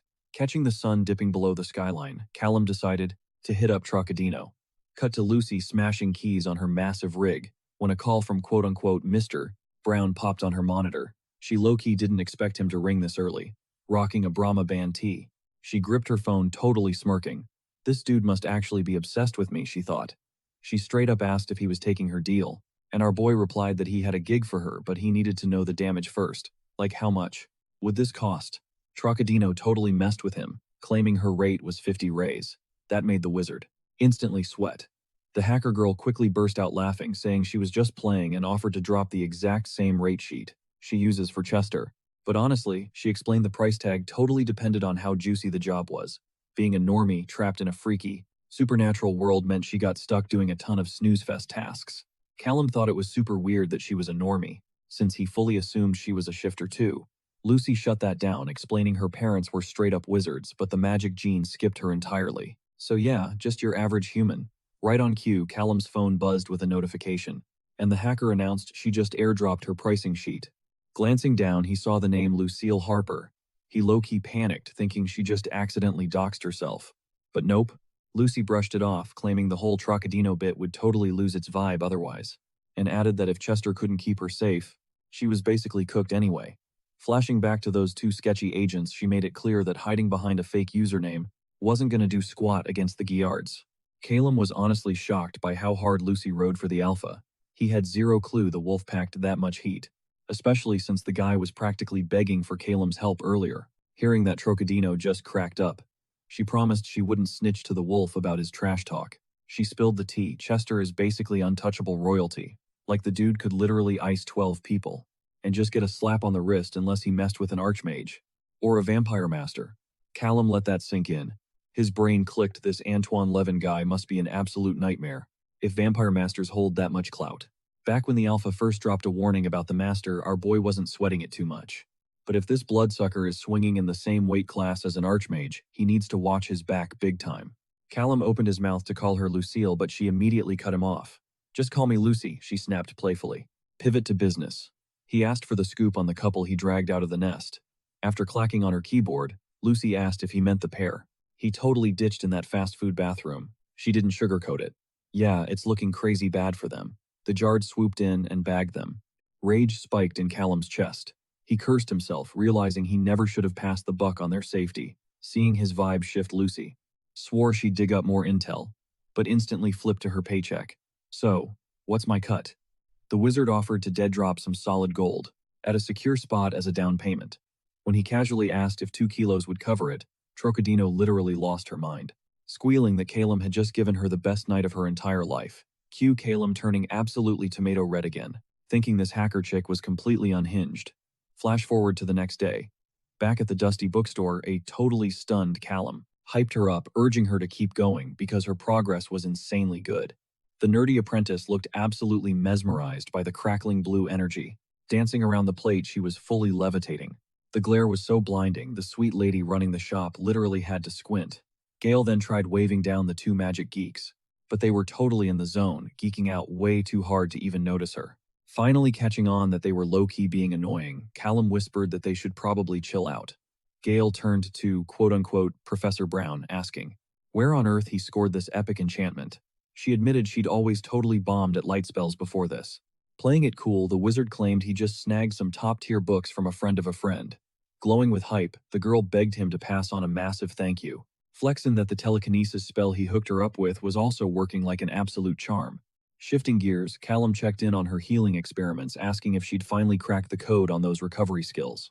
Touching on that wild attack she flexed about the other day, Gale casually drops that. She took one look and literally roasted those shadow crickets using some trippy asymmetrical magic structure, packed with a total circulation reversal. Callum totally fakes a nod, but deep down he feels like she's just dropping lines in straight-up Greek. While she keeps geeking out over her technical magic homework, he zones out, feeling seriously dense.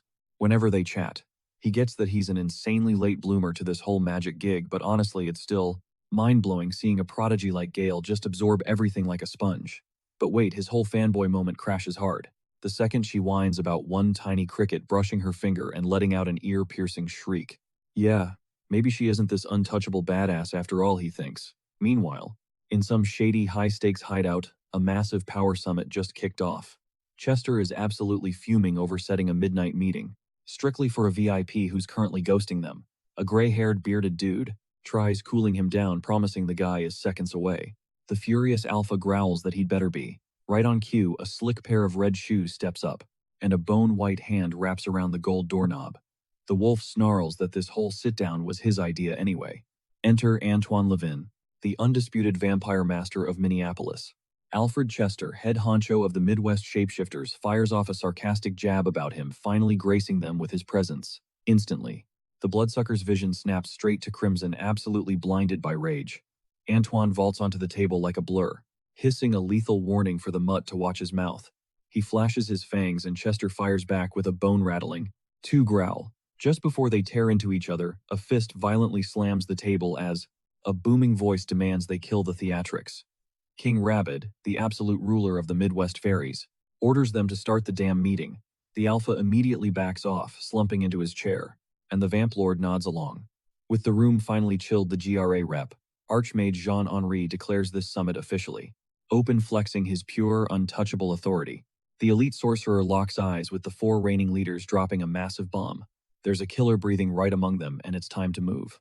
Cut back to Callum tearing down an empty highway on his bike, realizing it's been a hot minute. He catches the Victoria City limit sign and quietly welcomes himself back. Shockingly enough, his crib is still standing totally untouched. He sighs a huge breath of relief that the GRA didn't wreck the place during their snooping.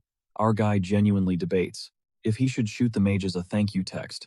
Maybe they totally spooked the GRA away, just in case he ever made a comeback. Flexing his insane spatial sense, Callum locks onto his secret stash buried under the floorboards, and uses his powers to yank his duffel bag straight up. Every single dime and gold bar is still sitting there untouched. He had originally stuffed his pockets with as much gold as humanly possible, but had to ditch a chunk of it behind. Now balancing Lucy's fat advance and the insane inflation on magical gear, securing this extra cash flow is an absolute lifesaver. Securing his loot, Callum knows exactly what his next big brain move.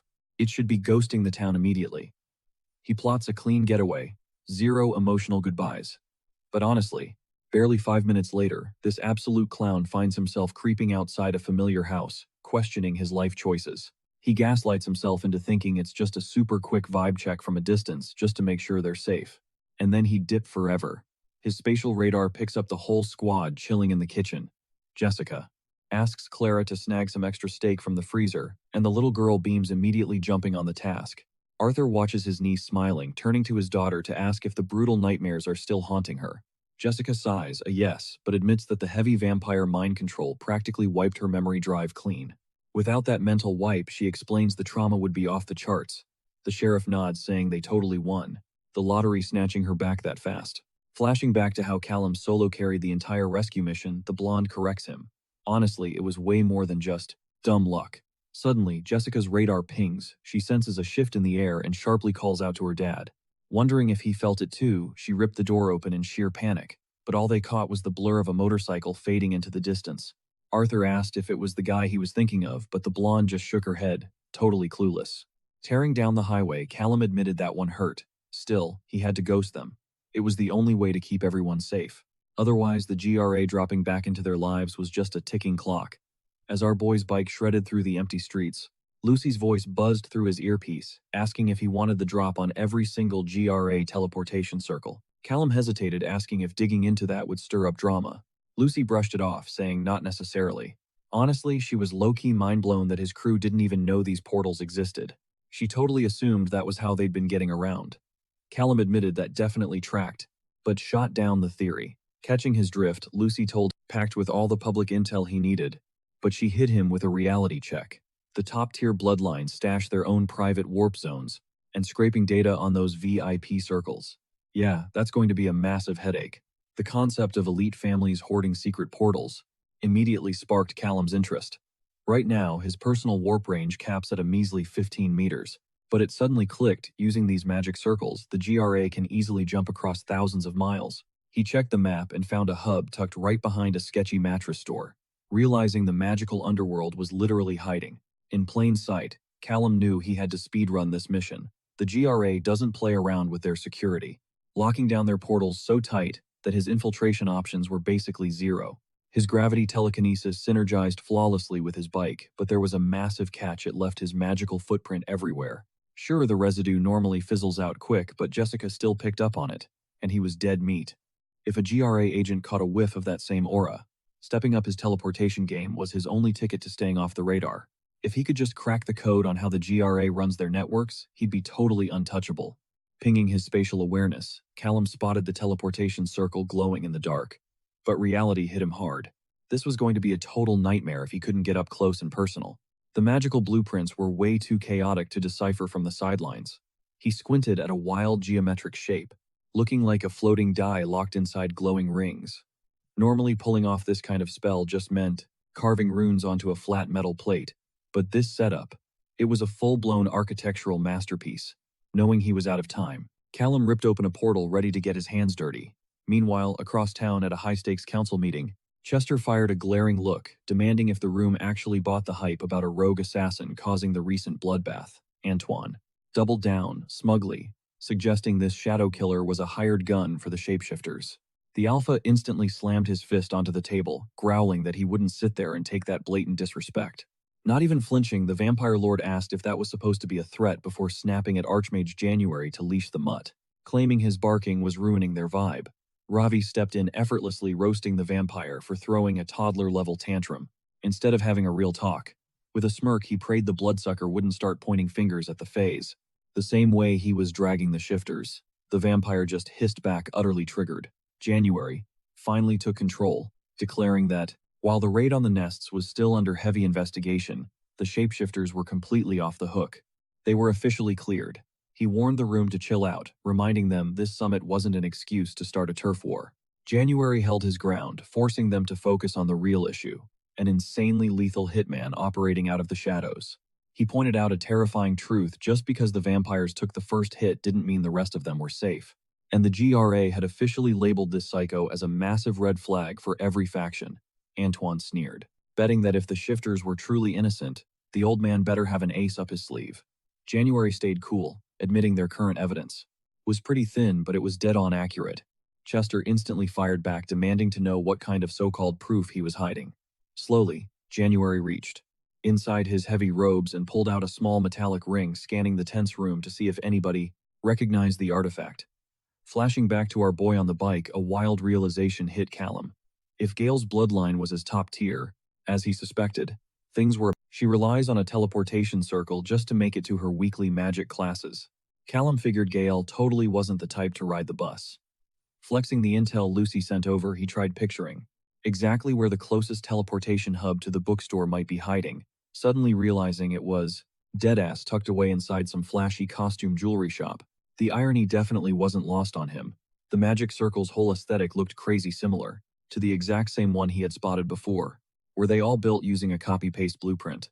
Even though Callum had actually coded a digital clone of it, he couldn't guarantee the specs were completely accurate without zooming in for a real-life inspection. And honestly, even if his 3D model was flawless, he was utterly clueless about how to actually forge the real thing. Out of nowhere, Callum caught a vibe that someone was approaching, betting everything it was her. Deep purple energy started spiraling wildly around the glowing core of the circle, jump-starting the massive surrounding rings. A heartbeat later, a shadow stepped out from the freshly ripped portal. She phased into reality, still dripping with the circle's lingering magic. Callum locked in, noticing how the raw energy was completely synced up with her tattoo. Honestly, that checked out.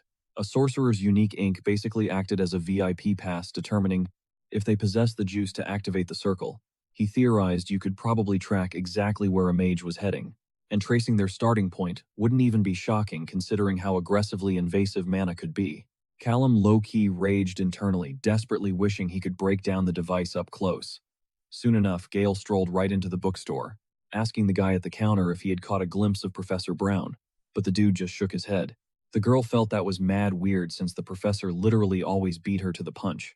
Right on cue, Callum stepped out from behind a massive bookshelf, making his grand entrance and apologizing for getting completely lost. In flipping through some dusty tomes, she straight up confessed she thought he had ghosted her, just inches away from him.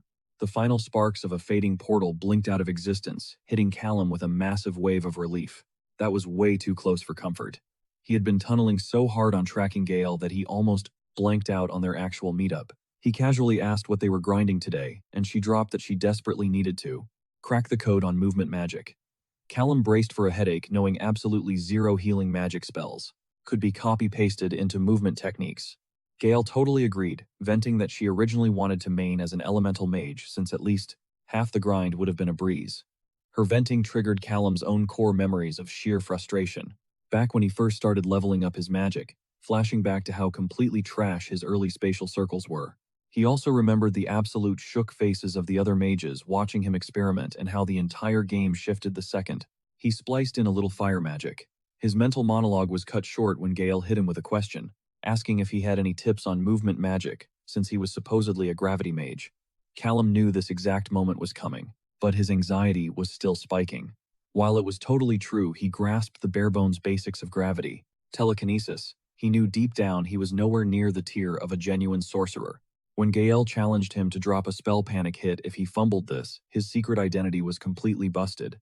Pushing past his nerves, Callum played it cool, claiming he could pull off a more basic flex. He channeled his power, warping the gravitational pull around a random chair nearby. A second later, the massive object started lifting, effortlessly into midair.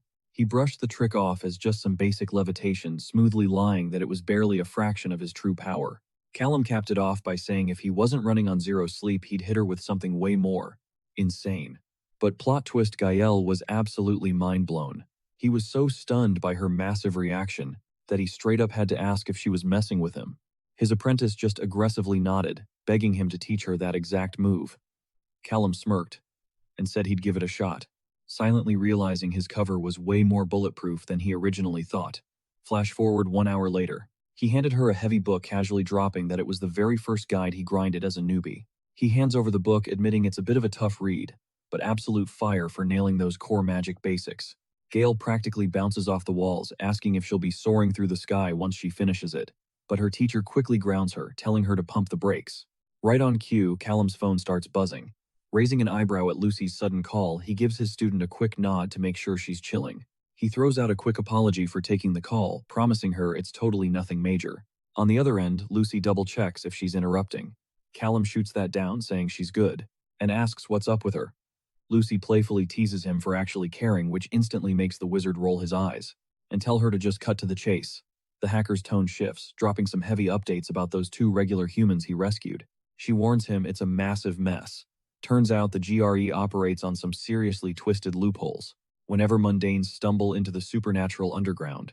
According to their messed-up rulebook, whoever dragged the normies into the magic scene claims full ownership.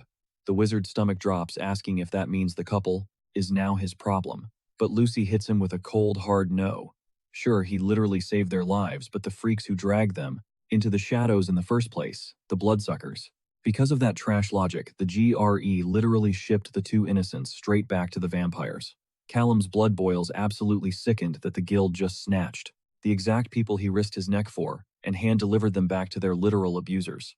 The hacker totally agrees the rule is straight garbage, but reminds him the GRE is insanely obsessive about their red tape. Seeing red, Callum rips a portal open right then and there, barking at her to drop the names and coordinates of every single vampire, agent, and totally corrupt suit involved in this mess. Lucy completely validates his fury, but practically begs him, hoping to God he isn't plotting a one-man war against the GRE. Eyes blazing, Callum just doubles down, demanding the blacklist. Meanwhile, deep in Kansas, the GRE headquarters hides in plain sight, blending in perfectly as some boring corporate skyscraper. But behind all the fancy glass and heavy security, some truly dark stuff is going down. As Callum violently forces himself to map out his next move, he steps through the portal boots, hitting the pavement right next to his bike. He presses Lucy again, but she snaps back that she's literally on the GRE payroll. She warns him he's pushing into insanely dangerous territory for both of them, and while she feels his rage and has his back, going full kamikaze on the guild right now would be straight up suicide. The young mage is practically tearing his hair out. The guilt is eating him alive. He knows deep down that if he had just dragged the couple somewhere else, instead of ditching them to cover his own tracks, none of this nightmare would be happening. Now, Callum desperately needs a way to fix this disaster. Lucy goes into full damage control, urging him to pick his battles smartly. She lays down hard facts. Not even a top-tier archmage could wipe the GRE off the map overnight. She then hits him with the ultimate reality check, asking how many innocent lives he's going to fail to save if he throws his own life away today. The hacker admits she seriously respects his hero complex and totally agrees the GRE is absolute trash. But she practically begs him not to torch everything he's built just because of one horrible day. Reluctantly swallowing his pride, the young guy admits she's spitting facts, but he still needs that hit list for future prep. He knows the more intel he hoards, the deadlier his endgame will be. Lucy finally caves, promising to pull the files, but strictly orders him not to pull any rogue stunts. With Lucy's warning echoing in his brain, Callum actually feels a wave of relief. that she managed to talk him off the ledge for now. He knows deep down he can't go raiding a GRE stronghold until he seriously levels up his magic stats. But he makes a silent blood vow. One day he is going to make those suits pay for everything. Cut to the next day. Callum is on a call with Jasper, the resident magic boomer, who immediately points out that the kid's question is low-key super weird. Jasper probes, wondering why he's suddenly so obsessed with kid wizards.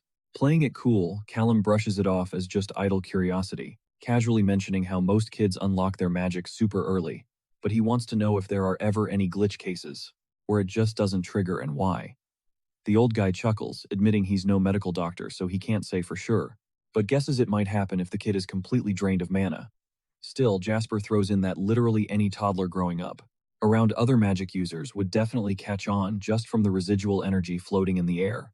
This instantly clicks something in Callum's brain. What if someone grew up totally isolated from the magical world? There was a solid chance his magic might stay completely dormant forever, a scenario Jasper hadn't witnessed firsthand but totally bought into. For Callum, this cracked the whole mystery wide open.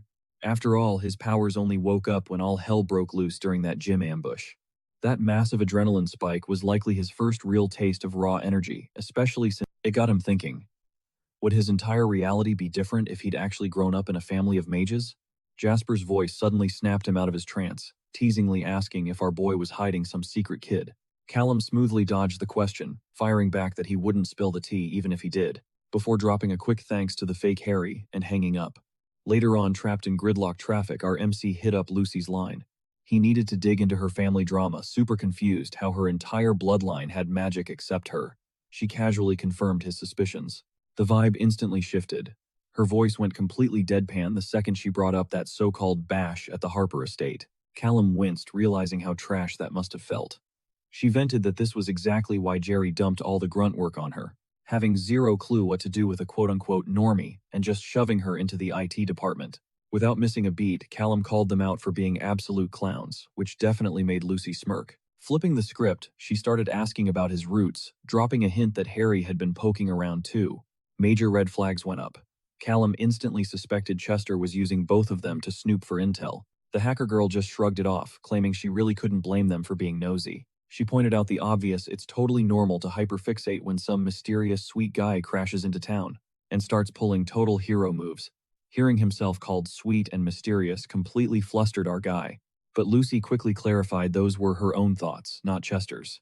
Feeling the heat, Callum downplayed his private life as totally boring, though he teased he might drop a few secrets eventually. Shooting her shot, Lucy playfully dared him to swap origin stories on their first date. Callum groaned that her charm was pure torture, and she playfully asked if that made him. He totally owned up to it, but like in a good way, even though he was still keeping his true identity completely under wraps. In response, Lucy snapped a super cute selfie saying she was literally shivering with excitement, before saying her goodbyes and hanging up. Just a second later, that photo popped up on Callum's screen, with a massive heart emoji covering her face, and he honestly couldn't fight off a smile. Cut to later at the bookstore, Callum was hanging out with Gail, who was absolutely dying of boredom from hitting the books. Her teacher tried to gently remind her why she was putting in all this insane effort. And yeah, she totally knew the whole point was to skip the beginner phase, but she still questioned why these textbooks had to be so incredibly complicated. Callum decided it was time for a break, and Gail happily cheered, basically calling him the absolute best. He then took a quick second to apologize for ghosting her the other day, explaining he had a massive emergency with a coworker. The student completely brushed it off, assuring him it was all good since she knew he was dedicating so much time to helping her out, and she just really hoped it wasn't messing with his actual job. Callum swore it was zero hassle, and told her he genuinely looked forward to their study sessions.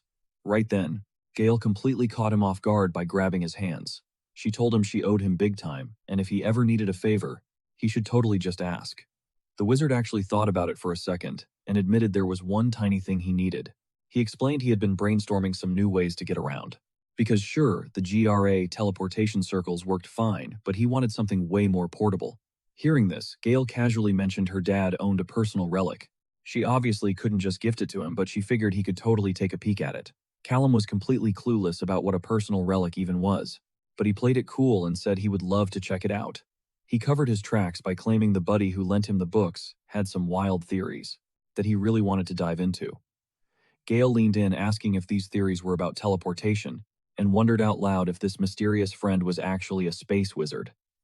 Looking completely confused, Callum asked why she would even think that. She dropped a truth bomb explaining that a space wizard would be in insane trouble for leaking info without their master's permission. Since the guild keeps that specific magic locked down tight, sweating bullets, our boy started panicking internally about what would actually happen if the GRA ever caught on to him. Gale admitted it was mostly just pure gossip, but rumor had it that once you got snatched up by Archmage Duval, those space wizards basically vanished from the face of the earth. The student then promised her teacher she would definitely pitch the personal relic idea to her dad, and Callum waved goodbye until their session next week. Honestly, the thought of fast traveling seemed incredibly dope, and Gale thought to herself she couldn't really blame the guy for wanting a more portable setup. After all, the guild's teleportation circles were just so annoying to deal with. She just really hoped the wizard wouldn't get dragged into any messy guild drama, figuring he totally knew what he was doing, since he was an actual teacher. Not long after, Gale's whole body got swallowed up by this glowing purple energy as a warp spell fired up, dropping her right into a brand new spot. She materialized in this massive, fancy hall packed with teleportation circles. A lady stepped right up, politely asking Miss Argrave if she was heading home, to which the teen just nodded yes. The staff member offered to escort her straight to the private network, and the two strolled side by side, right through the bustling area. Gale quickly noticed that the other circles had just been fired off and asked if everything was chill, mentioning she had never seen the private network this completely booked before. The young woman replied she was kind of out of the loop, but it seemed like something heavily spooked the GRA lately, causing this massive spike in travel. Flashing a super curious look, Gale muttered that the whole situation sounded pretty fascinating. She then stepped right onto a VIP circle and instantly warped to a completely different location. Her butler Jameson greeted her at the door, asking how the study grind went. Gale groaned that it was beyond boring, venting that even though her study buddy was awesome, she felt like half the topics were just straight up useless. The older man gently reminded her that she was literally the entire future of the Argrave bloodline, so it was completely normal for the pressure to be insanely high on someone that important. Gale sighed, admitting he was totally right, but she just wanted the whole ordeal to be over already. A little while later, the wealthy heiress was just chilling in this lavish bath while two maids completely pampered her. Afterward, she scanned through the endless racks in her massive closet before stepping out, rocking a stunning yellow dress. Catching up with her dad over dinner, Gale is absolutely pumped that he actually managed to ditch his crazy workload for once. Mr. Argrave spills the tea, mentioning that some rogue is seriously stirring the pot with the whole vampire hunter crisis, so naturally they dumped that massive headache straight onto the Archmage's laps. Imagining just how insanely brutal a vampire hunter has to be, Gale shudders, admitting the whole vibe sounds terrifying. Her dad gives her a heads up that her grandpa, the infamous Archmage Argrave, is crashing dinner later, so she better brace herself. Gale nods, but quickly seizes the moment to hit him up for a massive favor while he's in a good mood. Eyebrow raised, her dad asks what exactly she's scheming. Gale shoots her shot, asking if she can snag his personal relic for her study session next week. Her dad instantly pushes back, reminding her that a custom-built relic isn't exactly some cheap toy you buy online, especially since Archmage Duval forged it himself. Panicking slightly, Gale swears on her life she won't even power it up, explaining she just desperately needs to study its enchantment matrix for her research project. Totally melting under his daughter's puppy dog eyes, the ultimate girl dad caves. Absolutely hyped, Gale tackle hugs him, flashing a massive grin while thanking him a million times. Right on cue, a butler chimes in that dinner is served. Mr. Argrave playfully whispers that they should scarf down their food fast before Grandpa shows up and totally kills the vibe. A little joke that totally cracks Gale up. Fast forward 1 week and Gale proudly flashes the VIP relic to Callum. She nervously admits she promised her dad she'd only borrow it for a hot minute, hoping she isn't pushing her luck. Callum waves off her panic, assuring her it's all good, adding he's honestly just hyped to scope out high-tier magic up close. Gale points out the gear is bio-locked to pulse signatures, so firing it up is literally impossible for them. But as Callum zeroes in on the sleek ring, he realizes with a shock how the magic circuit perfectly mirrors his own freaking tattoos. Playing it cool, he mutters, that it basically just looks like a custom ring slapped onto a glowing mana plate. Callum casually throws out that while it looks basic on the outside, the internal wiring must be an absolute nightmare. Mind totally blown, Gale asks how on earth he guessed that. Callum quickly covers his tracks, chalking it up to a lucky guess, claiming that if a literal archmage handcrafted it, it obviously requires god-tier skills. He knows it sounds exactly like textbook wizard talk, but he absolutely cannot drop the truth bomb on Gale that his spatial awareness is literally letting him x-ray the hidden layers of the enchantment. And honestly, even though our boy doesn't understand the hardcore magic theory behind the tech, he's pretty damn sure he could just build one himself. He totally zones out until Gale snaps him back to reality by calling his name, slightly startled by his own fake alias. Callum awkwardly apologizes for spacing out.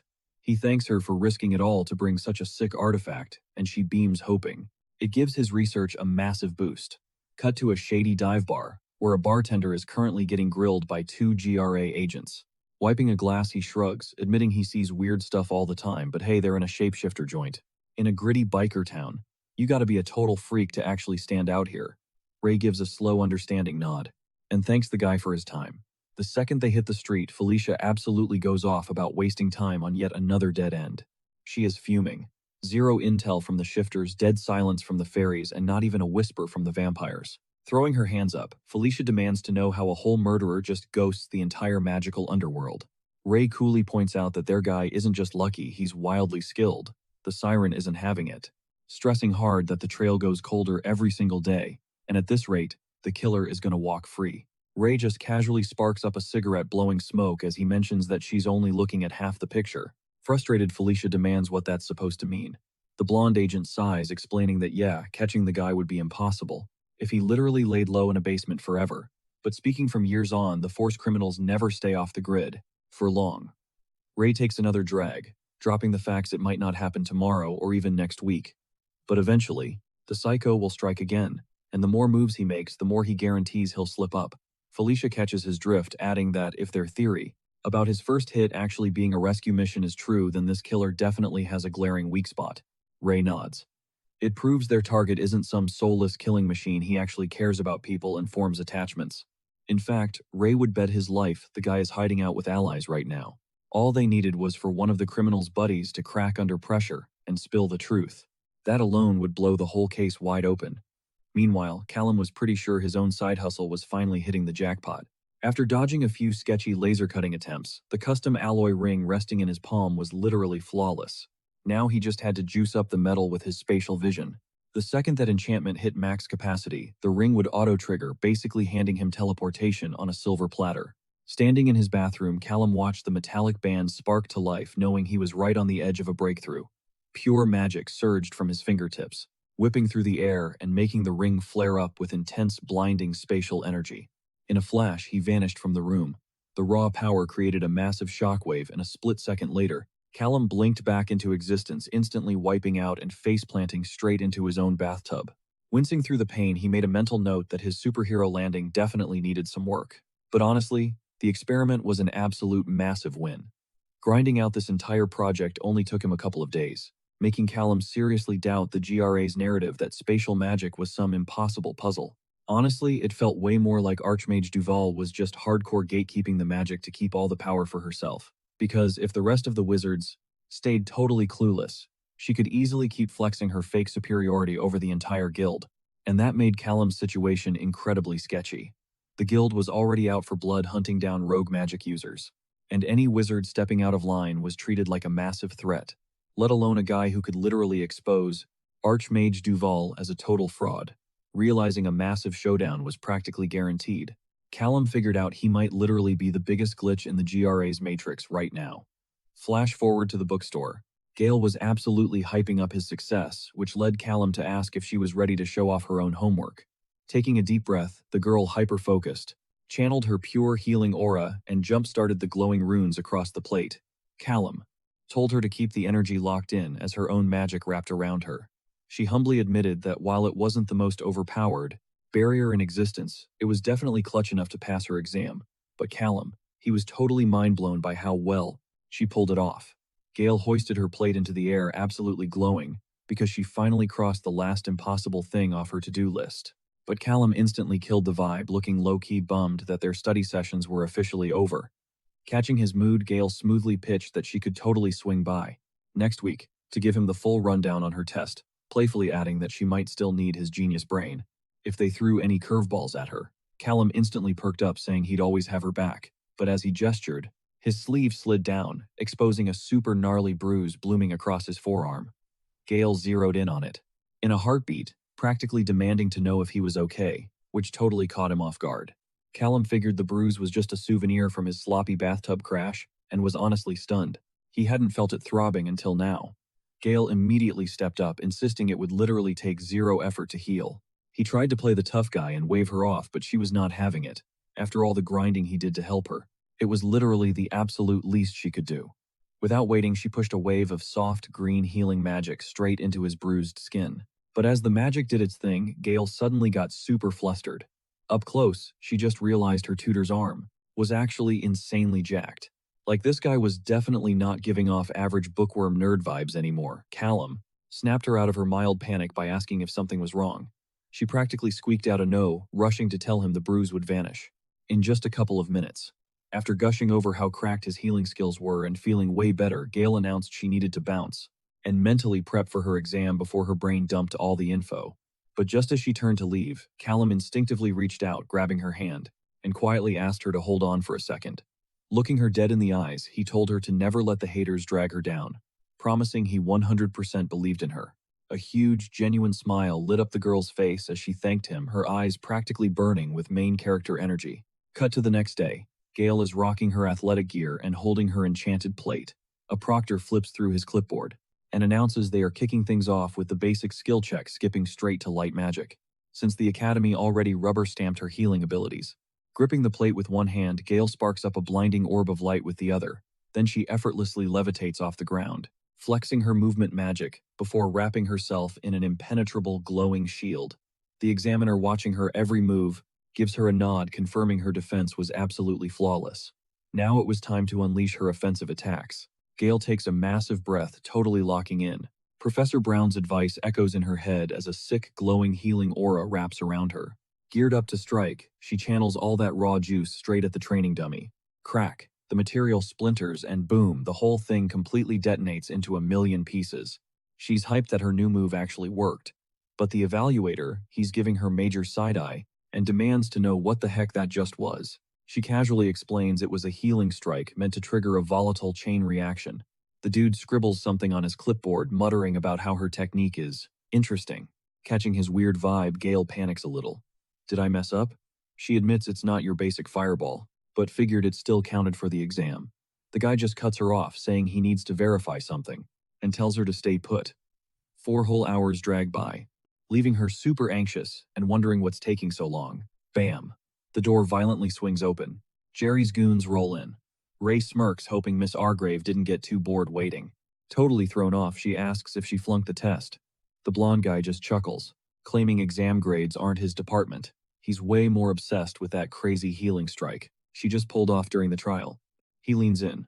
Did she invent that move all by herself? She stammers that, well, not exactly. She explains her study buddy tipped her off that it's a super easy hack to completely destabilize a body, and pointed her toward the right research. Flashing a dead-eyed, creepy smile, Ray asks if this study buddy happens to have a name. She drops Professor Brown's name nervously, asking if he's in trouble. Rubbing his chin with a twisted smirk, the agent drops a bombshell. Actually, Miss Argrave. She's the one in hot water. She starts sweating as he demands every single detail she knows about this Professor Brown. Cut to a dark, monitor-filled hacker den. Lucy checks in on our boy Callum while he immediately asks for updates on Ari. She laughs, saying the higher-ups are currently losing their minds trying to track down the ghost assassin. Honestly, it's peak entertainment for her.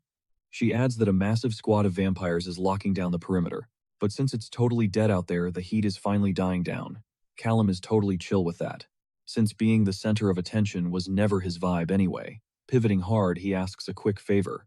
Spill whatever tea she has on the Argrave family. Lucy's face instantly drops into pure panic. She practically screams through the mic, asking if he's mixed up with the Argraves. He brushes it off. He just ran into a girl named Gale and lent her a hand. But now he's super curious about her actual background. The hacker starts furiously typing, reading out loud that Gale Argrave is a 22-year-old mage. Suddenly, dead silence. Lucy's fingers freeze mid-keystroke. Bro, this is insanely bad, she mutters. Callum raises an eyebrow, demanding to know what she means. Lucy drops the lore. The Argraves are ancient royalty who literally invented half the attack spells used today. We're talking about one of the most lethal wizard bloodlines on the entire planet. Their head honcho, Archmage Argrave, he straight up wrote the rulebook on combat magic. He's basically undefeated. But here's the glitch. Gale is a healer. Lucy points out the obvious, there had to be a crazy crossover between bloodlines. Callum shrugs. Maybe it was just a random accident, like some Argrave had a secret fling with a healer and boom, Gale happened. Lucy shuts that down fast. High houses are toxically obsessed with pure bloodlines. A strategic arranged union makes way more sense to buff their family's power stats, which means they purposely engineered this new talent, making Gale the ultimate, most overpowered cheat code the Argraves own right now. She warns Callum to back off immediately. If he messes with their master plan, they will absolutely end him. Plus, Gale's grandpa isn't just some old dude, he's literally the Archmage. Lucy dropped a massive reality check. If he even laid a finger on the Archmage, absolutely nothing in this world could save his skin. Callum totally froze hearing that, and practically choked out a thank you. He straight up admitted he'd be totally lost without her. While Lucy begged him to watch his back, Callum finally clocked that he was walking into a totally insane minefield. He seriously debated just ghosting the heiress for their final meetup, but he figured a random vanishing act would just scream guilty.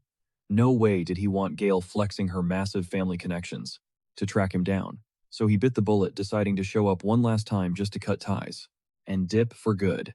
Meanwhile, over at the bookstore where they usually studied, shadowy guys in black suits were whispering in earpieces and locking into position. Team A gave the green light right before Team B chimed in. Team C brought in the classic GRA elites. Felicia rolled her eyes, calling this massive squad way too extra. I mean, Archmage Argrave could literally flatten the entire city, solo making this giant hit squad completely pointless for bagging one suspected rebel. Her partner shut that down. The Archmage absolutely demanded front row seats the second he heard some random guy was playing his granddaughter.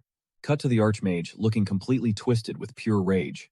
His stunning siren companion offered him binoculars, but he brushed her off, saying he could track the area way better, just by flexing his wind magic. Seconds later, Callum's face flashed on a monitor. A glitchy voice announced they had a potential match. Locked in, the comms buzzed, tracking him heading north down Kent Avenue right by 4th Street. He was definitely making a move. But then, static. The feed went totally dark, and the guy straight up vanished into thin air. Panic sparked until an agent barked out that Team A had eyes on him. Ray's brain clicked. This tricky mage had actually teleported. He instantly called out the totally bogus files, claiming he only used gravity magic. Felicia shrieked through the radio to open fire right now, don't give him a single second to warp away again. The second she yelled, Team A got the green light to go totally scorched earth. The squad swarmed in. One absolute unit hoisted a massive bazooka onto his shoulder, locking onto the target. As a heavy metallic chain whipped through the air, Callum's danger senses went crazy. What the heck was going on? Was this a GRA ambush? Knowing he had to dodge right now, Callum tried to spark up his powers. But bam! That rogue chain snaked around his wrist, pinning him down before he could even twitch. His heart dropped into his stomach. His magic was totally dead. It literally felt like someone pulled the plug on his inner energy, draining him fast. And if that wasn't bad enough, a glowing yellow rope whipped through the air, hog-tying him completely. One of the suits smugly radioed in the capture. Moments later, Ray and Felicia touched down in the drop zone, riding a gust of wind magic. The blonde agent gave his squad a massive thumbs up, bragging that the big bosses would handle things from here on out. But suddenly, crack, insane lightning ripped through the sky out of nowhere. The elite agents completely froze in terror.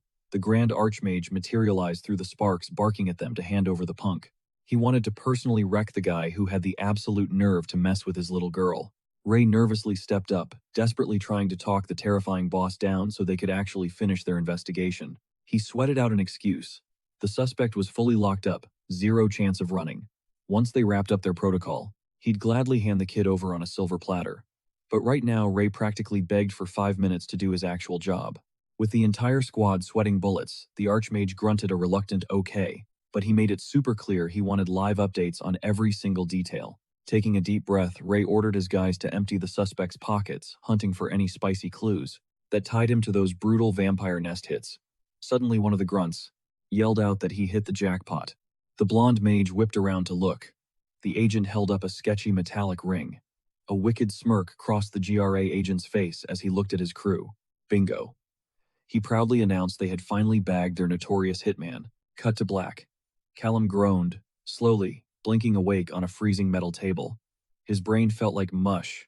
Where the heck was he? He had zero memory of how things went down or why he was suddenly in lockdown.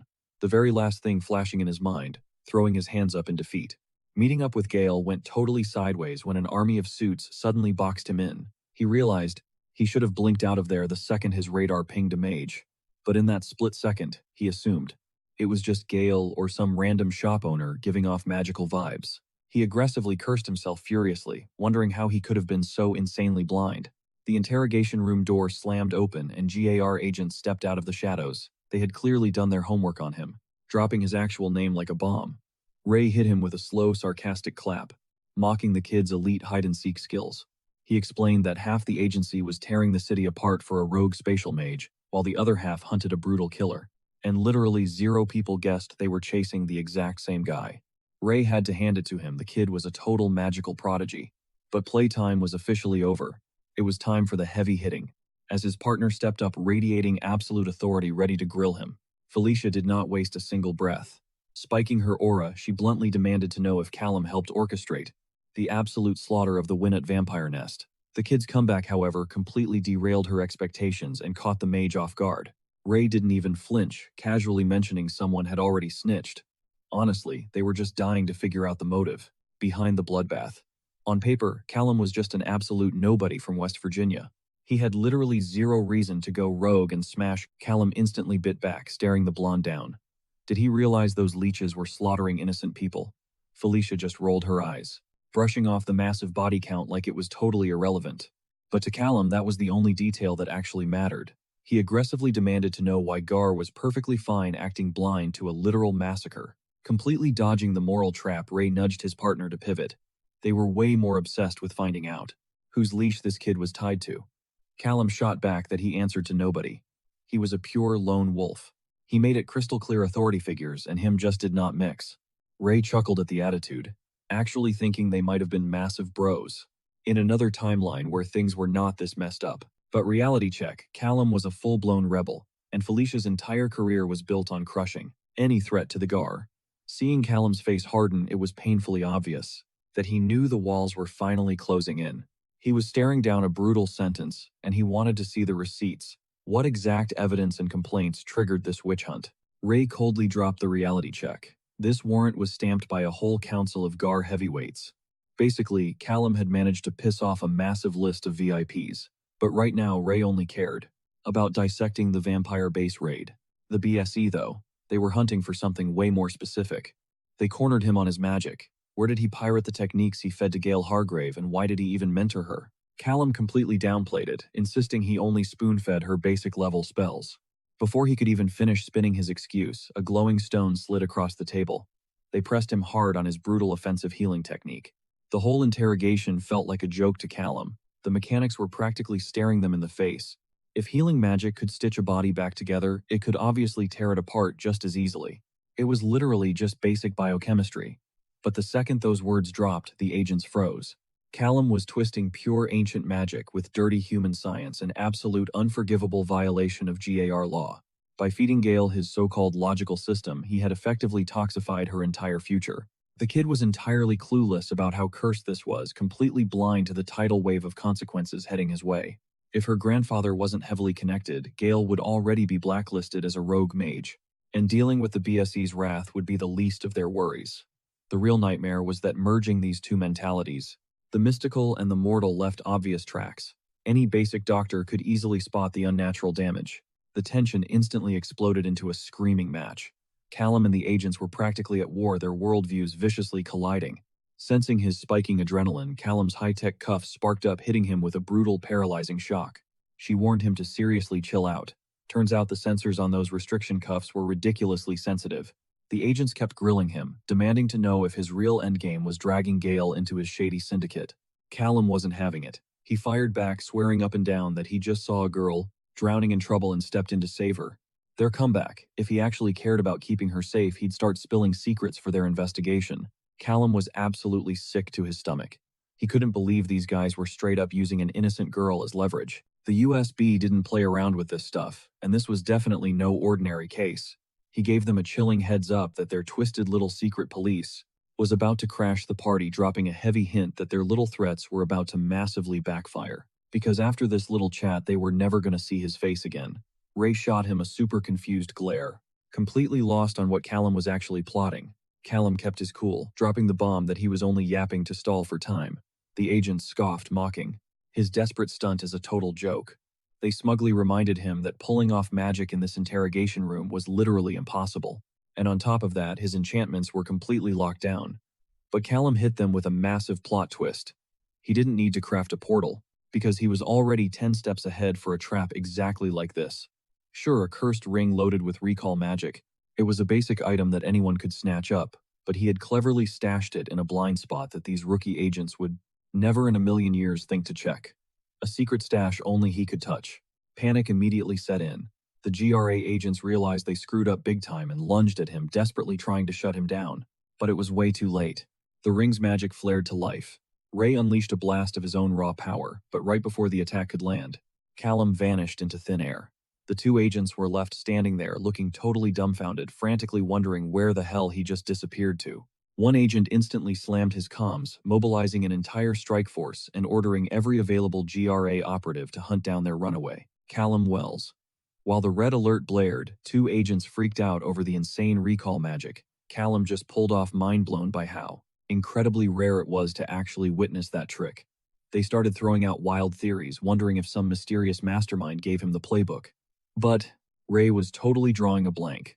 Plus, the highly classified records explicitly stated that only one person in history had ever mastered that terrifying level of magic. Not giving up, they unleashed a vicious blood trail spell. This tracker could hunt a target from 10 miles away and would aggressively burn straight through the night. Too bad for them, even with that dark magic, Callum was already a ghost. He totally slipped through their fingers, tossing them right back to square one. Cut to a furious master mage throwing an absolute tantrum. She was raging over the fact that nobody bothered to tell her the space mage was locked up in GRA custody. She was screaming that she deserved a heads up, vowing to make whoever went behind her back pay the ultimate price once she dragged their identity out of the shadows. Her loyal servant tried to calm her down, admitting he didn't have the names just yet. But he quickly pivoted, warning her about way more massive problems brewing in the background. He dropped the terrifying reality that whatever faction Callum Wells rolled with, they were definitely messing with wild, unrestricted magic. And that was a colossal red flag, especially since Callum had successfully brainwashed a young healer mage, completely explaining why the agents were sweating bullets on max alert. Because honestly, healing magic was the one and only type that when twisted into a weapon could violently shred through literally any defense, shield, and resistance spell out there. If this young healer actually dove deeper into that forbidden dark arts playbook, she could effortlessly wipe an entire room packed with elite mages in the blink of an eye. The dread settled in. They desperately needed to track down someone, anyone who could help them, contain this explosive disaster. The servant pointed out that technically space mages were always written off as totally harmless, though he nervously admitted he might be dead wrong about this guy.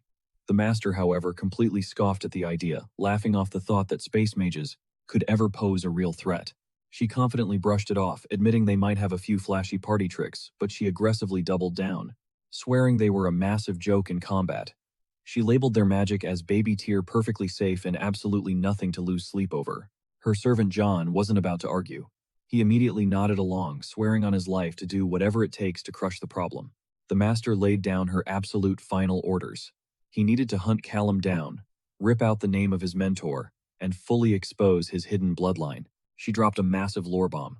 A new spatial mage spawns only once every 30 to 40 years, and she was completely obsessed with catching them all like some twisted collector. So yeah, John better not mess this up. Literally shaking in his boots, he instantly caved and swallowed her orders without a single peep. Cut to Callum. Dude was trekking solo through the dead of the woods. Thank God past Callum had a brain. He'd stashed a secret survival kit out here. Fresh clothes, weapons, thick stacks of cash, and even some heavy-duty spellbooks. Fully geared up for a hard reset, his mind kept spiraling. How did he fumble the bag so incredibly hard? He didn't even see it coming. It hit him like a truck. That girl had him completely figured out. She knew his entire playbook. His whole identity was totally fried. The one tiny silver lining in this massive dumpster fire, they actually thought he was backing some shadow syndicate. He prayed that fake rumor would buy him a hot minute and make him practically impossible to track down. Riding that wave of hope, Callum ripped open a fresh portal. His game plan lay crazy low until the heat died down. No flexing his magic zero powers, just absolute ghost mode. A little later, he hit up Lucy. She picked up straight up, admitting she thought he was a goner and that she'd never hear his voice again. Looks like the madman actually pulled off his insane stunt and sparked the exact chaos he was craving. Callum asked for a damage report. Lucy spilled the tea, saying that even though a literal witch hunt was out for blood, things were weirdly quiet. Crickets. Nobody was snitching, and everyone was way too scared to point fingers. Callum joked about maybe putting on a little finale show. Lucy instantly shot that down.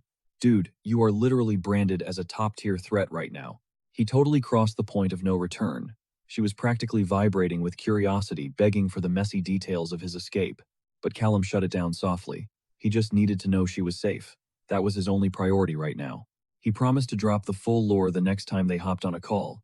He went totally serious, stressing that he refused to drag her into his mess. But she just brushed it off. Relax, I got this. Lucy dropped some heavy intel. The bad guys could only hunt them down if they still had their hands on that crazy research data. And spoiler alert, she had already memorized every single scrap of info she needed. Pivoting hard, Callum asked if she knew a plug for some elite magical gear. He needed the good stuff, items that wouldn't fizzle out after one use. Lucy paused, doing the mental math. She explained that the hardcore premium tier gear he was hunting for was basically locked behind closed doors, usually hoarded by massive guilds, not solo players. After throwing a little playful banter back and forth, they snapped back to reality. Business time. Lucy made it crystal clear. Even if he somehow tracked the gear's origin, it was highly illegal to just casually waltz into one of those enchanted caves and start looting the place. Then she smirked. Honestly, considering he was already public enemy number one, breaking a few more laws was just a drop in the ocean. Callum knew that was coming. Legal or not, he was getting his hands on that loot one way or another. Right before hanging up, Lucy's tone turned ice cold. She dropped a massive warning. Mistress Duval was out for absolute blood. As the ultimate boss lady of spatial magic, Duval practically owned the soul of every space wizard breathing. Lucy hammered the point home. No matter how wild things got, Callum could not under any circumstances let that psycho get her claws on him. Yeah, he had to tread super lightly. Fast forward to deep in the night. Callum was grinding through the secret files Lucy leaked, feeling like he was finally cracking the code on the Fae. This intel was going to be an absolute game changer. Sure, he'd leveled up his combat skills and basically memorized the stats of every monster he'd ever fought. But his only real brush with the Fae was that insanely overpowered GR agent. That guy's aura screamed pure fairy magic. The Fae could pull off god-tier moves just by bending the absolute basics of magic. It was broken.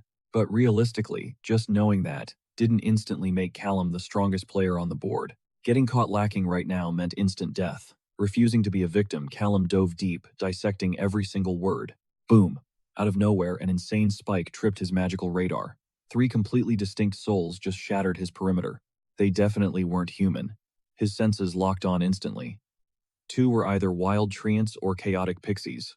But that third soul, total mystery. Narrowing his focus, a deeply cursed detail came into view. They were rocking necklaces stitched entirely out of shredded human souls. Sick. Meanwhile, panning away, 2 figures were sprinting for their lives, tearing through the woods, desperately trying to breach the exit before it was too late. The girl was completely dead on her feet, but her partner was pushing her to keep moving. He warned her that their stalker was right on their heels. Even after running through the dead of night, stopping just wasn't an option. If he stopped pushing, they'd absolutely end up like the rest of the victims. Cut to a few years back. A little kid was begging his dad to let him hit the playground slides. That kid was 7-year-old Callum. While the rest of the kids were running wild, he made a beeline straight for the slide. Right as he scaled to the top, he caught some playground bully flexing on another kid.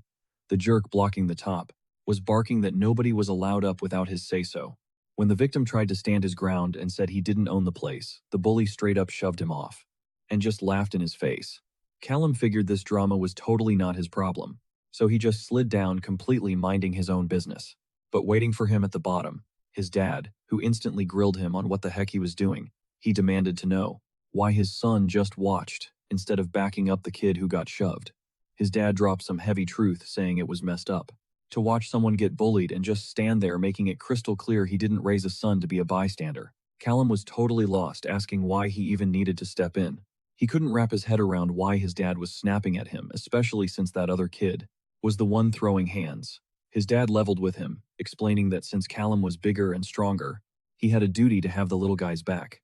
Stepping closer, his dad drove the point home. It was Callum's job to be the shield for those who couldn't fight back. The core lesson was brutal, but simple villains only win when good people watch the world burn and do absolutely nothing. He wanted those words burned into Callum's brain forever. Snap back to the present, and that exact memory was ringing in his head. tearing him apart over his next move. He knew he had to block the Fae from hunting these humans, but jumping in was practically begging the GAR to put him back on their hit list. Honestly, the whole vampire mess had already sent their investigators sniffing around his doorstep once before. His gut reaction was to bail fast and do what he should have done. From the jump, pop a portal, and just dip. Right then, a hunting horn ripped through the air, scattering a massive flock of birds. The Fae hit squad was closing in. They had exactly until dawn to bag their prey, and one of them literally asked a nearby tree if it had spotted the humans, though the magical woods gave them nothing. Not that it mattered. They were dead set that their targets couldn't have survived a long sprint anyway. Plus, they were totally eating up the adrenaline of the chase. Feeling the troop roll out, Callum froze in his tracks. Caught in the headlights, his dad's voice echoed on loop, and it hit him. He couldn't just walk away from this. He was literally raised to be the safety net for the weak. It was go time, but he had to play it incredibly smart. The mission cut off the Fae from their human targets, all without getting bagged by the GAR. Step 1 was getting a tactical read on the battlefield. His magic could map out a radius of roughly 2 kilometers. He figured if he hugged the absolute outer edge of his radar zone, he could shadow the Fae completely off the grid. If he kept his cool, he'd be an actual ghost. GAR agents had cornered him in the past by masking their magical footprints, and he had zero clue if the Fae could pull off the same stealth trick.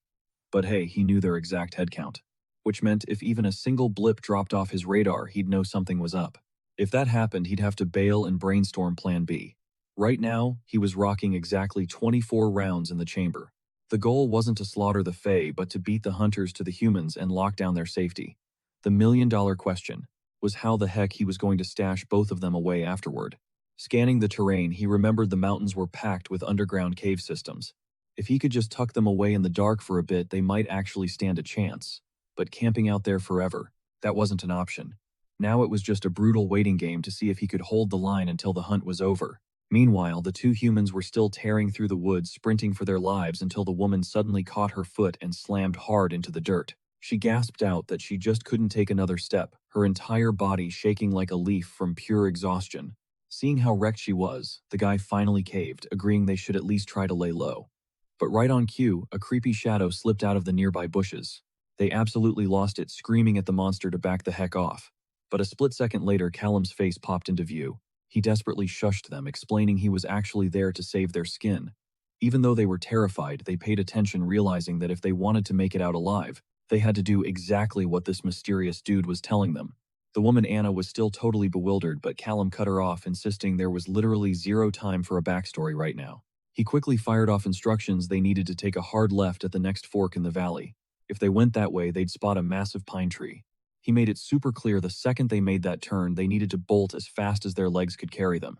The guy hesitated, asking if there was any way Callum could just escort them himself to make sure they got there. Callum shook his head, saying he couldn't tag along, but swore he'd be watching their six.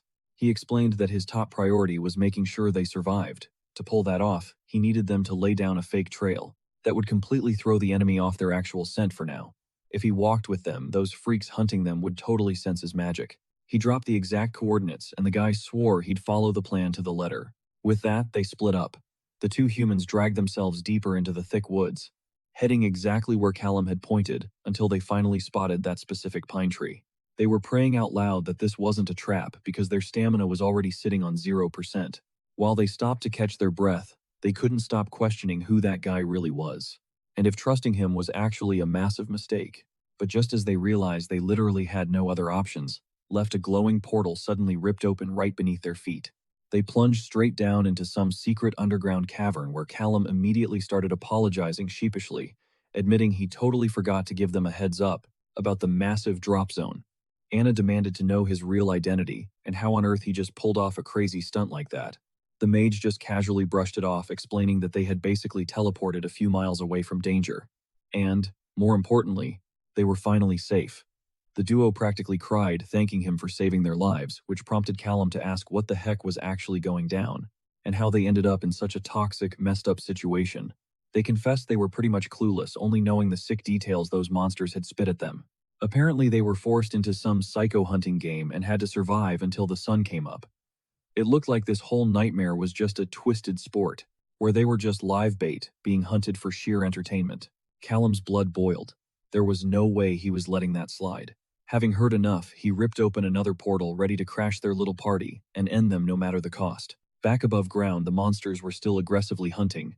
Dawn was already cracking over the horizon, but the massive mountains bought them a few extra hours of shadow to track down the humans. That was the exact reason why these creeps picked this specific zone for their sick game. While they were yapping away totally oblivious, they completely missed a sketchy movement creeping up right behind them, still flexing about how insanely fun tracking their prey was. They finally realized the clock was ticking and decided it was time to step up their game. And that's when it finally clicked: their goblin minions had straight up vanished. But while they were busy freaking out over the missing goons, they completely missed the glowing portal ripping open right beneath their giant feet. At the absolute last second, most of the squad scrambled away from the pit, but one of the massive tree monsters slipped and got totally swallowed by the pitch-black abyss. The other one just stood there stunned, totally losing its mind over what just happened. It had literally never faced an ambush like this before, and knew it had to bolt and alert the monarchs immediately. The tree monster turned to run and snitch to its bosses, but a second portal spawned straight above its head, dropping a colossal boulder that instantly flattened it into mulch. The red-haired beast started raging out, but a heartbeat later, a mini portal popped up point blank in front of her face, and the deafening crack of a gunshot echoed through the entire forest. The last enemy mage quickly channeled his powers, finally locking onto the sneaky sniper, pulling the strings behind these ambushes. Thick, gnarly roots started coiling around his arms, shaping themselves into a massive deadly bow and arrow ready to fire. He locked on and let the arrow rip straight at Callum, realizing he was totally busted. Our boy instantly ripped open a portal and bailed. The arrow slammed into the exact spot he had just abandoned, triggering a massive shockwave that vaporized everything in its path. That was way too close for comfort. Snatching up the goblins was a total breeze since tiny portals easily flew under the radar. But trying to manifest a gateway massive enough for those hulking tree beasts, yeah, that was pushing his luck, and he barely managed to bag just one out of the three. The remaining duo moved with freakish speed, forcing Callum to play it safe and keep his distance. To make things worse, one of them had already sniffed him out. Before that thought even finished registering, his spidey senses tingled. He spun around just in the nick of time to dodge a brutal swipe. He instantly whipped out his piece and fired off a few rounds at the target, but only ended up blowing bark off some random tree. He stood there glitching for a split second, frantically trying to figure out where the heck his enemy just vanished to. Before he could even brace himself, a devastating blow blindsided him, launching his body straight into a boulder. Seeing stars. He wondered how on earth they ghosted him so perfectly. It had to be some kind of dark magic, but two could totally play at that game. Callum locked in, dialing up his focus to scan the battlefield. A few heartbeats later, he successfully pinpointed the creature's soul signature lurking nearby. Now that he had a lock on its coordinates, he started moving, deliberately baiting the monster out of hiding. Right on cue, the beast morphed out of a trunk, flexing its insane ability to warp through the woods. The mage blasted a shot, but the creature was insanely fast and the tree bark sealed shut right before the bullet could connect. Realizing he was in seriously deep water, Callum knew there was only one foolproof strategy to take down an enemy like this. He needed to hit it right in the blind spot, exactly like it did to him. He zeroed in, tracking the enemy's every micro movement. The absolute second it dared to pop out of the tree, Callum got the perfect opening. He sidestepped the strike, instantly ripped a portal behind the monster and pulled the trigger. The bullet zipped through a second gateway that flashed right in front of the beast's face, landing a devastating blow. Callum honestly hated fighting dirty like this, but there was no way he was letting twisted human hunters walk away scot-free. That kind of evil was a line he was never going to forgive. While that thought crossed his mind, a rift swallowed the final remaining fairy, plunging it into total darkness. The fairy was fully tripping out, utterly clueless about its new location. The air felt dangerously thin, and it quickly dawned on it that the cursed portal had dumped it into some creepy underground cavern. While nervously creeping forward, its foot kicked something solid. That is exactly when the panic set in, as it locked eyes with the missing goblins from earlier. 1 hour later, the sun was blazing high in the sky. The humans he bailed out finally reached safety and rushed over to give Callum a massive thank you. The young guy just brushed it off, telling them it was no big deal. He strictly warned them that their absolute best bet to stay alive was to erase every memory of this forest, especially the part where he existed. Callum totally got that this nightmare had mentally scarred the couple, and part of him wished he could do more, but he needed to ghost back to his hideout. After wishing them luck, the trio went their separate ways. Hopping onto his bike, Callum hit up Chester. Since he just tangled with this fairy squad, he desperately needed to know exactly how much heat was on him. Chester told him to break down exactly what kind of fairies he just ran into. Callum explained he fought goblins, a massive tree beast, and 2 elves, who were basically treating the mountains like a human hunting ground. Chester went dead silent, which instantly spiked Callum's anxiety. He then frantically ordered Callum to ditch the area, immediately dropping the massive bomb that these were high-tier noble fairies, and their monarch would sense their deaths any second now. Without even blinking, Callum gunned the engine, mentally tossing the fairies onto his ever-growing list of people hunting him down. Chester used the panic to slide in a business pitch, inviting Callum to team up for mutual protection. Callum thanked him, but turned it down flat after his previous chaotic mess with the manager. He was dead set on staying totally off the grid. Sure, picking up a random side gig here and there sounded fine, but being some boss's minion again, hard pass. Still, he desperately needed a bulletproof hideout where those supernatural heavyweights couldn't track his scent. A light bulb went off. Callum slammed the phone down. Meanwhile, over in Lucy's bedroom, Chester was racking his brain, trying to figure out what the kid was actually plotting. Lucy just shrugged, guessing Callum was probably flexing his ego after successfully ghosting the Gar. To be fair, pulling off a stunt like that was totally insane. But honestly, it just threw a massive wrench in Chester's head, making him question who this kid truly was behind the mask. He pushed Lucy, asking if she had dug up any more dirt on Callum's backstory. Turns out, up until just a few months ago, Callum was literally your average everyday dude. But regular humans don't just wake up slinging spells out of thin air. Chester's gut told him there had to be some crazy royal bloodline lurking deep in his family tree. The burning mystery of who exactly birthed this anomaly, still totally unsolved.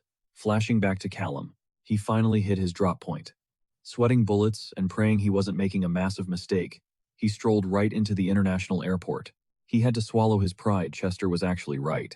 He desperately needed a spot to just crash and catch some deep sleep, completely zeroed out from supernatural drama. Even a sleepy middle-of-nowhere town like Winnet was already glowing red on the GAR's radar. His options were drying up fast. But luckily, a memory sparked. He'd scoped out a god-tier stash house on his very first day. In the magic game. The old lady's house. His mind drifted back to that intense car chat about the guild and those borderlines crossing into the portal of the 6 worlds. Back then, he was totally clueless as to why world was plural. Now it clicked. These wizards actually knew about multiple planets, floating out there between Earth and the vast multiverse. Those floating rocks were literally pumping mana straight into Earth, and the GAR played heavily armed bouncers to protect them. Each realm was home to a totally different supernatural breed. We are talking vampires, fairies, literal dragons, and sirens. From what he gathered, the gateway entrances were completely locked down by top-tier elite mages, and just walking through the front door required a VIP escort from an insanely overpowered wizard. Basically, if Callum could somehow finesse his way past security, he would be practically untouchable for a minute.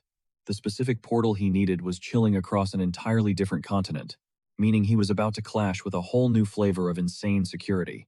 The airport was completely swarming with guards. Popping a teleport right onto a random flight, yeah, not happening. But slapping down cash for a ticket was equally cursed. That would just leave a massive glowing breadcrumb trail straight to him. He had to pull off something seriously unhinged to hijack a seat without setting off alarms. The terminal was an absolute madhouse. Even while cloaked in magic to stay totally off the radar, he accidentally shoulder-checked a woman, leaving her utterly spooked out of her mind, wondering what just hit her. That was way too close. His cover was almost blown wide open. Gale's magic trick practically turned him into a ghost to normies, but he still had to watch his every single footstep.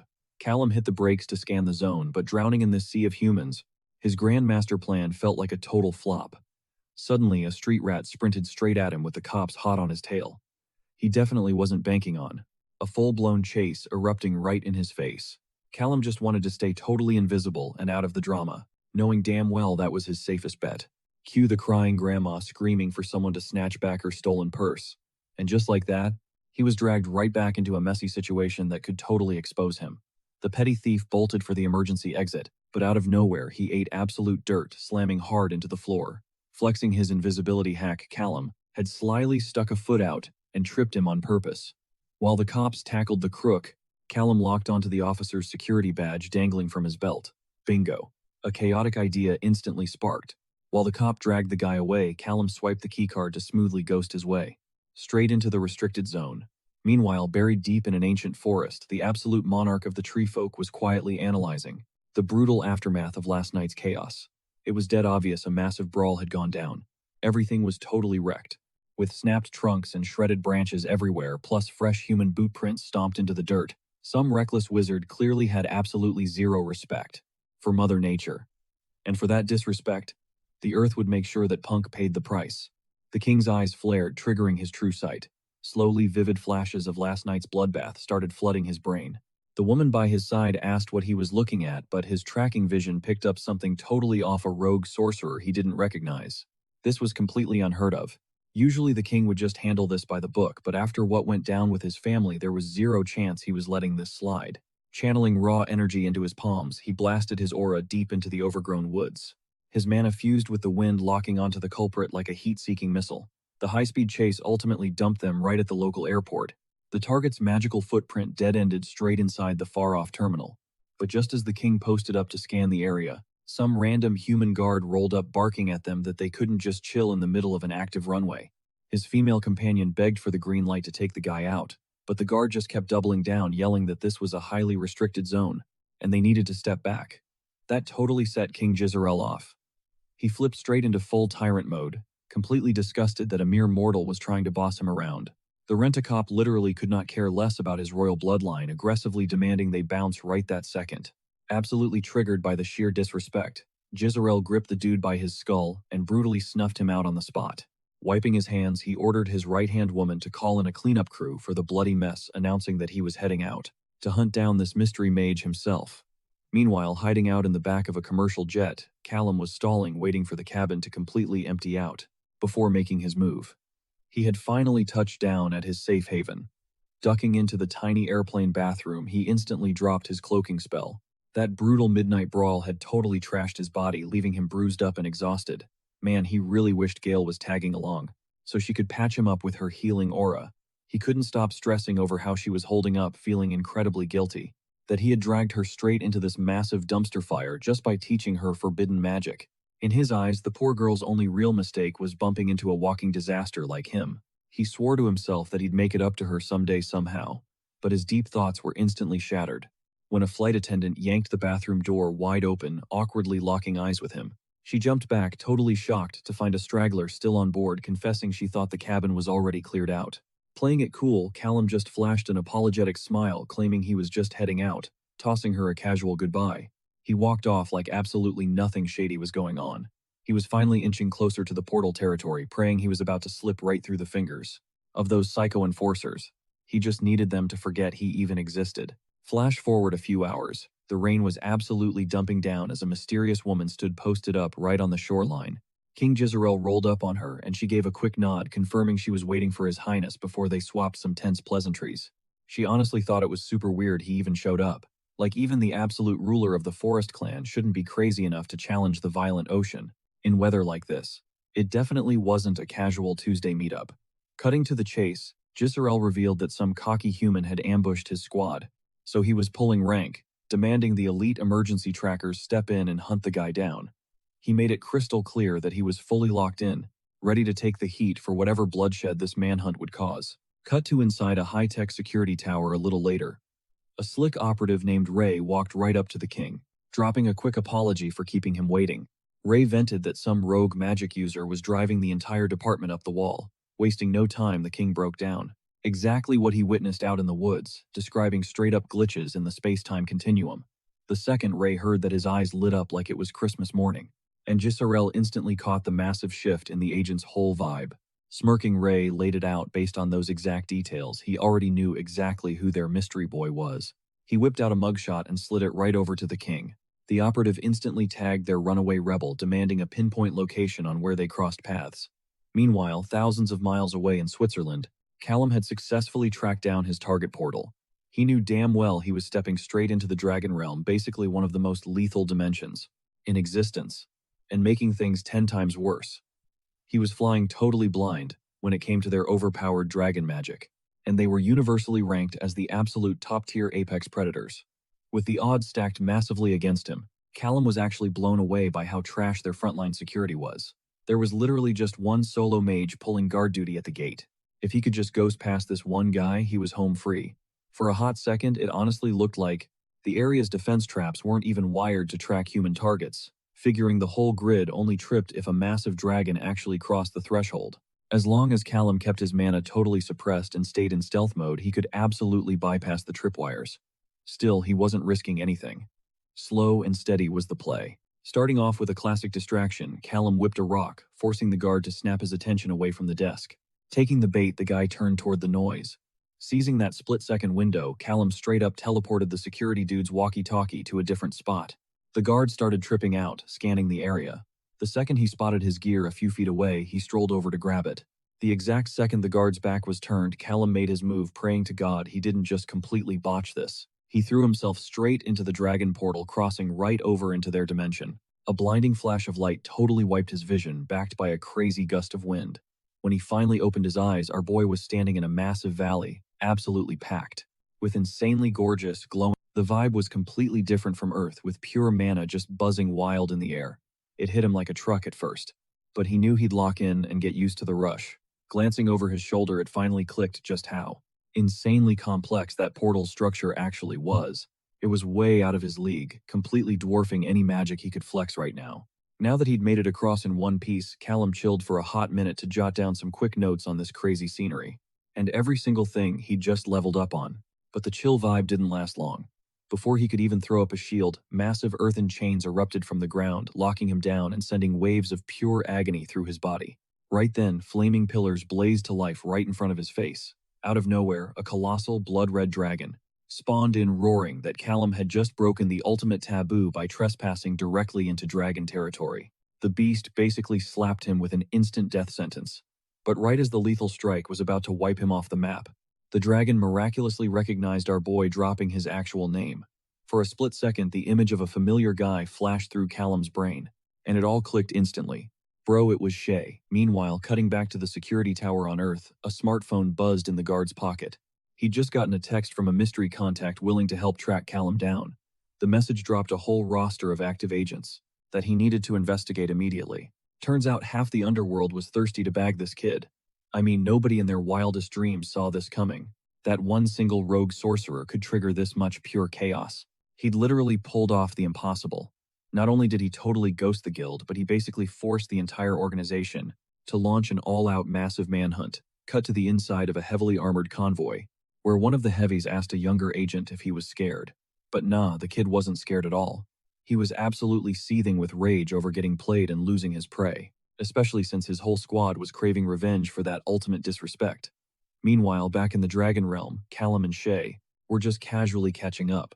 Turns out the dragon race is actually insanely OP, literally spawning matter right out of thin air. Callum spilled the tea on his wild journey, admitting he didn't even know he was a magic user back when they first crossed paths. Curious, Shay leaned in and asked what exactly drove him to crash a literal dragon sanctuary. Skipping a rock across the glowing lake, Callum shrugged and said he was just desperately looking for a safe haven.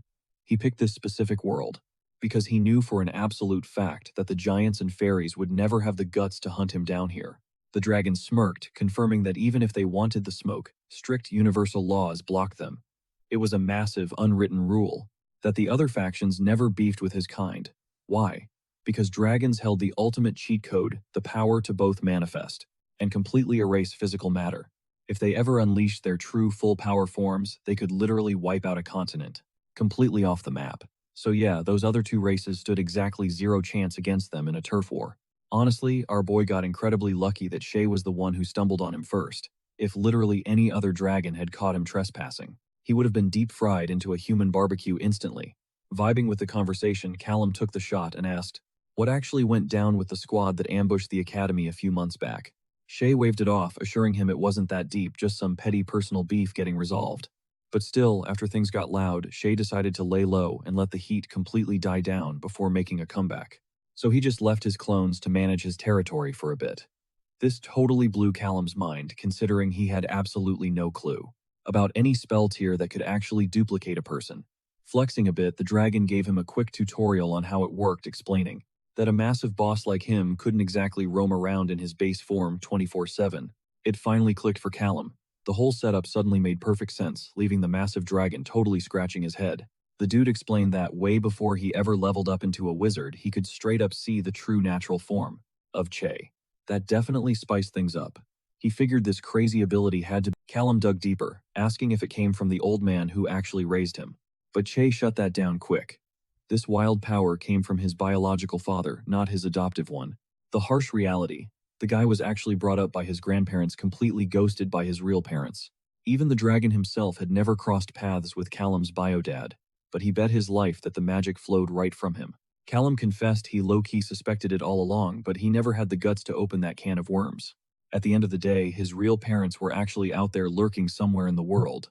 Desperate for the tea, Callum practically begged the dragon to drop any extra lore he had on them. Che admitted his dad was a total mystery, but his mom, she was a certified rebel through and through. Back in her youth, she completely bailed on her family and went totally off the grid for years. She eventually randomly popped back up pregnant with Callum, keeping his entire existence heavily under wraps. And the second she got the chance, she dipped again, dumping him onto his grandparents. They totally knew the kid would grow up and start interrogating them, especially with all her random Polaroids scattered around the crib. To shield him from the trauma, they just fed him a fake story that she was some close family friend, someone he might bump into one day. Hearing this heavy truth, Callum finally got why his grandparents moved in silence. Navigating that mess must have been a straight-up nightmare for them. Che gently dropped a heavy, comforting hand on the kid's shoulder. He broke it down. Even though dragons usually steer clear of human drama, even he could spot that Callum's grandparents were genuinely solid people. They were just desperately shielding him from a super toxic, brutal truth. Back when he was just a clueless, vulnerable kid. As deep as this trauma dump was, Callum knew he had to bounce ASAP otherwise. They were both about to catch major heat, so he desperately asked Che if he knew some other safe house, where he could lay low and hide out. Che pitched the fairy realm as a solid backup plan, though he seriously warned that place was insanely chaotic. The absolute deepest zones of that forest. Pure, unadulterated danger. But honestly, if Callum actually wanted to clutch this war, the vampire domain was the god-tier spot. It hoarded all the enchanted loot. He'd literally die without. Sure, it wasn't exactly his top pick, but it was hands down the most cracked option. The dragon hit him with a heavy warning to watch his back, reminding the boy he was walking a massive tightrope right now. Literally half the supernatural world had a massive bounty on his head. Getting super inside his own head, Callum frantically asked what his next move should be. Che dropped a cold, hard fact. The strong do whatever the hell they want, while the weak just suffer through what they have to. Bottom line, Callum had literally zero choice but to grind his way to the top. In a split second, the shapeshifter completely burst into his ultimate 100% original form. He wrapped up his epic speech declaring this was the raw path of the dragons, leaving the kid absolutely totally shook, staring up at the colossal beast towering over him. Meanwhile, Ray was out here heavily flexing his badge, trying to squeeze some extra intel out of a local cop. But the cop completely stonewalled him. No matter how much authority Ray threw around, his lips were totally sealed. The agent was absolutely losing his mind over this insane dead end. He was one of the ultra-rare few who had actually made contact with their prime target, but it was all completely useless. Callum didn't even drop his real name back when he crashed in this town, totally playing the extreme loner vibe. Because of that, they literally had zero breadcrumbs to offer. Not backing down, Ray pushed harder, claiming they had solid leaks, placing the kid somewhere in Europe, demanding to know if he ever name-dropped any shady contacts overseas. The cop just scoffed, snapping back that this was a ghost town and he didn't know jack about Europe. Suddenly, a girl named Jessica slid into the scene, handing the agent a fresh cup of coffee. Catching a new opening, Ray immediately targeted her, pressing her with harsh questions, desperate for any shred of tea.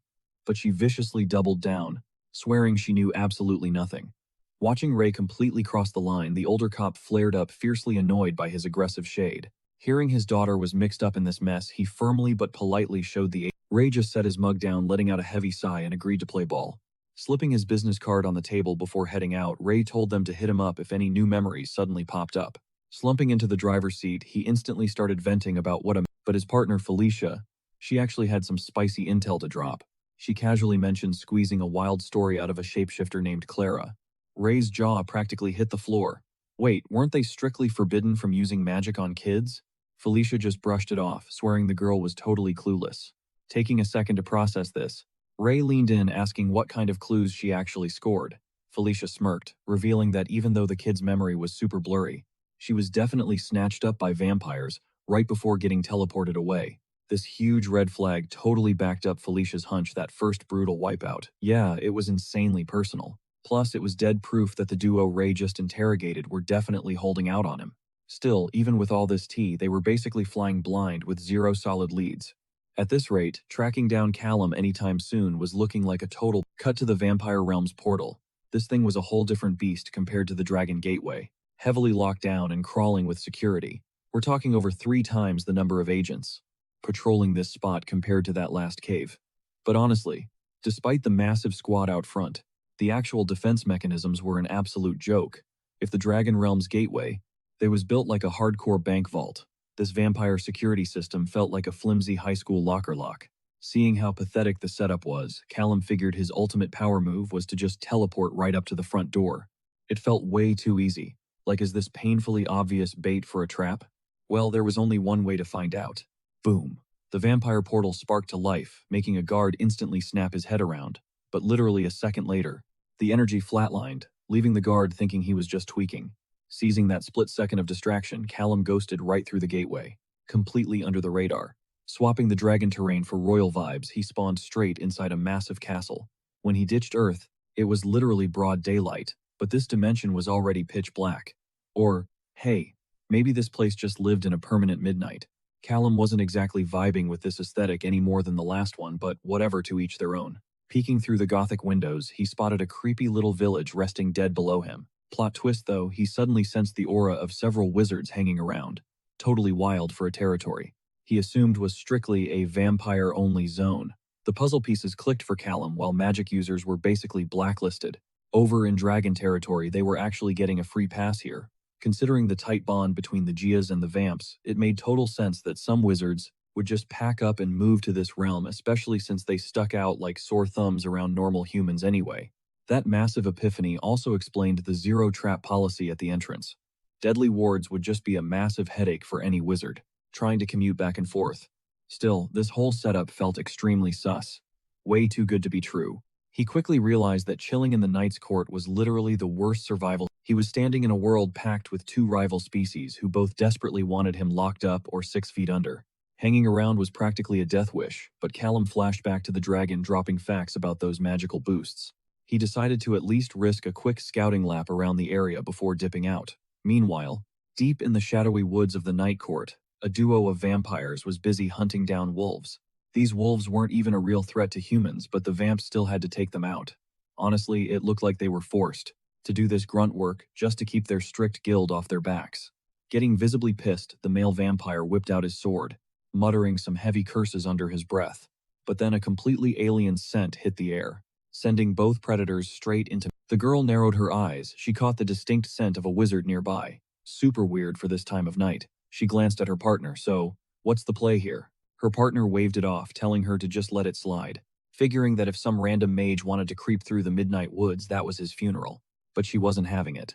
She fired back that they'd be in deep water if this guy turned out to be some stuck-up noble's kid, who ended up getting totally wrecked out here. Playing it safe, she pinged the Night Court, dropping a warning about a rogue mage lurking in the woods and begging for orders. Her partner groaned, rolling his eyes and muttering that it was probably just some basic wind mage taking a stupid midnight stroll. But a split second later, a chilling message flashed across the vampire's comms, barking at them to haul their asses back to base right now. She tried to question the sudden freakout, but her boss just doubled down. Get back immediately, mind totally spinning over what kind of heavy hitter was actually out there. The duo sprinted back to the castle. All the way back, she ripped into her partner, snapping that they would have been completely cooked if she had not called in that sketchy vibe. She knew for a fact they were about to get grilled for every single detail of that magical trace, no matter how faint, the second they stepped through those doors. And sure enough, some random high-tier noble was already waiting to ambush them. He coldly demanded to know if they were the night shift vamps, who called it in, prompting them to nervously ask where their usual boss was hiding. The guy flexed his authority, introducing himself as Master Tyson, and bluntly stating that this whole mess was way above their regular commander's pay grade. Hearing that Tyson was top brass from the SB, the male vamp instantly froze, totally dropping his cocky attitude. Tyson didn't waste a second, and started grilling them about what exactly went down in the woods. They scrambled to explain they hadn't actually laid eyes on anyone, just felt a super heavy magical pulse. When the boss pressed them, the woman swore up and down it was definitely human magic, though she could not pinpoint the exact flavor of it. That fuzzy intel clearly made everything 10 times worse. Sweating bullets, the guy finally choked out a question. What the heck was a human even doing in the Night Court? Tyson dropped a bombshell. He figured their runaway had blindly dashed into the void between the portals. He glared at the vampires, warning them that this human Callum Wells was absolutely lethal. The SB had him stamped as a code red threat, even if they still didn't know his full arsenal. With zero room for debate, Tyson ordered them to alert the whole squad. To keep their eyes peeled and sound the alarm the second Callum showed his face. He made it crystal clear they needed this guy bagged and tagged. Like yesterday. Meanwhile, all that nerdy cramming Callum did, it absolutely failed to prepare him for the real night court. The name alone hyped up a vibe of jump scares and monsters lurking in the shadows, demons and witches basically owning the darkness. But the actual reality way trippier. The most insane part about this place wasn't some creepy ghost or goblin. It was the literal moon. It hung so massive in the sky it felt like it was going to crash land, straight into the ground at any second. Every time that giant rock pulsed, the whole earth shuddered with it. Sometimes it was just a low hum like a ticking clock, and other times, it violently shook hard enough to literally birth a whole mountain out of nowhere. The whole island felt alive, breathing and shifting like some giant glitched-out beast. But one thing was a hard fact. Callum needed to bounce fast. His survival guide claimed the magic hotspots were stashed inside sinkholes or deep wells. But here is the catch. He had been hiking through these haunted woods all night, and the ground literally warped under his boots. That awful gut feeling that he was walking into a trap. Would not quit whispering that there had to be a cheat code to reach his goal. Suddenly, a nasty crunch outside his tent made Callum peek out to scope the scene. It looked like some freakish, oversized bug was throwing hands with a literal tree. His brain clicked, pulling up an old wiki page memory, and he finally pinned it down: a blood-sucking sturge. If his nerdy brain was not glitching on him, these gross critters always spawned their nests deep inside sinkholes. Boom. All he had to do was track one of them, and his problem was basically solved. Only one issue: the giant murder mosquito was currently getting clapped by the angry tree, and Callum desperately needed it alive. He decided to speedrun this boss fight, but then he remembered he was supposed to be moving like a ghost. He knew that if those vamps spotted empty shell casings scattered in the dirt, he would be exposed instantly. He had to play it smart and keep a cool head, so he locked in, waiting to piggyback off the tree's next strike. By tearing open a portal and deflecting the strike to hit the bug's rival, he perfectly managed to guarantee that he stayed completely off the radar. The second that freaky tree monster bit the dust, the winged bug bolted into the sky, forcing Callum to quickly pack up his gear and tail it. Just like he planned, the giant Sturgis led him straight to the jackpot, a massive hive swarming with tons of other terrifying giant insects. Down in the pit, some weird toxic liquid was bubbling up, and right next to it, the magic crystals he desperately needed.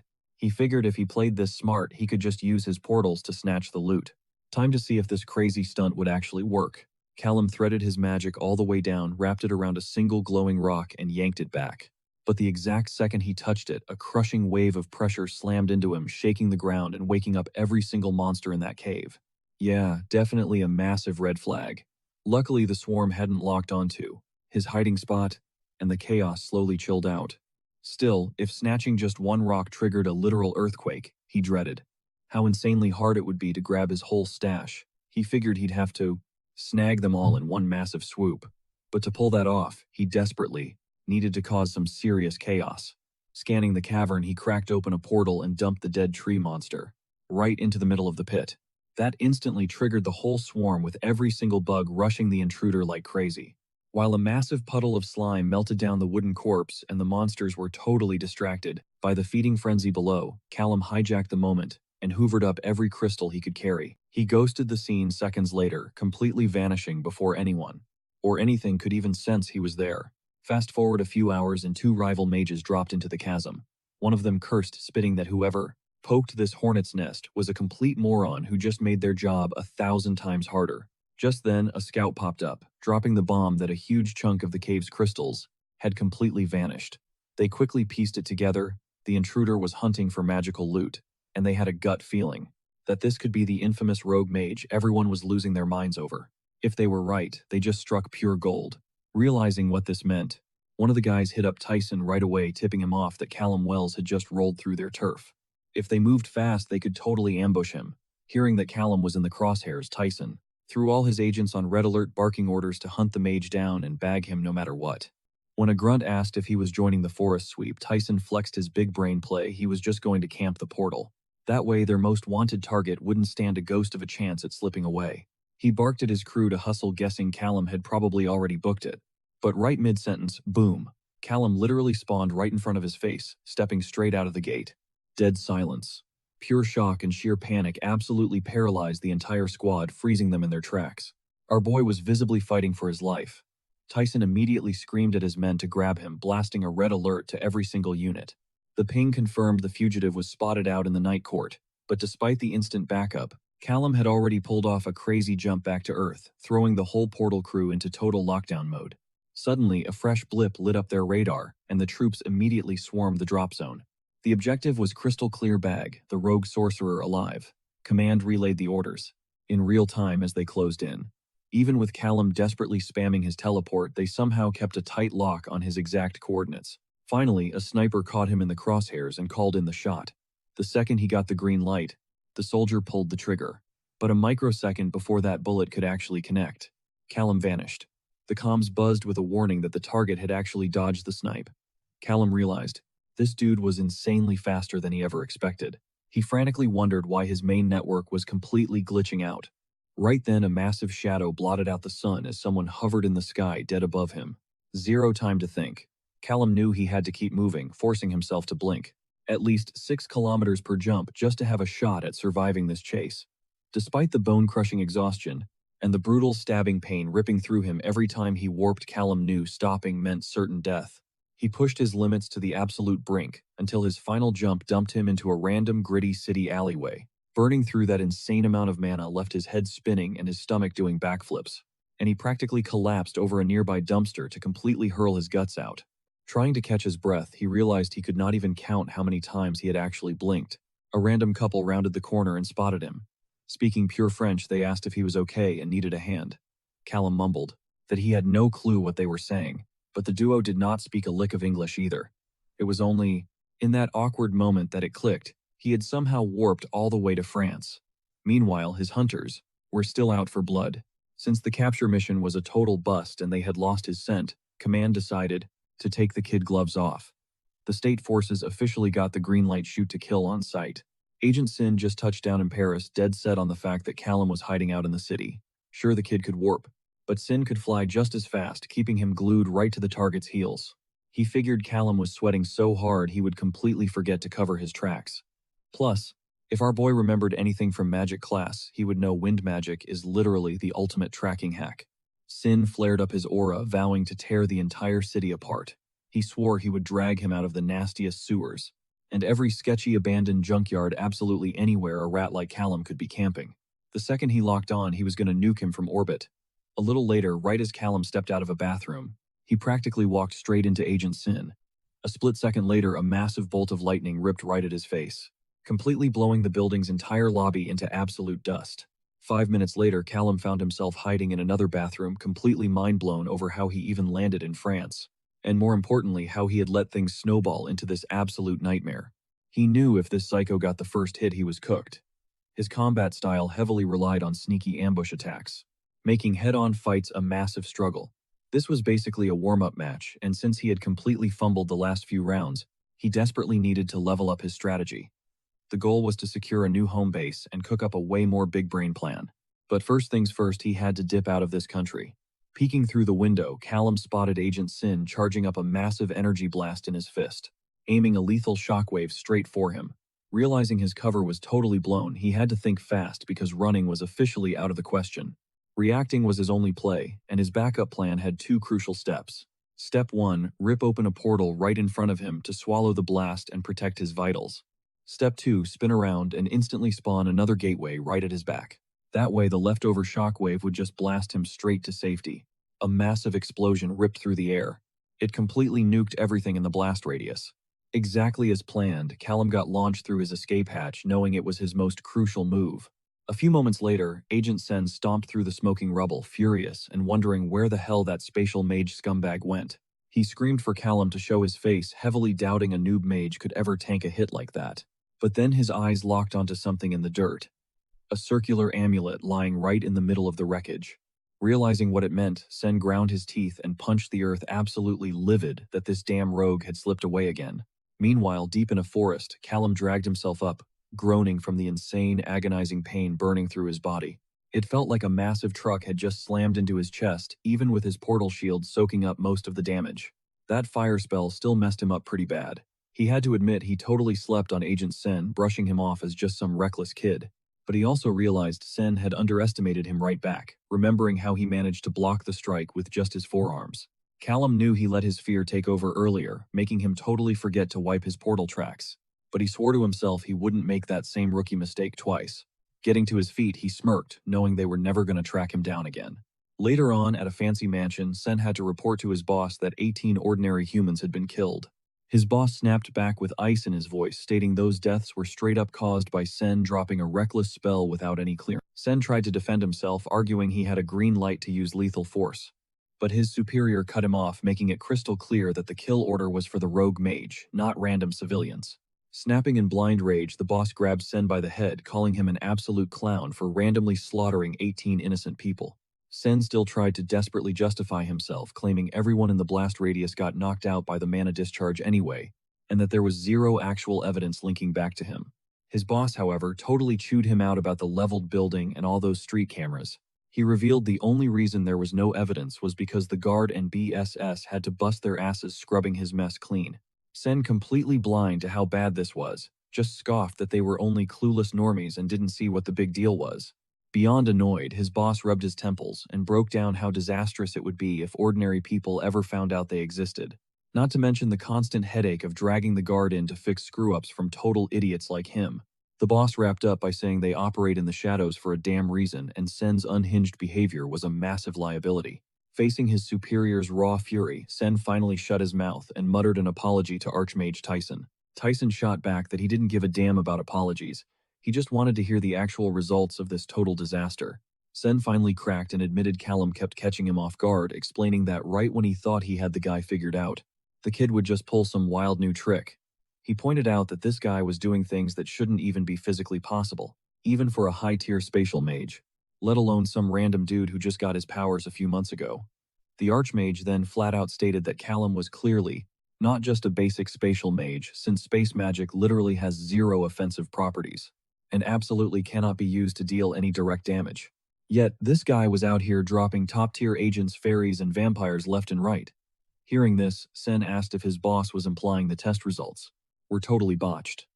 The boss fired back that the testing system was absolute garbage, and since Callum himself was the one who listed his own abilities, they had definitely made a massive mistake somewhere. Unless Sen actually believed some street rat was flexing Archmage-level power, Tyson was dead sure Callum had the spatial aspect. But threw out the theory that their garbage test complete. Sen instantly pushed back, arguing that was impossible because a multi-aspect spatial mage had literally never existed in history. So, his boss dropped another bombshell, suggesting Callum was getting hard carried by some mysterious outsider feeding him top-tier intel and gear. The Archmage demanded this target be hunted down and punished immediately. Bowing deeply, Zane swore he'd handle it. But just as Zane turned to leave, the Archmage froze him in his tracks. Stepping menacingly close, he growled a final warning.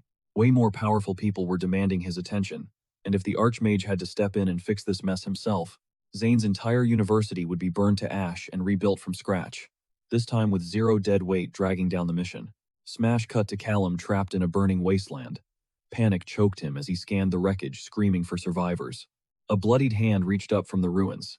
Callum sprinted over his muscles, screaming as he heaved a massive chunk of concrete off a woman. He frantically asked if she was okay and who caused this slaughter. Trembling, she just pointed a shaky finger and whispered him. Standing in the inferno was Agent Zane, manipulating the flames with a completely twisted, psychotic grin. A cold sweat drenched Callum as he choked out the agent's name. Suddenly, the woman grabbed him. "Why did you let Zane take his own life?" she shrieked, her flesh melting off her skull like dripping wax. Callum violently jolted awake in his airplane seat, gasping for air and staring at his furiously shaking hands. It was just a nightmare. He swallowed hard, desperately trying to steady his breathing to avoid a scene while nosy passengers whispered around him. Slumping down, he yanked his hoodie over his face and pretended everything was totally fine. A newspaper headline flashed in his mind: 18 dead in a freak kitchen fire. Even though he didn't cast the actual spell, the crushing guilt was eating Callum alive. The blood of those 18 people stained his hands, and that dark reality was permanently burned into his brain. Minutes later, the intercom crackled as the pilot announced they were cruising over Texas. A flight attendant sweetly offered to stow his bag, but Callum politely brushed her off. Suddenly, a blinding headache spiked behind his eyes. What the hell was that? He immediately sensed his homeward-bound enchantment fading fast. Honestly, for a rookie attempt, he was shocked it held up this long.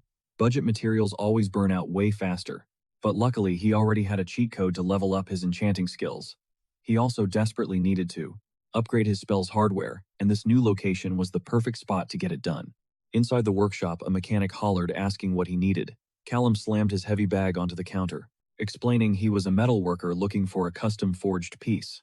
The woman leaned in to take a look, so he flipped open his laptop, showing off a slick 3D rendering he mocked up. She raised an eyebrow. "You some kind of engineer?" But Callum just shrugged it off as a casual side hustle. She confidently claimed she could pull off the build if he actually had the right materials. Smirking, Callum unzipped his duffel bag and asked if his stash would do the trick. Pushing up her safety glasses, she stared blankly and admitted she had absolutely never seen anything like it. He played it cool, claiming it was just some scrap he scrounged up at his shop, guessing it was some kind of weird alloy. Still, she figured she could run a few heat tests to find its exact melting point. She promised the whole custom order would be ready in just a few days. Music to Callum's ears. Back at his base, he realized he'd been completely ghosted by a manual lately. Callum knew relying on cheap parlor tricks wouldn't save his skin against Gar forever. He had to grind and master true magic if he wanted to survive their battlefield. Mortidia was definitely going to be the key to unlocking his true power, and once those receiver plates were ready, he could literally forge his own mini portals just like the ones Gar used. The game plan was simple. Drop a plate anywhere in the world and boom, he could theoretically teleport across the globe in seconds. Suddenly, his phone buzzed. He picked up, totally confused as to why Lucy was calling him. Her voice crackled through the speaker, revealing she honestly thought he had barely survived yet another massive Gar ambush. She was spilling all the tea, talking about wild rumors that he phased through the world's portal network. Like an absolute ghost. Callum was completely lost, wondering if Gar was just hyping him up as a legendary threat to hide the embarrassing fact that he completely bypassed their trash security. Lucy practically begged for the epic details, but he flat out told her he wished he had a cooler story.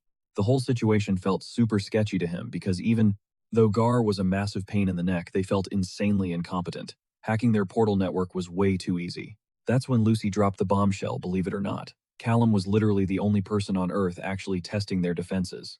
Back then, Guard had the supernatural world in an absolute chokehold. He kept everyone paralyzed with fear, meaning nobody ever dared to step up and challenge his reign.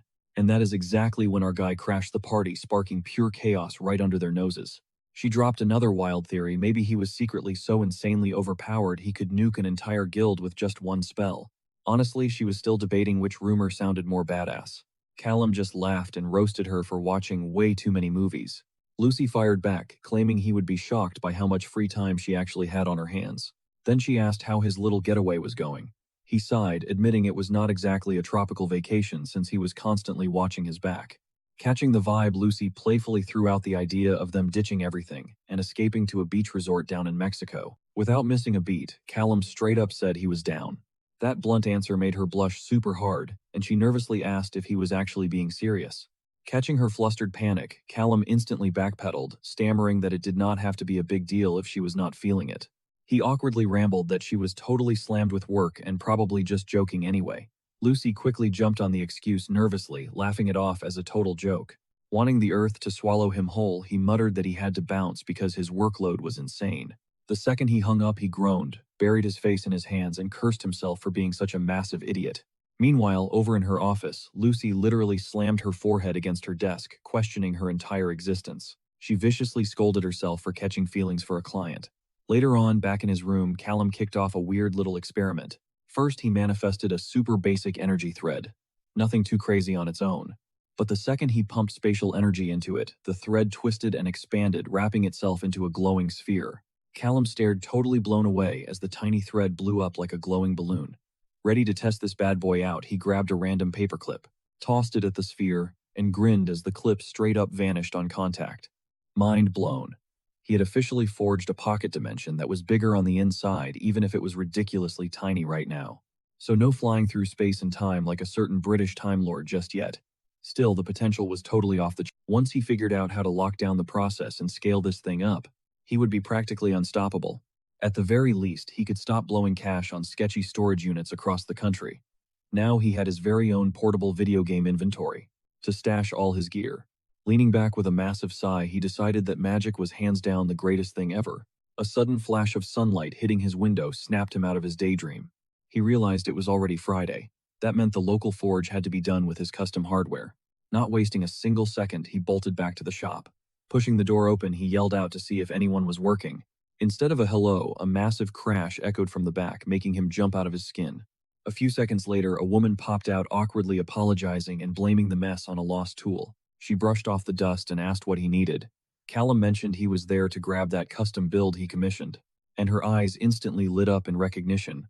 Feeling a little awkward, he just rubbed the back of his neck and nodded. The blacksmith totally geeked out, saying that insane metal alloy he gave her was an absolute trip to work with. At first glance, she thought it was just heavy lead, but the melting point was completely unhinged. She had to run some crazy trial and error tests. But eventually, she cracked the code and figured out how to forge the crazy stuff.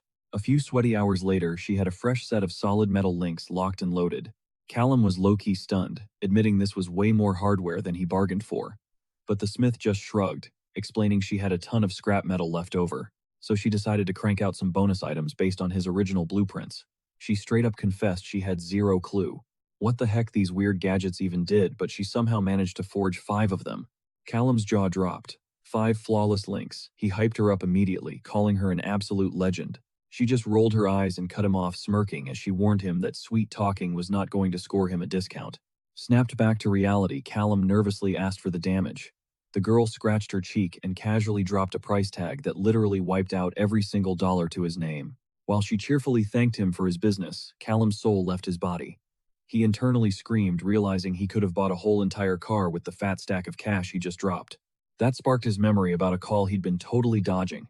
He hadn't uttered a single word to Lucy since that super cringy chat they had the other day, secretly praying he wouldn't literally die of secondhand embarrassment dialing her number. Cut to Lucy glued to her gaming setup, jumping when her phone suddenly buzzed. She picked up and instantly hit him with a crisp, "What's up, boss?" making Callum seriously raise an eyebrow at the weird new nickname. Flushing bright red, Lucy stammered out that she actually meant to call him Big Guy. He chuckled, teasing that he thought he was supposed to be the resident stuttering disaster, prompting the poor girl to groan and beg him to just end her misery right there. Flipping the switch, Callum's tone dropped into serious mode. Lucy swallowed hard, totally panicking. "Wait, are you firing me?" "Nah, total opposite," he reassured her, dropping the bomb that he actually wanted to hire her to broker a deal. Hooked, she demanded to know what was on the table. Callum didn't sugarcoat it. He was sitting on a property deed that was completely off Gar's radar. Lucy practically choked on her own spit. A ghost deed like that was insanely valuable, and could easily pull an astronomical bag on the magical black market. Leaning in, Callum asked just how much she thought they could squeeze out of it, already fully aware they were looking at a payout in the multi-millions. But the real kicker, finding someone with enough guts to actually buy the damn thing.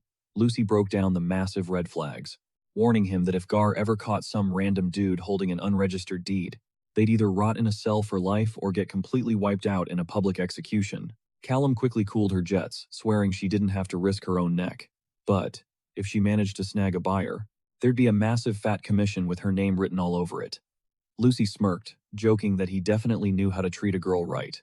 Strictly in a platonic business partner kind of way, obviously. Callum laughed, locked in the deal, and promised to catch up with her later, before killing the call. Left alone in her room, the girl aggressively yanked her own hair, totally stressing over what kind. Meanwhile, in a high-end office, Argrave was literally seething, violently raging over how the thief had just vanished into thin air.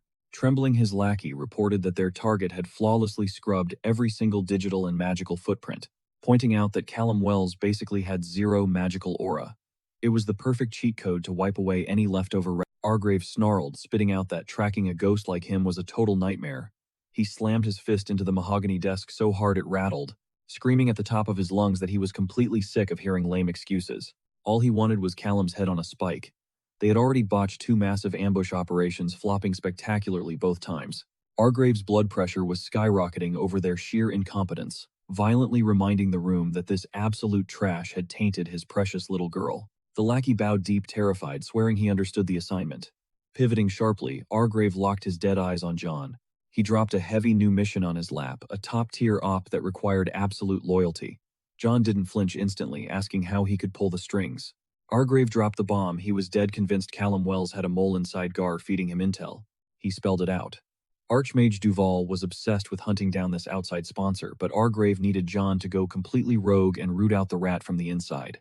John's eyes narrowed. "Wait, are you saying Gar is compromised?" The older man just shot him an icy, unblinking glare, and stone cold confirmed that it was highly likely. Flash forward a few days. Callum hit up Lucy to check if she'd locked in a buyer for the phantom property. Lucy sighed, admitting the whole vibe was getting super messy. She wasn't exactly rubbing elbows with hardcore mafia bosses, but she cautiously teased that the ultimate whale for their illegal loot might just be a certain alpha she'd already slid into the DMs of. Callum's brain clicked instantly. Hold up. Are we talking about Chester? The setup felt way too perfectly timed. He immediately pressed her on whether the alpha was just plotting to trap him in a massive debt of gratitude. Lucy shrugged, totally keeping it real. She couldn't magically read Chester's mind. But yeah, she totally agreed he was probably playing chess. She also threw up a massive warning sign, those specific property bonds. They were basically Duval's personal spatial commands. Just flashing them out in the open would trigger an insane amount of red flags. Callum scratched his chin, betting that Chester definitely had the raw muscle and influence to bury the deal under the radar. And she nodded, totally validating his theory. Pacing around, Callum was torn. The idea of owing a major favor to a beast like Chester gave him serious the ick, especially since he wanted absolutely zero part in another chaotic vampire turf war. But let's be real, his bank account was practically on life support. If he ever wanted to build an untouchable safe house miles away from Gar's toxic grip, he desperately needed that bag. The switch flipped. He was locking it in. He fired back at Lucy, telling her he'd handle the Chester situation himself. He already had the master plan sketched out. He just needed a little more time to let it cook. To lock in the enchantment, Lucy promised to set up the meet for tomorrow. The second the call dropped, Callum knew it was grind time. If he was going to flip this relay, he had to make sure the enchantment quality was absolutely top tier. He vividly remembered the nasty stomach cramp he got from test driving one of his own gadgets, and he highly doubted Alpha Chester wanted to feel sick to his stomach every single time he warped. Callum figured Chester didn't even have the mana control to handle it anyway. Because of that, a basic magic ring just wasn't going to cut it for the activation. Instead, he opted to forge 2 linked plates, even though they'd still need a mage to juice them up. It was a way smoother setup for the buyer. He planned to stretch the plates out, making them much wider. Not crazy massive like the ones the GAR used, though. Just big enough to transport Chester and his squad. Wiping the sweat off his face, Callum knew he was pulling an all-nighter. But he had no choice. He had to craft a flawless pair of relays strong enough to handle an alpha. He just crossed his fingers that Chester would vibe with the final product. The next day, Chester picked up the phone, mentioning he heard. Callum was holding on to something that might catch. Callum played it cool, saying it depended. He asked how Chester felt about unlimited teleportation. Completely off the GAR radar.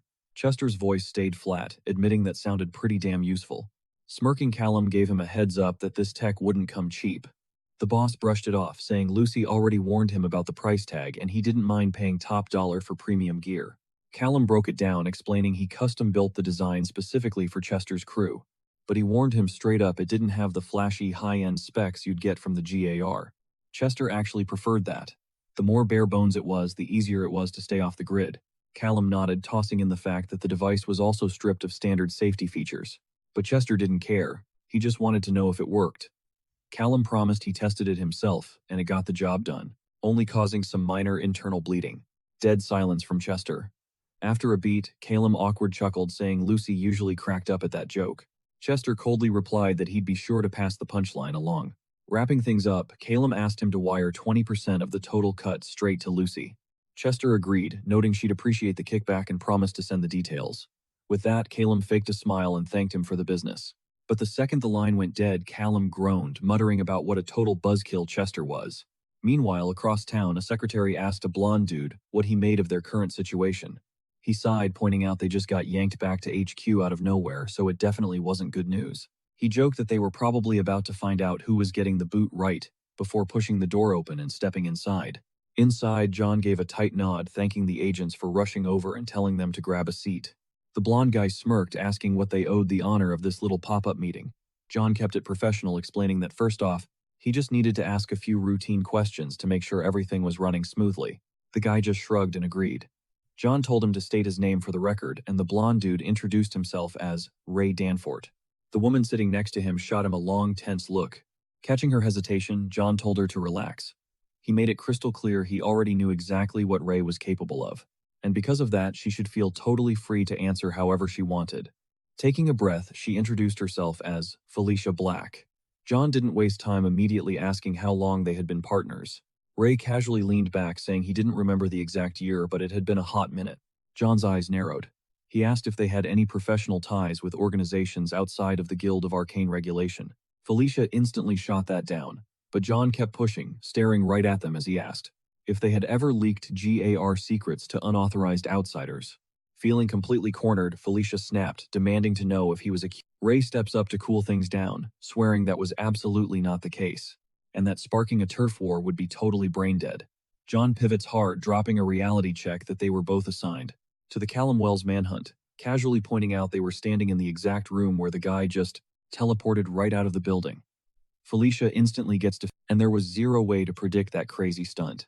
Ray backs her up, swearing he watched the whole thing go down with his own eyes. Unfazed John throws massive shade, smirking as he asks if they seriously consider themselves top-tier agents. Squinting, Ray fires back, asking if this is some kind of twisted performance review. John shrugs it off as a basic question. I mean, a rogue mage slipping through a high-security net, major red flag. Since they were the lead detectives, he just wanted their raw take on this whole disaster. Swallowing his pride, Ray admits they definitely fumbled the bag a few times. But that is exactly why they are dead set on dragging Callum back in chains. Neither of them is about to let themselves get clowned. Now that Callum is roaming free, they are ready to flex every ounce of their power to hunt him down. Smirking, John nods. That was exactly what he wanted to hear. Then he drops the bomb. Acting on Archmage Argrave's orders, he is officially pulling them off their current posts. Felicia instantly flares up, snapping that he cannot just do that, while Ray warns him he is making a massive mistake. Nobody knows this case better than them. But John holds up a hand, telling them to chill. He only pulled them from their daily grind, not the manhunt itself. Watching their jaws drop, John leans in, revealing he has solid proof that Callum has a mole hiding inside the guild. That is why he needs them to join his elite strike team, to smoke the traitor out. He extends a hand, asking if they are ready to roll. Cut to somewhere else. Lucy's phone alarm is absolutely screaming. She aggressively smashes the snooze button, groaning that she is already awake and telling it to shut up. Grumbling about the ungodly hour, she suddenly jolts upright, realizing she is massively late. Tearing off her pajama shirt, wondering how on earth she slept through 6 alarms, practically begging for some teleportation magic right now, she sprints out the door, arriving breathless at a massive corporate skyscraper. Lucy bulldozes through the crowded lobby, screaming at everyone to please hold the elevator. But the metal doors slide shut right in her face. She groans, muttering that these mages are just a bunch of jerks. Finally slumped at her desk, she keeps venting about how they treat her like absolute trash, even though she literally comes from a pure-blood mage family, all because she cannot cast a single stupid spell. Well, at least she miraculously clocked in on time. But then a red notification pops up on her monitor. Clicking the mouse, she squints at the screen. The guard administration was summoning every single employee down to the main floor. Heart pounding, Lucy whines all over again as she drags herself downstairs. Down in the lobby, John gives a fake, cheerful good morning, announcing that thanks to some messy internal drama, he is running mandatory routine interviews. He smoothly promises they have absolutely nothing to sweat about, claiming it is all totally confidential. As the crowd starts buzzing with nervous whispers, Felicia sighs heavily and blasts a silencing spell over the entire room. Lucy panics. Her lips are literally glued shut. John smoothly thanks Felicia for the assist and tells everyone to step up to the front the second their ID number is called. He kicks things off by calling employee 6011, rapidly firing off ID numbers one after another, as the tension in the room skyrockets. Finally, the hammer drops. It is Lucy's turn. Felicia commands her to state her name. Trembling, the girl blurts out Lucy Rosetta Harper. Staring her down, the mage demands to know her exact role in the company. Lucy's eyes go wide. She cannot even try to lie. The magic is literally forcing the truth out of her throat. So she spills everything, admitting she is just an admin handling server traffic. But the interrogator cuts straight to the chase, demanding to know if by some crazy chance, Lucy has leaked any highly classified guard intel. The poor girl gulps hard as Felicia sharply orders her to answer. When hit with the question, Lucy totally played dumb, convincing herself it wasn't a flat-out lie. I mean, she secured the bag and sold the intel, so technically she never gave it away for free.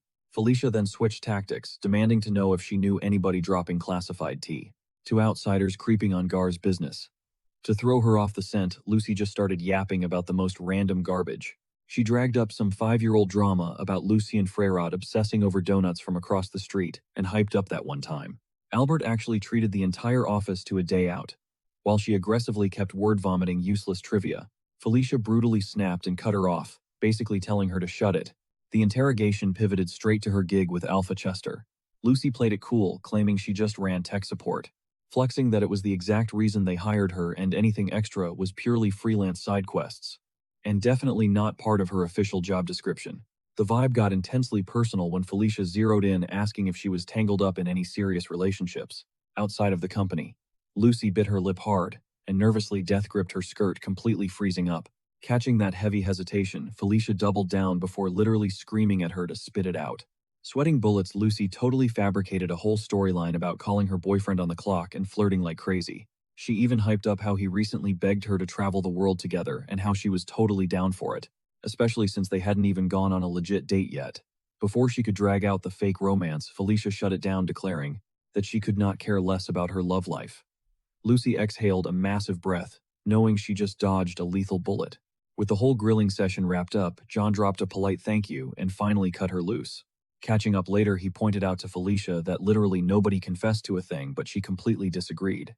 John kind of saw her point, bringing up how Miss Janvier was definitely skimming off the top, but that was just side drama, and honestly had zero to do with their main target. The inspector argued they needed to drop the filter and get way more aggressive with their suspects, claiming their questions were way too weak. John pushed back though, reminding them that going rogue violated strict company policy, while some guy named Ray chimed in to confirm that pulling stunts like that was an absolute no-go for internal investigations. He broke it down, explaining how the fairies were already spilling toxic rumors everywhere, and if the other factions even sniffed that Gar's security was compromised, they would instantly pull their backing. And without that squad, it would be an easy win for the rival supernatural races. Flipping the script, John grilled Ray about the magical sweep. Ray brushed it off, saying he only tripped over a few basic security wards scattered around the offices, which was honestly nothing to write home about. Visibly annoyed, John openly questioned if they were just chasing ghosts with zero evidence, though Ray absolutely wasn't buying it. The guy immediately shot that theory down, swearing he was going to stalk the specialist's every single move and keep her on a suffocatingly tight leash. Meanwhile, deep in some random creepy woods, a massive binding artifact was just glowing in the dirt. Suddenly, raw spatial energy erupted from it, literally pixelating Callum's body right into existence. He smirked at the flawless landing, hyping himself up because his custom teleportation hack worked way better than he even dreamed. Sure, it wasn't as polished as Gar's top-tier tech, but at least the jump didn't leave him wanting to throw up or clutching his stomach in total agony. Now all he had to do was drag Alpha Chester to this exact spot. Once that deal was locked in, he would finally secure enough cash to trick out his underground bunker. Next up on the agenda was blowing up Lucy's phone and giving her the green light. But the second he dialed, an automated voice coldly announced the number was totally dead. Callum completely froze his brain, scrambling to figure out if she got busted or was just caught up in something, spinning around. Pure paranoia hit him as he realized holding that burner phone was a massive risk. Suddenly, a violent rustle echoed from the bushes right next to him, and his gut screamed that Gar's goons were already tracking his every single move. They might have already pinpointed his exact coordinates. Without missing a beat, he instantly crushed the device in his bare hands. There was zero chance he was letting them drag him back, and luckily he had way more secure backups to hit up Chester. Callum knew he had to completely ghost this location before things went south. Right now, this spot was a total dead end, but he had to stay on high alert to vanish in a flash. He promised himself he would stay totally razor sharp. Things would totally smooth out eventually. Hours dragged on, and still absolute silence from Lucy. Panic started creeping in. Should he hit up Chester? He took a deep breath, forcing himself to chill. He remembered Lucy always swapped her burner phones to stay off the radar, and she was probably just securing fresh digits right now. So he locked in to finish his drop-off before heading out. He marched straight to locker number 429 and cracked it open. Jackpot stuffed with enough gold to make a solid haul. Callum's mind raced. If Lucy was caught in the crossfire, Chester was definitely going down with her. If he could just, it was proof that Gar hadn't sniffed out his trail just yet. Right on cue, his phone buzzed. Lucy's name flashed on the screen. She picked up immediately, spilling apologies for ghosting his calls. His heart dropped. "Are you good?" he pressed. Lucy sighed, dropping the bomb that the agency had turned into a literal hellscape. She needed time to scrub every piece of her tech spotless. Zero chance she was letting Gar sneak a shady tracker onto her rig. Callum winced, realizing he must have stirred up some major internal drama for them to be flailing this hard. "My bad if I just made your life a living nightmare," he muttered. "Don't even trip, it's not on you," Lucy shot back. She confessed she never pegged Gar as this unhinged. She always knew the guild was hardcore.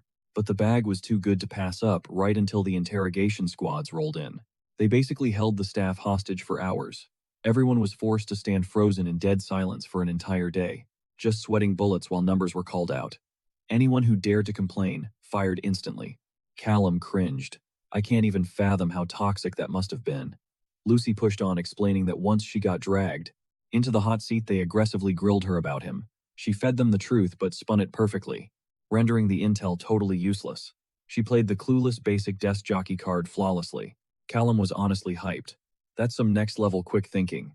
He knew firsthand how brutal those grillings could get, and no one would judge her for being completely rattled. Lucy admitted this was her wake-up call. She was rethinking her whole life, realizing she had totally turned a blind eye to how purely evil Gar was. Callum cracked a small smile. My grandpa always preached that evil only wins when good people just chill and watch. But she cut him off, insisting she hadn't done anything heroic. She just gave him an assist. He let out a light laugh. You're basically giving off superhero energy right now. Just say the word and I'll fly in to rescue you. Her cheeks burned hot as she softly thanked him, but the vibe instantly shifted. She hated to kill the mood, but she had some brutal news.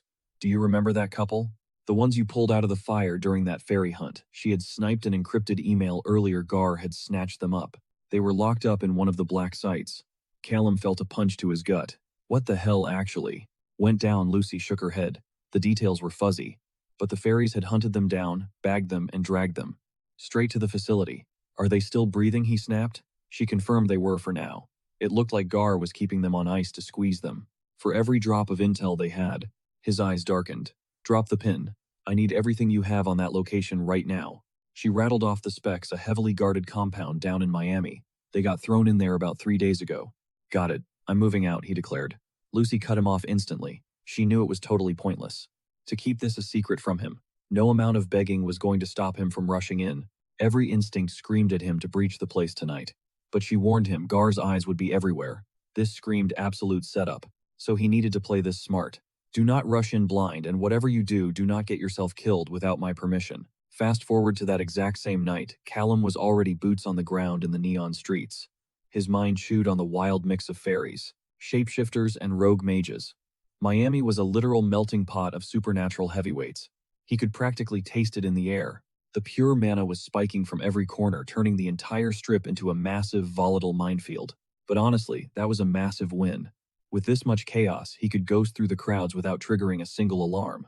To the untrained eye of the underworld, he was just another shadow in the neon glow. Things were about to get incredibly spicy. Gar's Miami fortress was currently locking down the 2 innocent humans he had pulled from the brink. Not too long ago, Callum scanned the perimeter. The sentinel presence was totally stacked. And with Gar's goons heavily patrolling the block, he knew he had to lock down a secure hideout. Somewhere safe to operate from. Ducking into a shadowy alleyway, he instantly started tuning into the energy, buzzing around him. He found it super wild that even with supernaturals basically flexing in broad daylight, the whole vibe felt totally mundane. You had regular front desk clerks and totally normal janitors, just mopping the floors completely clueless. A ton of regular people were just grinding out their 9-to-5 shifts. That completely killed his plan of wiping the building off the map with thermite. Callum knew Gar absolutely had to pay, but he wasn't about to slaughter innocent bystanders just to score some twisted justice. He had to be miles better than the bad guy. Plus, it hit him that simply breaking the hostages out, there wasn't going to cut it. There was a way bigger piece to this puzzle. Callum needed a foolproof way to guarantee their safety afterward, and he definitely couldn't pull that off solo. So he dialed up a lifeline. On the other end, Lucy instantly asked how the massive rescue op was rolling. He admitted he hadn't even breached yet, and honestly, he needed her to clutch up and help him out. Callum laid it out. He couldn't just snatch the couple from the compound and cross his fingers that I wouldn't hunt them down later. A heavy hitter had to step up and actively shield them. Lucy perfectly nailed the vibe, realizing he basically needed a high-tier supernatural sponsor. He told her she hit the bullseye, and that he desperately needed someone heavyweight enough to stand toe-to-toe with Gar. She sighed, calling it a massively tall order since when archmages lock onto a target almost nobody dares to say no. Chester was the absolute obvious go-to, but she highly doubted he'd dirty his hands with this specific drama. Callum then zeroed in on his target. He needed a total wildcard who definitely wasn't riding with Gar, and who was practically itching to flex their dominance. That triggered a memory for Lucy. He had previously snatched people back from the Fae, and those royals were basically always at each other's throats. It was actually possible to totally finesse a Fae king into protecting the couple literally just to spite a rival king. Callum paused, wondering if that crazy play would actually stick. Lucy insisted it was 100% worth the gamble, especially since his seriously growing street cred was a massive advantage. Word on the street was already buzzing that King Jizarel tore the world apart searching and came up totally empty. She added that, if Jizarel caught wind that Calum was doing business with another king, it would absolutely fry his brain. And a handful of petty fae would absolutely pay to witness that exact level of disrespect. Calum then asked if she could pull some strings and lock in that meeting. Lucy softly told him she'd literally move mountains for him, and shot over the intel instantly. Cut to a completely different spot where a king was scoffing at the absolute nerve of someone demanding a sit-down.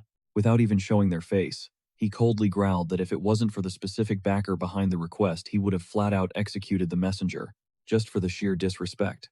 Stepping up, Callum smoothly checked if he was dealing with King Farachar, and the man confirmed he had indeed showed up. To Callum's hand-picked neutral turf, Callum tossed out a quick apology for the sudden pop-up meeting but baited the hook saying he had a pitch. That would definitely grab his attention. Farakar smirked, telling him he officially had his royal curiosity.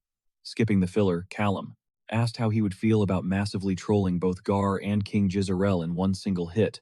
Farachar's eyebrows shot up at the sheer audacity. Mocking. Wait, ghosts are playing high-tier politics now, since he genuinely thought Callum was just a street-level hitman. Callum shot back that he couldn't care less about politics, but his ops always triggered massive fallout, and a little bird told him Farachar could milk that incoming chaos better than absolutely anyone. That hooked the king. Utterly fascinated, he ordered Callum to spit it out. Before his royal patience tanked, Callum laid out the board. Gar was holding 2 regular humans hostage and he was about to bust them out. Hearing this, the king scoffed, asking why he should give a single damn about that. Callum didn't flinch, stating that regular folks absolutely deserved a life entirely free from toxic supernatural influence. But even after he shattered their cages, true freedom was a total pipe dream, unless a top-tier powerhouse actively stepped up to guarantee of their safety.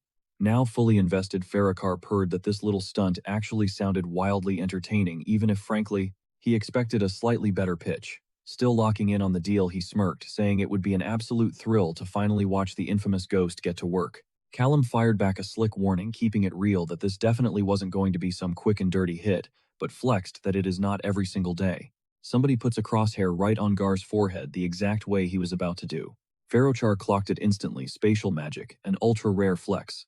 He mentioned how King Jizarel had already talked his ear off about Callum's wild abilities, sounding super salty, admitting that Gar's grip on his turf had gotten way too out of hand. Because of that, the Fey King made it crystal clear he couldn't just hand out backup to regular folks, but he could casually leak the tea on what went down right on his own doorstep. He figured spilling that info would totally wreck Gar's clueless vibe and stir up some massive drama exactly like a stellar host should. Catching onto the mutual vibe, Callum asked if the king was down, and Farochar locked in the deal, greenlighting everything. Our boy thought the Fae were totally bizarre, but he was low-key relieved this negotiation was a total breeze compared to his expectations. Lucy was spot on. His clout was leveling up and it saved his skin this round, even though he knew that same hype might bite him in the back later. But honestly, that was a tomorrow problem. Right now, he needed 0 distractions to tackle the massive headache staring him in the face. Bailing from this hellhole meant absolutely nothing if he couldn't keep his end of the bargain and actually bust those 2 prisoners out. To pull that off, he had to crash Gar's main base. Scanning the fortress, Callum couldn't help but wonder how the heck Gar was juicing up their network. These insanely dense, heavy-duty structures had to be gulping down a ridiculous amount of mana just to stay functional. He figured he hadn't leveled up to yet. But a split second later, the answer practically slapped him in the face. Tucked behind the building was a tiny portal, perfectly synced to another gate on the far side. It was way too narrow for an actual person to squeeze through, but just wide enough to house a massive siphon tether, pumping out pure, unlimited mana. Callum instantly knew the drill. If he was going to slice through their defenses and rescue those innocent victims, he absolutely had to wreck that portal first. Step 1. Secure a ride. There was 0 chance he was outrunning the whole city, with 2 panicked hostages clinging to the back of his bike. A chunky, low-profile van was exactly the stealthy getaway vehicle he needed. After scoring the wheels, he popped the back doors and started decking it out, spraying everything down, pumping the tires to max pressure and shoving his gear into duffel bags. He wrapped up prep by sliding a heavy crate into the back. With the rig locked and loaded, it hit him that he desperately needed to stay off the radar after the insane stunt he pulled earlier. But turning a blind and just letting Gar ruin innocent lives, not happening. So he ditched the van in a blind spot. kicked open the tailgate and got down to business. Phase 1 of this masterclass, prepping a literal jug of water. Next, he snatched a wire, manipulating it to warp reality and carve out a massively expanded storage pocket right inside the jug. Phase 3. He shoved that warped, supersized dimension back into the container, flooding it with every single drop of that water. To top it off, he crammed the jug full of jagged, rusty scrap metal, finishing his janky DIY bomb. The math was brain dead. Simple. The second he shattered that pocket dimension, the water would violently blast outward, blowing the whole rig sky high. All he had to do now was chuck that bad boy straight into the tiny portal feeding Gar's power grid. Once it detonated the entire framework, keeping that gate open would violently collapse, wiping out every single guard in the crossfire. Callum dragged in a deep breath, totally locking in. Meanwhile, inside the compound, the corporate goons were just doing their basic 9-to-5 grind, yapping away, completely oblivious that their whole world was about to get rocked. Bam! A savage tremor instantly ripped through the building. Outside, Callum bolted the clock was officially ticking. He'd rigged the blast radius to be tightly controlled on purpose. Since his ultimate goal was 0 casualties, the explosion was purely meant to spark absolute chaos and give him the perfect smokescreen. While the whole squad was totally disoriented by the boom and the hostage couple was freaking out, Callum made his move. To snatch the captives, he cracked open a portal dead beneath their feet, dropping them right into the back of his getaway van, completely stunned. Flashing a cocky smirk, Callum joked that this time around he actually bothered to hook them up with a soft landing. The woman's eyes went wide. She clocked his face instantly and demanded to know his deal, but Callum cut her right off, warning her that getting them to a safe house was priority number 1 and she seriously needed to buckle up. Right then the guy sprang up, totally losing it, demanding to know what the hell was going on and why psycho goons kept hunting them down. Callum just hit them with a quick, "my bad," leaving the couple trading wildly confused looks. But the guy wasn't letting it go, aggressively pressing for answers. Who was this guy? The woman desperately panicked, begging to know what he wanted, but Callum just brushed it off. "Who I am doesn't matter," he told her flat out. After today, they'd never see his face again. He broke it down for them. He'd struck a deal so they could actually go back to living their lives, totally under the radar. The husband wasn't buying it though, snapping back that it wasn't enough. His wife quickly shut him down, begging him to drop it. Since Callum was literally risking his neck to save them, Callum totally got their crazy paranoia. Honestly, not too long ago, he was trapped in the exact same nightmare. He spilled the harsh truth. This messed up new world crashed down overnight, completely wiping out everything he cared about. For him, the damage was already done. This chaos was just his reality now. But he was handing them a massive golden ticket, a once-in-a-lifetime shot to escape this absolute dumpster fire. And he practically begged them to take it. The woman poured out her thanks, but the husband, still hyper-suspicious. He demanded to know their exact drop-off spot. Callum laid out the master plan. He'd pulled some strings to get them heavy protection. They'd be completely untouchable the second the dust settled. Total freedom to live however they wanted. He told them he just had to floor it a little further down the road to hit their safe zone. Boom! Right on cue, flashing red and blue lights exploded in his rearview mirror. The cops were pulling them over. The husband aggressively muttered that Callum was in deep trouble now. Callum was kicking himself internally. He was so hyper-fixated on dodging GAR that normal street cops weren't even on his radar. He knew those GAR agents were already actively hunting them down. If they didn't shake this cop fast, the clock was seriously ticking. Before it was absolute game over. The couple frantically whispered for him to just use his magic and warp them out of there, but Callum shot that down fast. Magic meant a massive glowing target on their backs. He had to smooth talk his way out of this before the agents sniffed them out. Suddenly, the wife sparked up with a crazy idea. The officer strolled up to the door and tapped the glass, demanding Callum roll down his window. Callum slapped on a fake smile, asking what was wrong. The cop instantly flagged a super sketchy smell leaking from the van. She insisted on doing a quick sweep. Callum's stomach dropped. He instantly recognized the stench. It was that intense spray he used to ward off shapeshifters. Total rookie mistake. Right on cue for their fake-out plan, the husband in the back started loudly whining. His wife aggressively shushed him, shouting that they'd run over a skunk. Callum was actually blown away by their top-tier acting skills. The husband smoothly apologized to the cop, claiming they were just heading back from a gig. The officer flashed a hard glare, barking that riding in the back without seatbelts was highly illegal. The wife didn't even flinch, totally deadpanning that it was just way cooler and comfier. Back there, the cop let out a massive sigh. She clearly didn't have the energy to babysit these weirdos today. She just ordered them to take their junk directly home. Right then, Callum's blood ran cold. He spotted a GAR agent lurking, super close by. Panic spiked in his chest. They had to vanish right now. Just as he was about to gun it, the cop leaned back in. "One more thing," she said. Callum prayed it was a sick joke. The couple in the back loudly gulped, totally terrified. But the officer, she just sneered and told him to wash his nasty van as soon as he got home. A massive wave of relief hit Callum. He mentally thanked her, cranked up the window, and hit the gas hard. The woman breathed out, saying that was way too close. Callum cut her right off. Zero time for high fives. They had to keep grinding forward. As the van finally sped off into the night, two creepy shadow-like figures were silently parkouring across the rooftops right above them. Back in the van, the couple was absolutely freaking out, asking what the heck just happened. They felt like they'd just been hit by a literal tornado. Callum smirked, realizing his gut instinct was spot on. They couldn't see past the magical illusion. He quickly explained it was just their backup team, so everyone needed to chill out. They'd finally crossed into the safe zone. He parked and gave them the harsh reality this was. The absolute end of the line. The husband looked around super confused, asking if they were hiding out in a freaking bank. Callum smirked. Welcome to fairy territory. He was about to rip open a portal and launch them straight to their final hideout. His strict order: tell the guys inside that the ghost sent them. The husband started mocking the edgy nickname, but Callum aggressively shut him up. He barked at him to keep his mouth shut and not ask questions. With a crackle of energy, the portal flashed open. "You guys ready for this?" The wife was visibly shaking.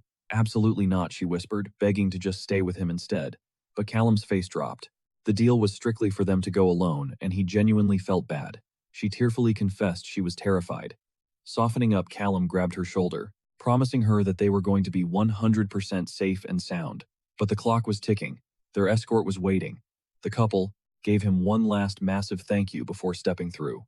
Meanwhile, Callum was absolutely raging, trying to figure out how their security was this garbage.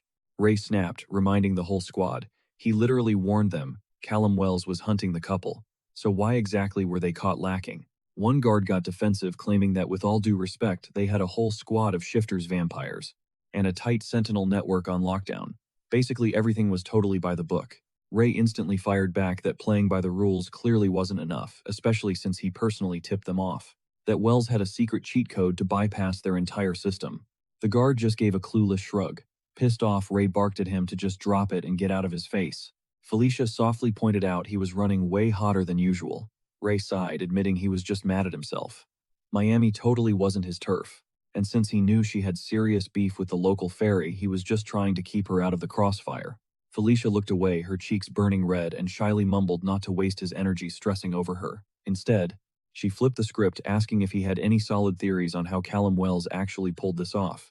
Ray explained he'd been scanning the zone for the usual magical footprints, but all he dug up was a random puddle, and some rusty metal scraps, straight up admitting he was completely clueless about them. But suddenly, a new voice crashed the scene, dropping a chilling update. There was nothing but blood washing up in the ocean. Ray jumped, totally caught off guard, and blurted out, asking what the Archmage was doing there. How did this guy just ghost past his senses? The old man cryptically dropped that one of the suspects baited something way bigger than himself. Ray nodded slowly, his brain spinning as he tried to decode what that actually meant. The Archmage then ordered him to summon Duval, betting she was the only one cracked enough to decode. The chaos left at the crime scene. Cut to Duval, who was deep in a hardcore meditation session in her room, taking slow, heavy breaths, until her comms suddenly went off, mega annoyed. She rolled her eyes, wondering what kind of absolute disaster warranted ruining her zen. On the other end of the line, Ray nervously briefed her that they finally caught a fresh lead on Callum Wells. Duval deadpanned, asking if they actually bagged him this time.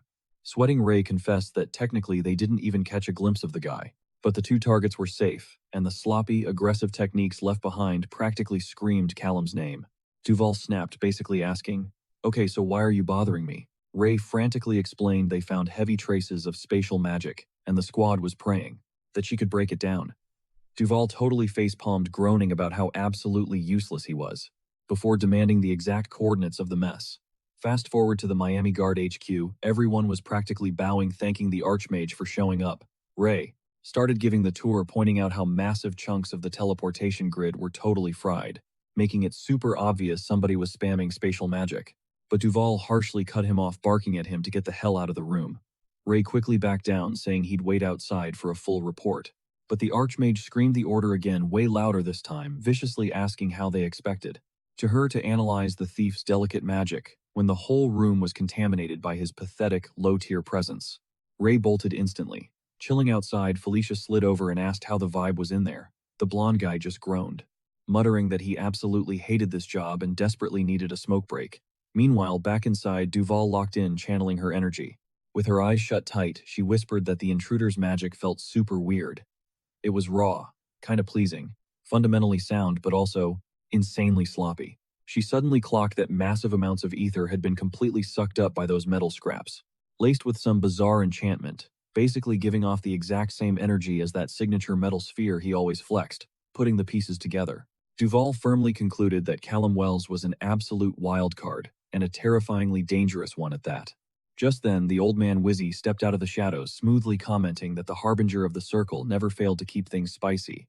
Duval spun around respectfully, calling him Archmage, surprised because she had zero clue he was drafted for this analysis. Wizzy casually brushed it off, clarifying he wasn't here to do the dirty work. He merely popped in to watch the fireworks of the girls he heard had finally been caught. Instantly annoyed, Duval called him out for speaking in crazy riddles, bluntly stating she had zero time for his boomer nonsense. The old man chuckled, replying that Wells was a massive pain in the neck. He was just itching to figure out the kid's origin story, and his ultimate endgame, even hinting that maybe he was a little late to the party. Not having it, Duval stared him down and straight up asked if he was actually going to help. Flashing a dark smile, Wizzy simply reminded her she, out of everyone should know, her only job was to utterly crush the enemy. Anyone trying to block his path gets crushed, even a fellow Archmage. Duval realizes Wizzy is just as deadly as he is totally unhinged. And word on the street is he's literally the oldest living mage out there, which just proves she's got to use her own sneaky tactics to handle creeps like him. The Archmage casually summons a crackling orb of pure energy right in his palm. Wizzy just smirks at the threat and bursts into a psychotic little laugh.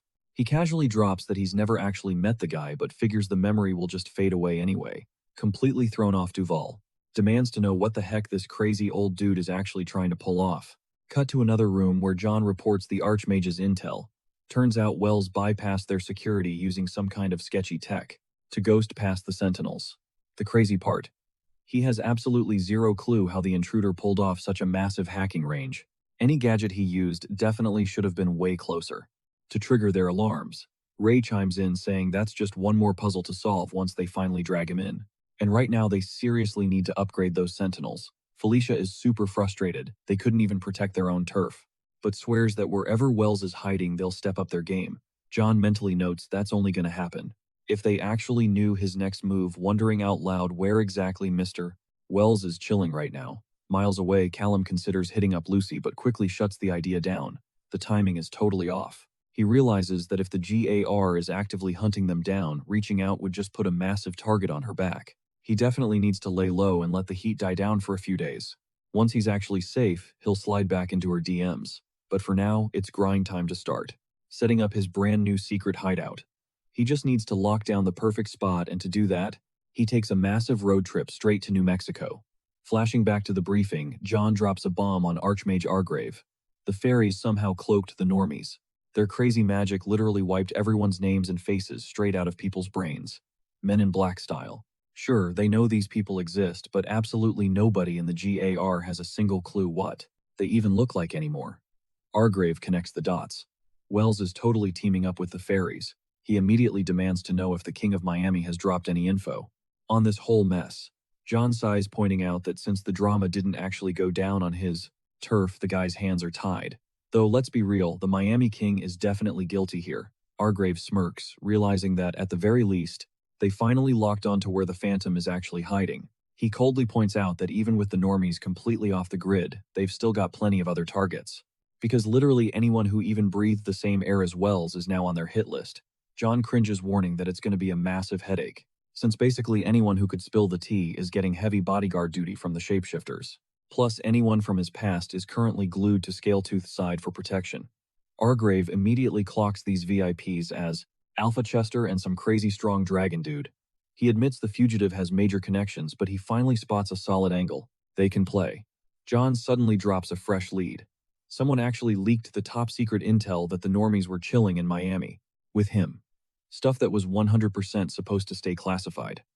Argrave nods, his eyes turning cold as he issues a direct order. Find the rat leaking their secrets and drag them straight to his feet. He confidently promises that once they squeeze, This snitch Callum Wells will walk right into their trap. Meanwhile, at a dim, moody bar, a waitress slides up to Lucy, asking what kind of poison she wants for the night. Lucy doesn't hesitate, ordering rounds of straight rum. Catching the vibe, the waitress realizes she's a total stranger and casually asks if she's fresh to the city. Lucy shakes her head. She swears she isn't normally a heavy drinker, but after the absolute toxic dumpster fire happening at her job, lately getting absolutely blasted just felt like the only logical move. Hooked on the drama, the waitress asks what she actually does for a living. Lucy sighs, dropping that she's a high-level tech specialist for a massive corporation. She vents about this massive catastrophic security breach that triggered investigators to hardcore stalk the employees. 24/7 surveillance. It got so insanely creepy they couldn't even take a bathroom break without being watched. Pausing. To knock back a shot in one gulp, Lucy's voice cracks. To make everything a million times worse, she's been totally ghosted by her closest friend. For an entire week. She's seriously low-key panicking that he hates her guts right now. The waitress gently pushes, asking if there was a messy fallout. Lucy admits she basically nudged him into taking a gig he seemed hyped about. But now she's terrified. She pushed him into something he never actually wanted. Or maybe because the whole thing totally played out in her favor, it was all good. But the reality, that stunt threw her right into the danger zone. And now it is eating her alive. Does that make her the villain of the waitress? Just shrugs. She doesn't have the answers, but she admits that is exactly the kind of deep talk you unpack over some heavy drinks. Just as Lucy laughs and calls the waitress a total pro, her screen lights up. Her phone is ringing. Catching his name on the caller ID, her cheeks instantly flush crimson. She scrambles, nearly knocking over her drink, blurting out that it is her friend. She swipes to answer, only to realize she completely splashed rum all over her top. On the other end, Callum's deep voice drops in. He says, "Hey," mentions it has been a minute, and asks how she is holding up. Pacing in the public restroom, Lucy nervously admits she is currently scrubbing a massive rum stain off her shirt. Our guy cringes, asking if he totally interrupted, but she aggressively shoots that down. No way. She spills the truth. She has been desperately wanting to hear his voice ever since he ghosted her after saving that couple in Miami. Hearing that, Callum sighs, apologizing and breaking it down. He knows Garen has been an absolute nightmare lately. He went off the grid because he was terrified of dragging her into his mess. Her face heats up again. "Were you actually worried about me?" she asks, her voice soft. Without missing a beat, he says yes. Then he pivots. He is down in Mexico right now and he needs a massive favor. He needs her to pull a supernatural map of the Isthmus area. Lucy does not even hesitate. She is instantly on board.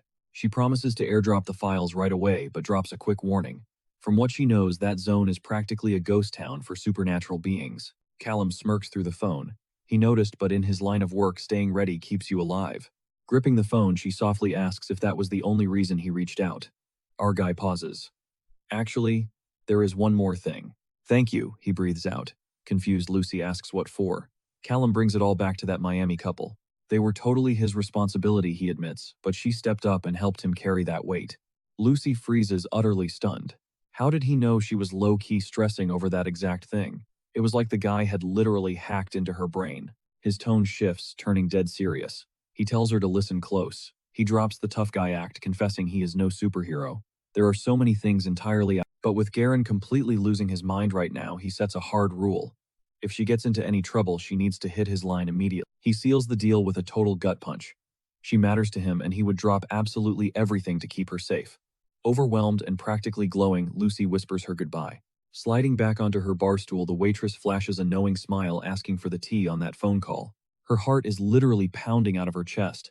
Gasping for air, Lucy looks at the pro bartender and begs to know if there is a drink strong enough to stop her heart from racing this fast. Flash forward to the next day. Callum is chilling in a sleek office when a guy walks in. The dude hits him with a smooth "good afternoon," mentioning his assistant said Callum was looking to drop cash on some land. Our boy nods. He already has the blueprints locked in and is hunting for some solid local crews to get the dirt moving. The realtor raises an eyebrow. He scans Callum casually, asking what dragged a clear outsider all the way out here. Callum plays it cool, brushing it off. He claims he has got his squad living close by and is just looking to build a sick summer getaway. Internally, that is just his flawless cover story, the brutal truth. There is a hidden portal vibrating right in that exact neighborhood. He absolutely refuses to walk through that thing again. Not after the absolute chaos of last time. But the leftover mana bleeding off that gate, it is the perfect limitless battery to power up his brand new base. The broker leans in, trying to play hardball. He warns. Callum does not even blink. He just casually mentions he brought a little something to cover the bill. Thud. He drops a heavy solid gold bar right onto the polished desk. The broker's smug vibe vanishes in a split second. Sweating, the guy stammers out a promise. They will bulldoze the lot and clear his space starting right this second. Callum stands up, throwing out that he will pop in randomly to check their hustle. The broker, totally bought, swears his door is permanently open. Strolling out the glass doors, our guy smirks to himself. Cash really does hold the ultimate. Meanwhile, in a way darker corner of the world, a vampire is throwing an absolute tantrum over his busted recovery. He is bitterly whining. 60 solid years of grinding to recruit an army in the Nightlands totally flushed down the drain. And why? Because Garen spectacularly fumbled the bag and could not even track down a basic magic thief. The other guy in the room just shrugs him off coldly, stating he does not get the crying. He is not the boss of the Nightlands, nor does he babysit magic thieves. Triggered, the vampire viciously slams his fist into the table, screaming that Garen's epic fails are the exact reason their master plan is burning down. He lists off the receipts. Garen let Chester off the hook, completely bombed the recruitment drive, and did not even catch a glimpse of the mage. Unfazed, the man claps back. Every single move that could be played was played, and absolutely nothing is going to block him from claiming the throne of the Nightlands. So he had to hunt down fresh meat all on his own, making the vampire roll his eyes and straight up call the guy worthless. A hot second later, one of his goons checked in to see if Master Levin got any updates. Levin sighed, grumbling that Gar was nothing but a massive letdown today. But honestly, Archmage Alice totally sparked a genius idea in his head. The nosy butler leaned in, dying to know the tea. Levin smirked, explaining they could flip the script and use their own moves to bait the assassin right out of hiding. Since he knew the perfect bait, someone who was constantly hanging around the guy. When the butler guessed Clara Langley, Levin gave a wicked nod and barked orders to grab 4 of the heavy hitter elders to go track her down. Honestly, he couldn't care less how messy it got. He wanted the entire Langley family dragged in so they could finally crush that magic-stealing punk for good. Meanwhile, across town, 2 scouts dropped some heavy news on Chester. The bloodsuckers were definitely making a beeline for Winter. Chester scoffed, muttering how Levin and his whole Minneapolis nest were an absolute pain in the neck. It was only a matter of time before they crashed the party. One of his guys shrugged, honestly shocked. It even took the vampires this long to make a move, especially with 0 formal warnings hitting their radar. The Alpha pushed himself up instantly, calling for Jasper. It was time to fire up those teleportation platforms again. A hot minute later, Sheriff Langley picked up his buzzing phone only to hear Chester warning him about some fanged freaks creeping around his turf. They both knew exactly why the vampires were tilted. Their mutual buddy was still ghosting everybody. Langley connected the dots. This was straight up payback. Feeling the heat, the sheriff desperately asked the Alpha for a game plan. Chester didn't hesitate, offering up his own territory as a safe house for the whole Langley crew since Clara had a massive target on her back. Langley stalled for a second, totally stressing out about abandoning Winter, but Chester cooled him down, swearing on his life that he'd personally rip those vampires to shreds. Later, back in his own room, a woman fiercely demanded that she wanted the little girl safe. Chester broke it down. Some snitch leaked that Clara was tangled up in that whole disaster, and if she hadn't been snatched up before, that ghost dude never would have flexed his power. Bottom line, she was public enemy number 1 again. Lisa offered to jump into the brawl, but Chester shot that down real quick. He joked that even he didn't hate vampires enough to unleash her on them. He told her to just chill and keep the Langleys calm while his wolf pack handled the dirty work over in Winter. Smoothing out his coat, Lisa gave him that look, begging him to stay sharp since he always pulled crazy, reckless stunts, just to save other people. Chester just grinned. That's just what an alpha does. She pressed a soft kiss to his cheek, simply asking him to survive and be home by dinner. He promised he'd be there. Meanwhile, inside a dusty warehouse, the teleportation pad sparked with raw spatial magic, and a blink later, the entire Langley family popped into existence. The sheriff practically breathed a sigh of relief, thanking him for the lifeline. Chester just nodded, saying his doors were always wide open for them. He pointed out that Lisa even whipped up some fresh cookies for the girls, though he kept it real, admitting he wouldn't sleep a wink until he permanently wiped out those blood-sucking leeches. Langley patted him on the back, calling Chester a solid dude, and promised he'd be heading back to his own town in no time. Flipping the switch to war mode, Chester locked eyes with Jasper. "We good to go," Jasper nodded, explaining he'd already warped most of the heavy hitters over, since the pad was way too tiny to beam everyone at once. When Chester questioned if that sketchy tech even held up, Jasper smirked. He nailed the setup instructions perfectly and casually dropped that they totally owed their mutual friend for being such an absolute brainiac. The Alpha flexed, saying he'd text for a ride back the second Winter was completely scrubbed clean. Jasper just gave a quick salute, wishing his boss good hunting. Deep into the dead of night, Chester scanned the tree line asking for an update on the vamps. A wolf growled back that the targets were dangerously close, with lookouts locking down every single angle so nobody could sneak up on them. Chester narrowed his eyes, catching how insanely fast these bloodsuckers were blitzing through the area, and instantly barked at the squad to stay locked in their lethal war form. One of the pack members tilted his head, totally confused why the alpha hadn't popped his claws yet, and nervously called him out on it. Meanwhile, out in the shadows, the vampire hit squad was fully grouped up. One scout hissed that his boys were locked and loaded. Zagreb flashed a wicked grin. Perfect. He hyped up the squad, reminding them to strike like lightning, since their crazy speed was the ultimate cheat code against these brute force shapeshifters. He smugly predicted this entire clash would be over in less than 10 seconds.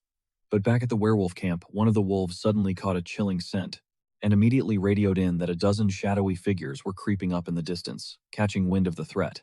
Chester barked at everyone to lock in and hold their ground. He broke it down. The ops totally thought they were targeting the Langleys. Not them, so they were going to weaponize that element of surprise. He low-key realized it had been a hot minute since he had to bust out his ultimate war form, but that bloodline magic, it was surging. Raw and powerful since day one. Eyes blazing, he vowed he wouldn't let a single soul lay a finger on his pack. Boom. He morphed into a massive, terrifying wolf, ripping out a bone-chilling roar that shook the earth. On cue, the bloodsuckers clashed head-on with the wolves screaming at their squad to slaughter the mutts. And end it quick. The chaos leveled up with 3 vampires ganging up on just one wolf. When a vamp recklessly dive-bombed the absolute unit of the pack, he caught a brutal gut punch hacking up blood from the pure force. As the wolves completely dog-walked their enemies, one vamp finally clocked it. These guys were absolutely not the Langleys. Zagreb also connected the dots that they had been completely set up, realizing they were getting absolutely cooked. And catching a major L, he spotted Chester finally stepping into the light. He figured the absolute bare minimum he could pull off was snagging the alpha's head for his lord. He blitzed straight for Chester. Seeing this, a frantic wolf screamed out a warning right as Zagreb told the filthy mutt to rot in hell. A sick, wet slash echoed out, followed by blood splattering the dirt, leaving the warning wolf absolutely paralyzed with shock. The vampire had actually closed the gap, and Chester casually dropped that Zagreb was crazy fast. Like a millisecond slower, and that claw would have pierced his heart. Face totally deadpan, Chester clamped down on Zagreb's wrist. The bloodsucker actually had the nerve to ask if they could call it a draw right before his entire body got cleanly sliced in half, snapping like a cheap candy bar. The remaining vamps were shook to their core, completely paralyzed as Chester's deadly aura spiked off the charts. He barked the final order, wipe every single one of them off the map. Hyped up by their alpha's roar, the pack absolutely swarmed the stragglers. Once the dust finally settled, the crew started scrubbing the battleground. A loyal subordinate jogged up nervously, checking if his alpha was totally good. Chester just smirked. It was going to take way more than some basic 11-foot soldier to put him in the dirt. Flipping the script, he checked on his squad. The wolf reported back that they only took some minor scrapes and bruises, 0 casualties. The setup was a total success. Chester nodded, admitting that the warp tech really clutched up. If they had pulled up using the standard gate, the whole station would have blown the whistle. Dropping in stealth mode was the absolute game-changer. Wrapping it up, he gave his crew massive props for putting in the work, hyping up their insane battle skills.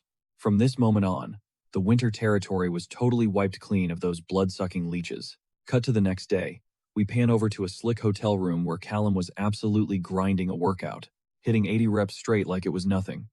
Shaking out his muscles, Callum flexed, thinking that banging out 80 push-ups in 2 minutes flat was honestly a solid flex. He'd been so swamped with the grind lately that his gym routine had totally fallen off a cliff. Sure, magic was straight up overpowered, but he had to stay in shape for when spells just weren't on the table. Then again, if he just camped near one of his portals, maybe it didn't even matter. He could literally feel the wild ambient mana surging through his veins like an insane caffeine rush. Honestly, a couple hours of late-night research was all it took to hack together a perpetual motion machine. But he figured once his survival bunker was totally built, he'd toss that side project on the back burner. His warp gates were straight up limitless, and cheesing one of them to simulate fake telekinesis was honestly child's play. Spamming magic was just way too easy, and he could definitely get addicted to this life. Meanwhile, in another time zone, Ray was checking Felicia, warning her not to get too cozy with their current setup. She just rolled her eyes, pointing out how stupidly convenient it was having all these supercomputers running the dirty work while they just kicked back and vibed. Ray instantly shut that down, snapping that they weren't chilling. They were strictly on guard duty. He fired back that just because Gary proved her mind control magic worked on these pawns, didn't give her a free pass to slack off. Felicia just laughed it off, telling him to take a chill pill because she was securing the bag either way. Plus, the normies wouldn't remember a single thing anyway, so they might as well kick back and enjoy the downtime. Their chat got cut short when some guy nervously shuffled over. Ray hit him with a cold. "What do you want?" The dude explained he'd been deep diving into the case files and actually spotted a pretty wild pattern. Already annoyed, Ray snapped at him to cut to the chase. The analyst swallowed hard, pointing out that their target kicked things off with pure chaos, basically just bust. But lately his hits were getting terrifyingly precise and calculated. Ray nodded, admitting the guy wasn't wrong, but impatiently demanded the bottom line. The analyst looked seriously spooked, warning that this rogue mage was leveling up at an insanely fast pace. Bro literally speedran his way from a total amateur to a cold-blooded pro in just a few months, making him absolutely lethal. In his experience, people who blow up this fast always end up biting off way more than they can chew, and completely ignore their own limits. He pointed out that for regular, everyday humans, pushing it too far just means wiping out on a bike or snapping a bone. But for mages, the stakes are totally different. He threw out a terrifying thought. What if this guy flexes his magic too hard and triggers a massive spell he totally can't control? Ray blinked, completely caught off guard. The analyst quickly excused himself to get back to the grind. As soon as he was out of earshot, Felicia smirked, joking that maybe these normies were actually way more useful than they gave them credit for. Ray, who had totally zoned out in deep thought, suddenly snapped back to reality and yelled out to the squad demanding any fresh updates. On those train station server hacks, he barked an order to pull up every single file log and security tape immediately.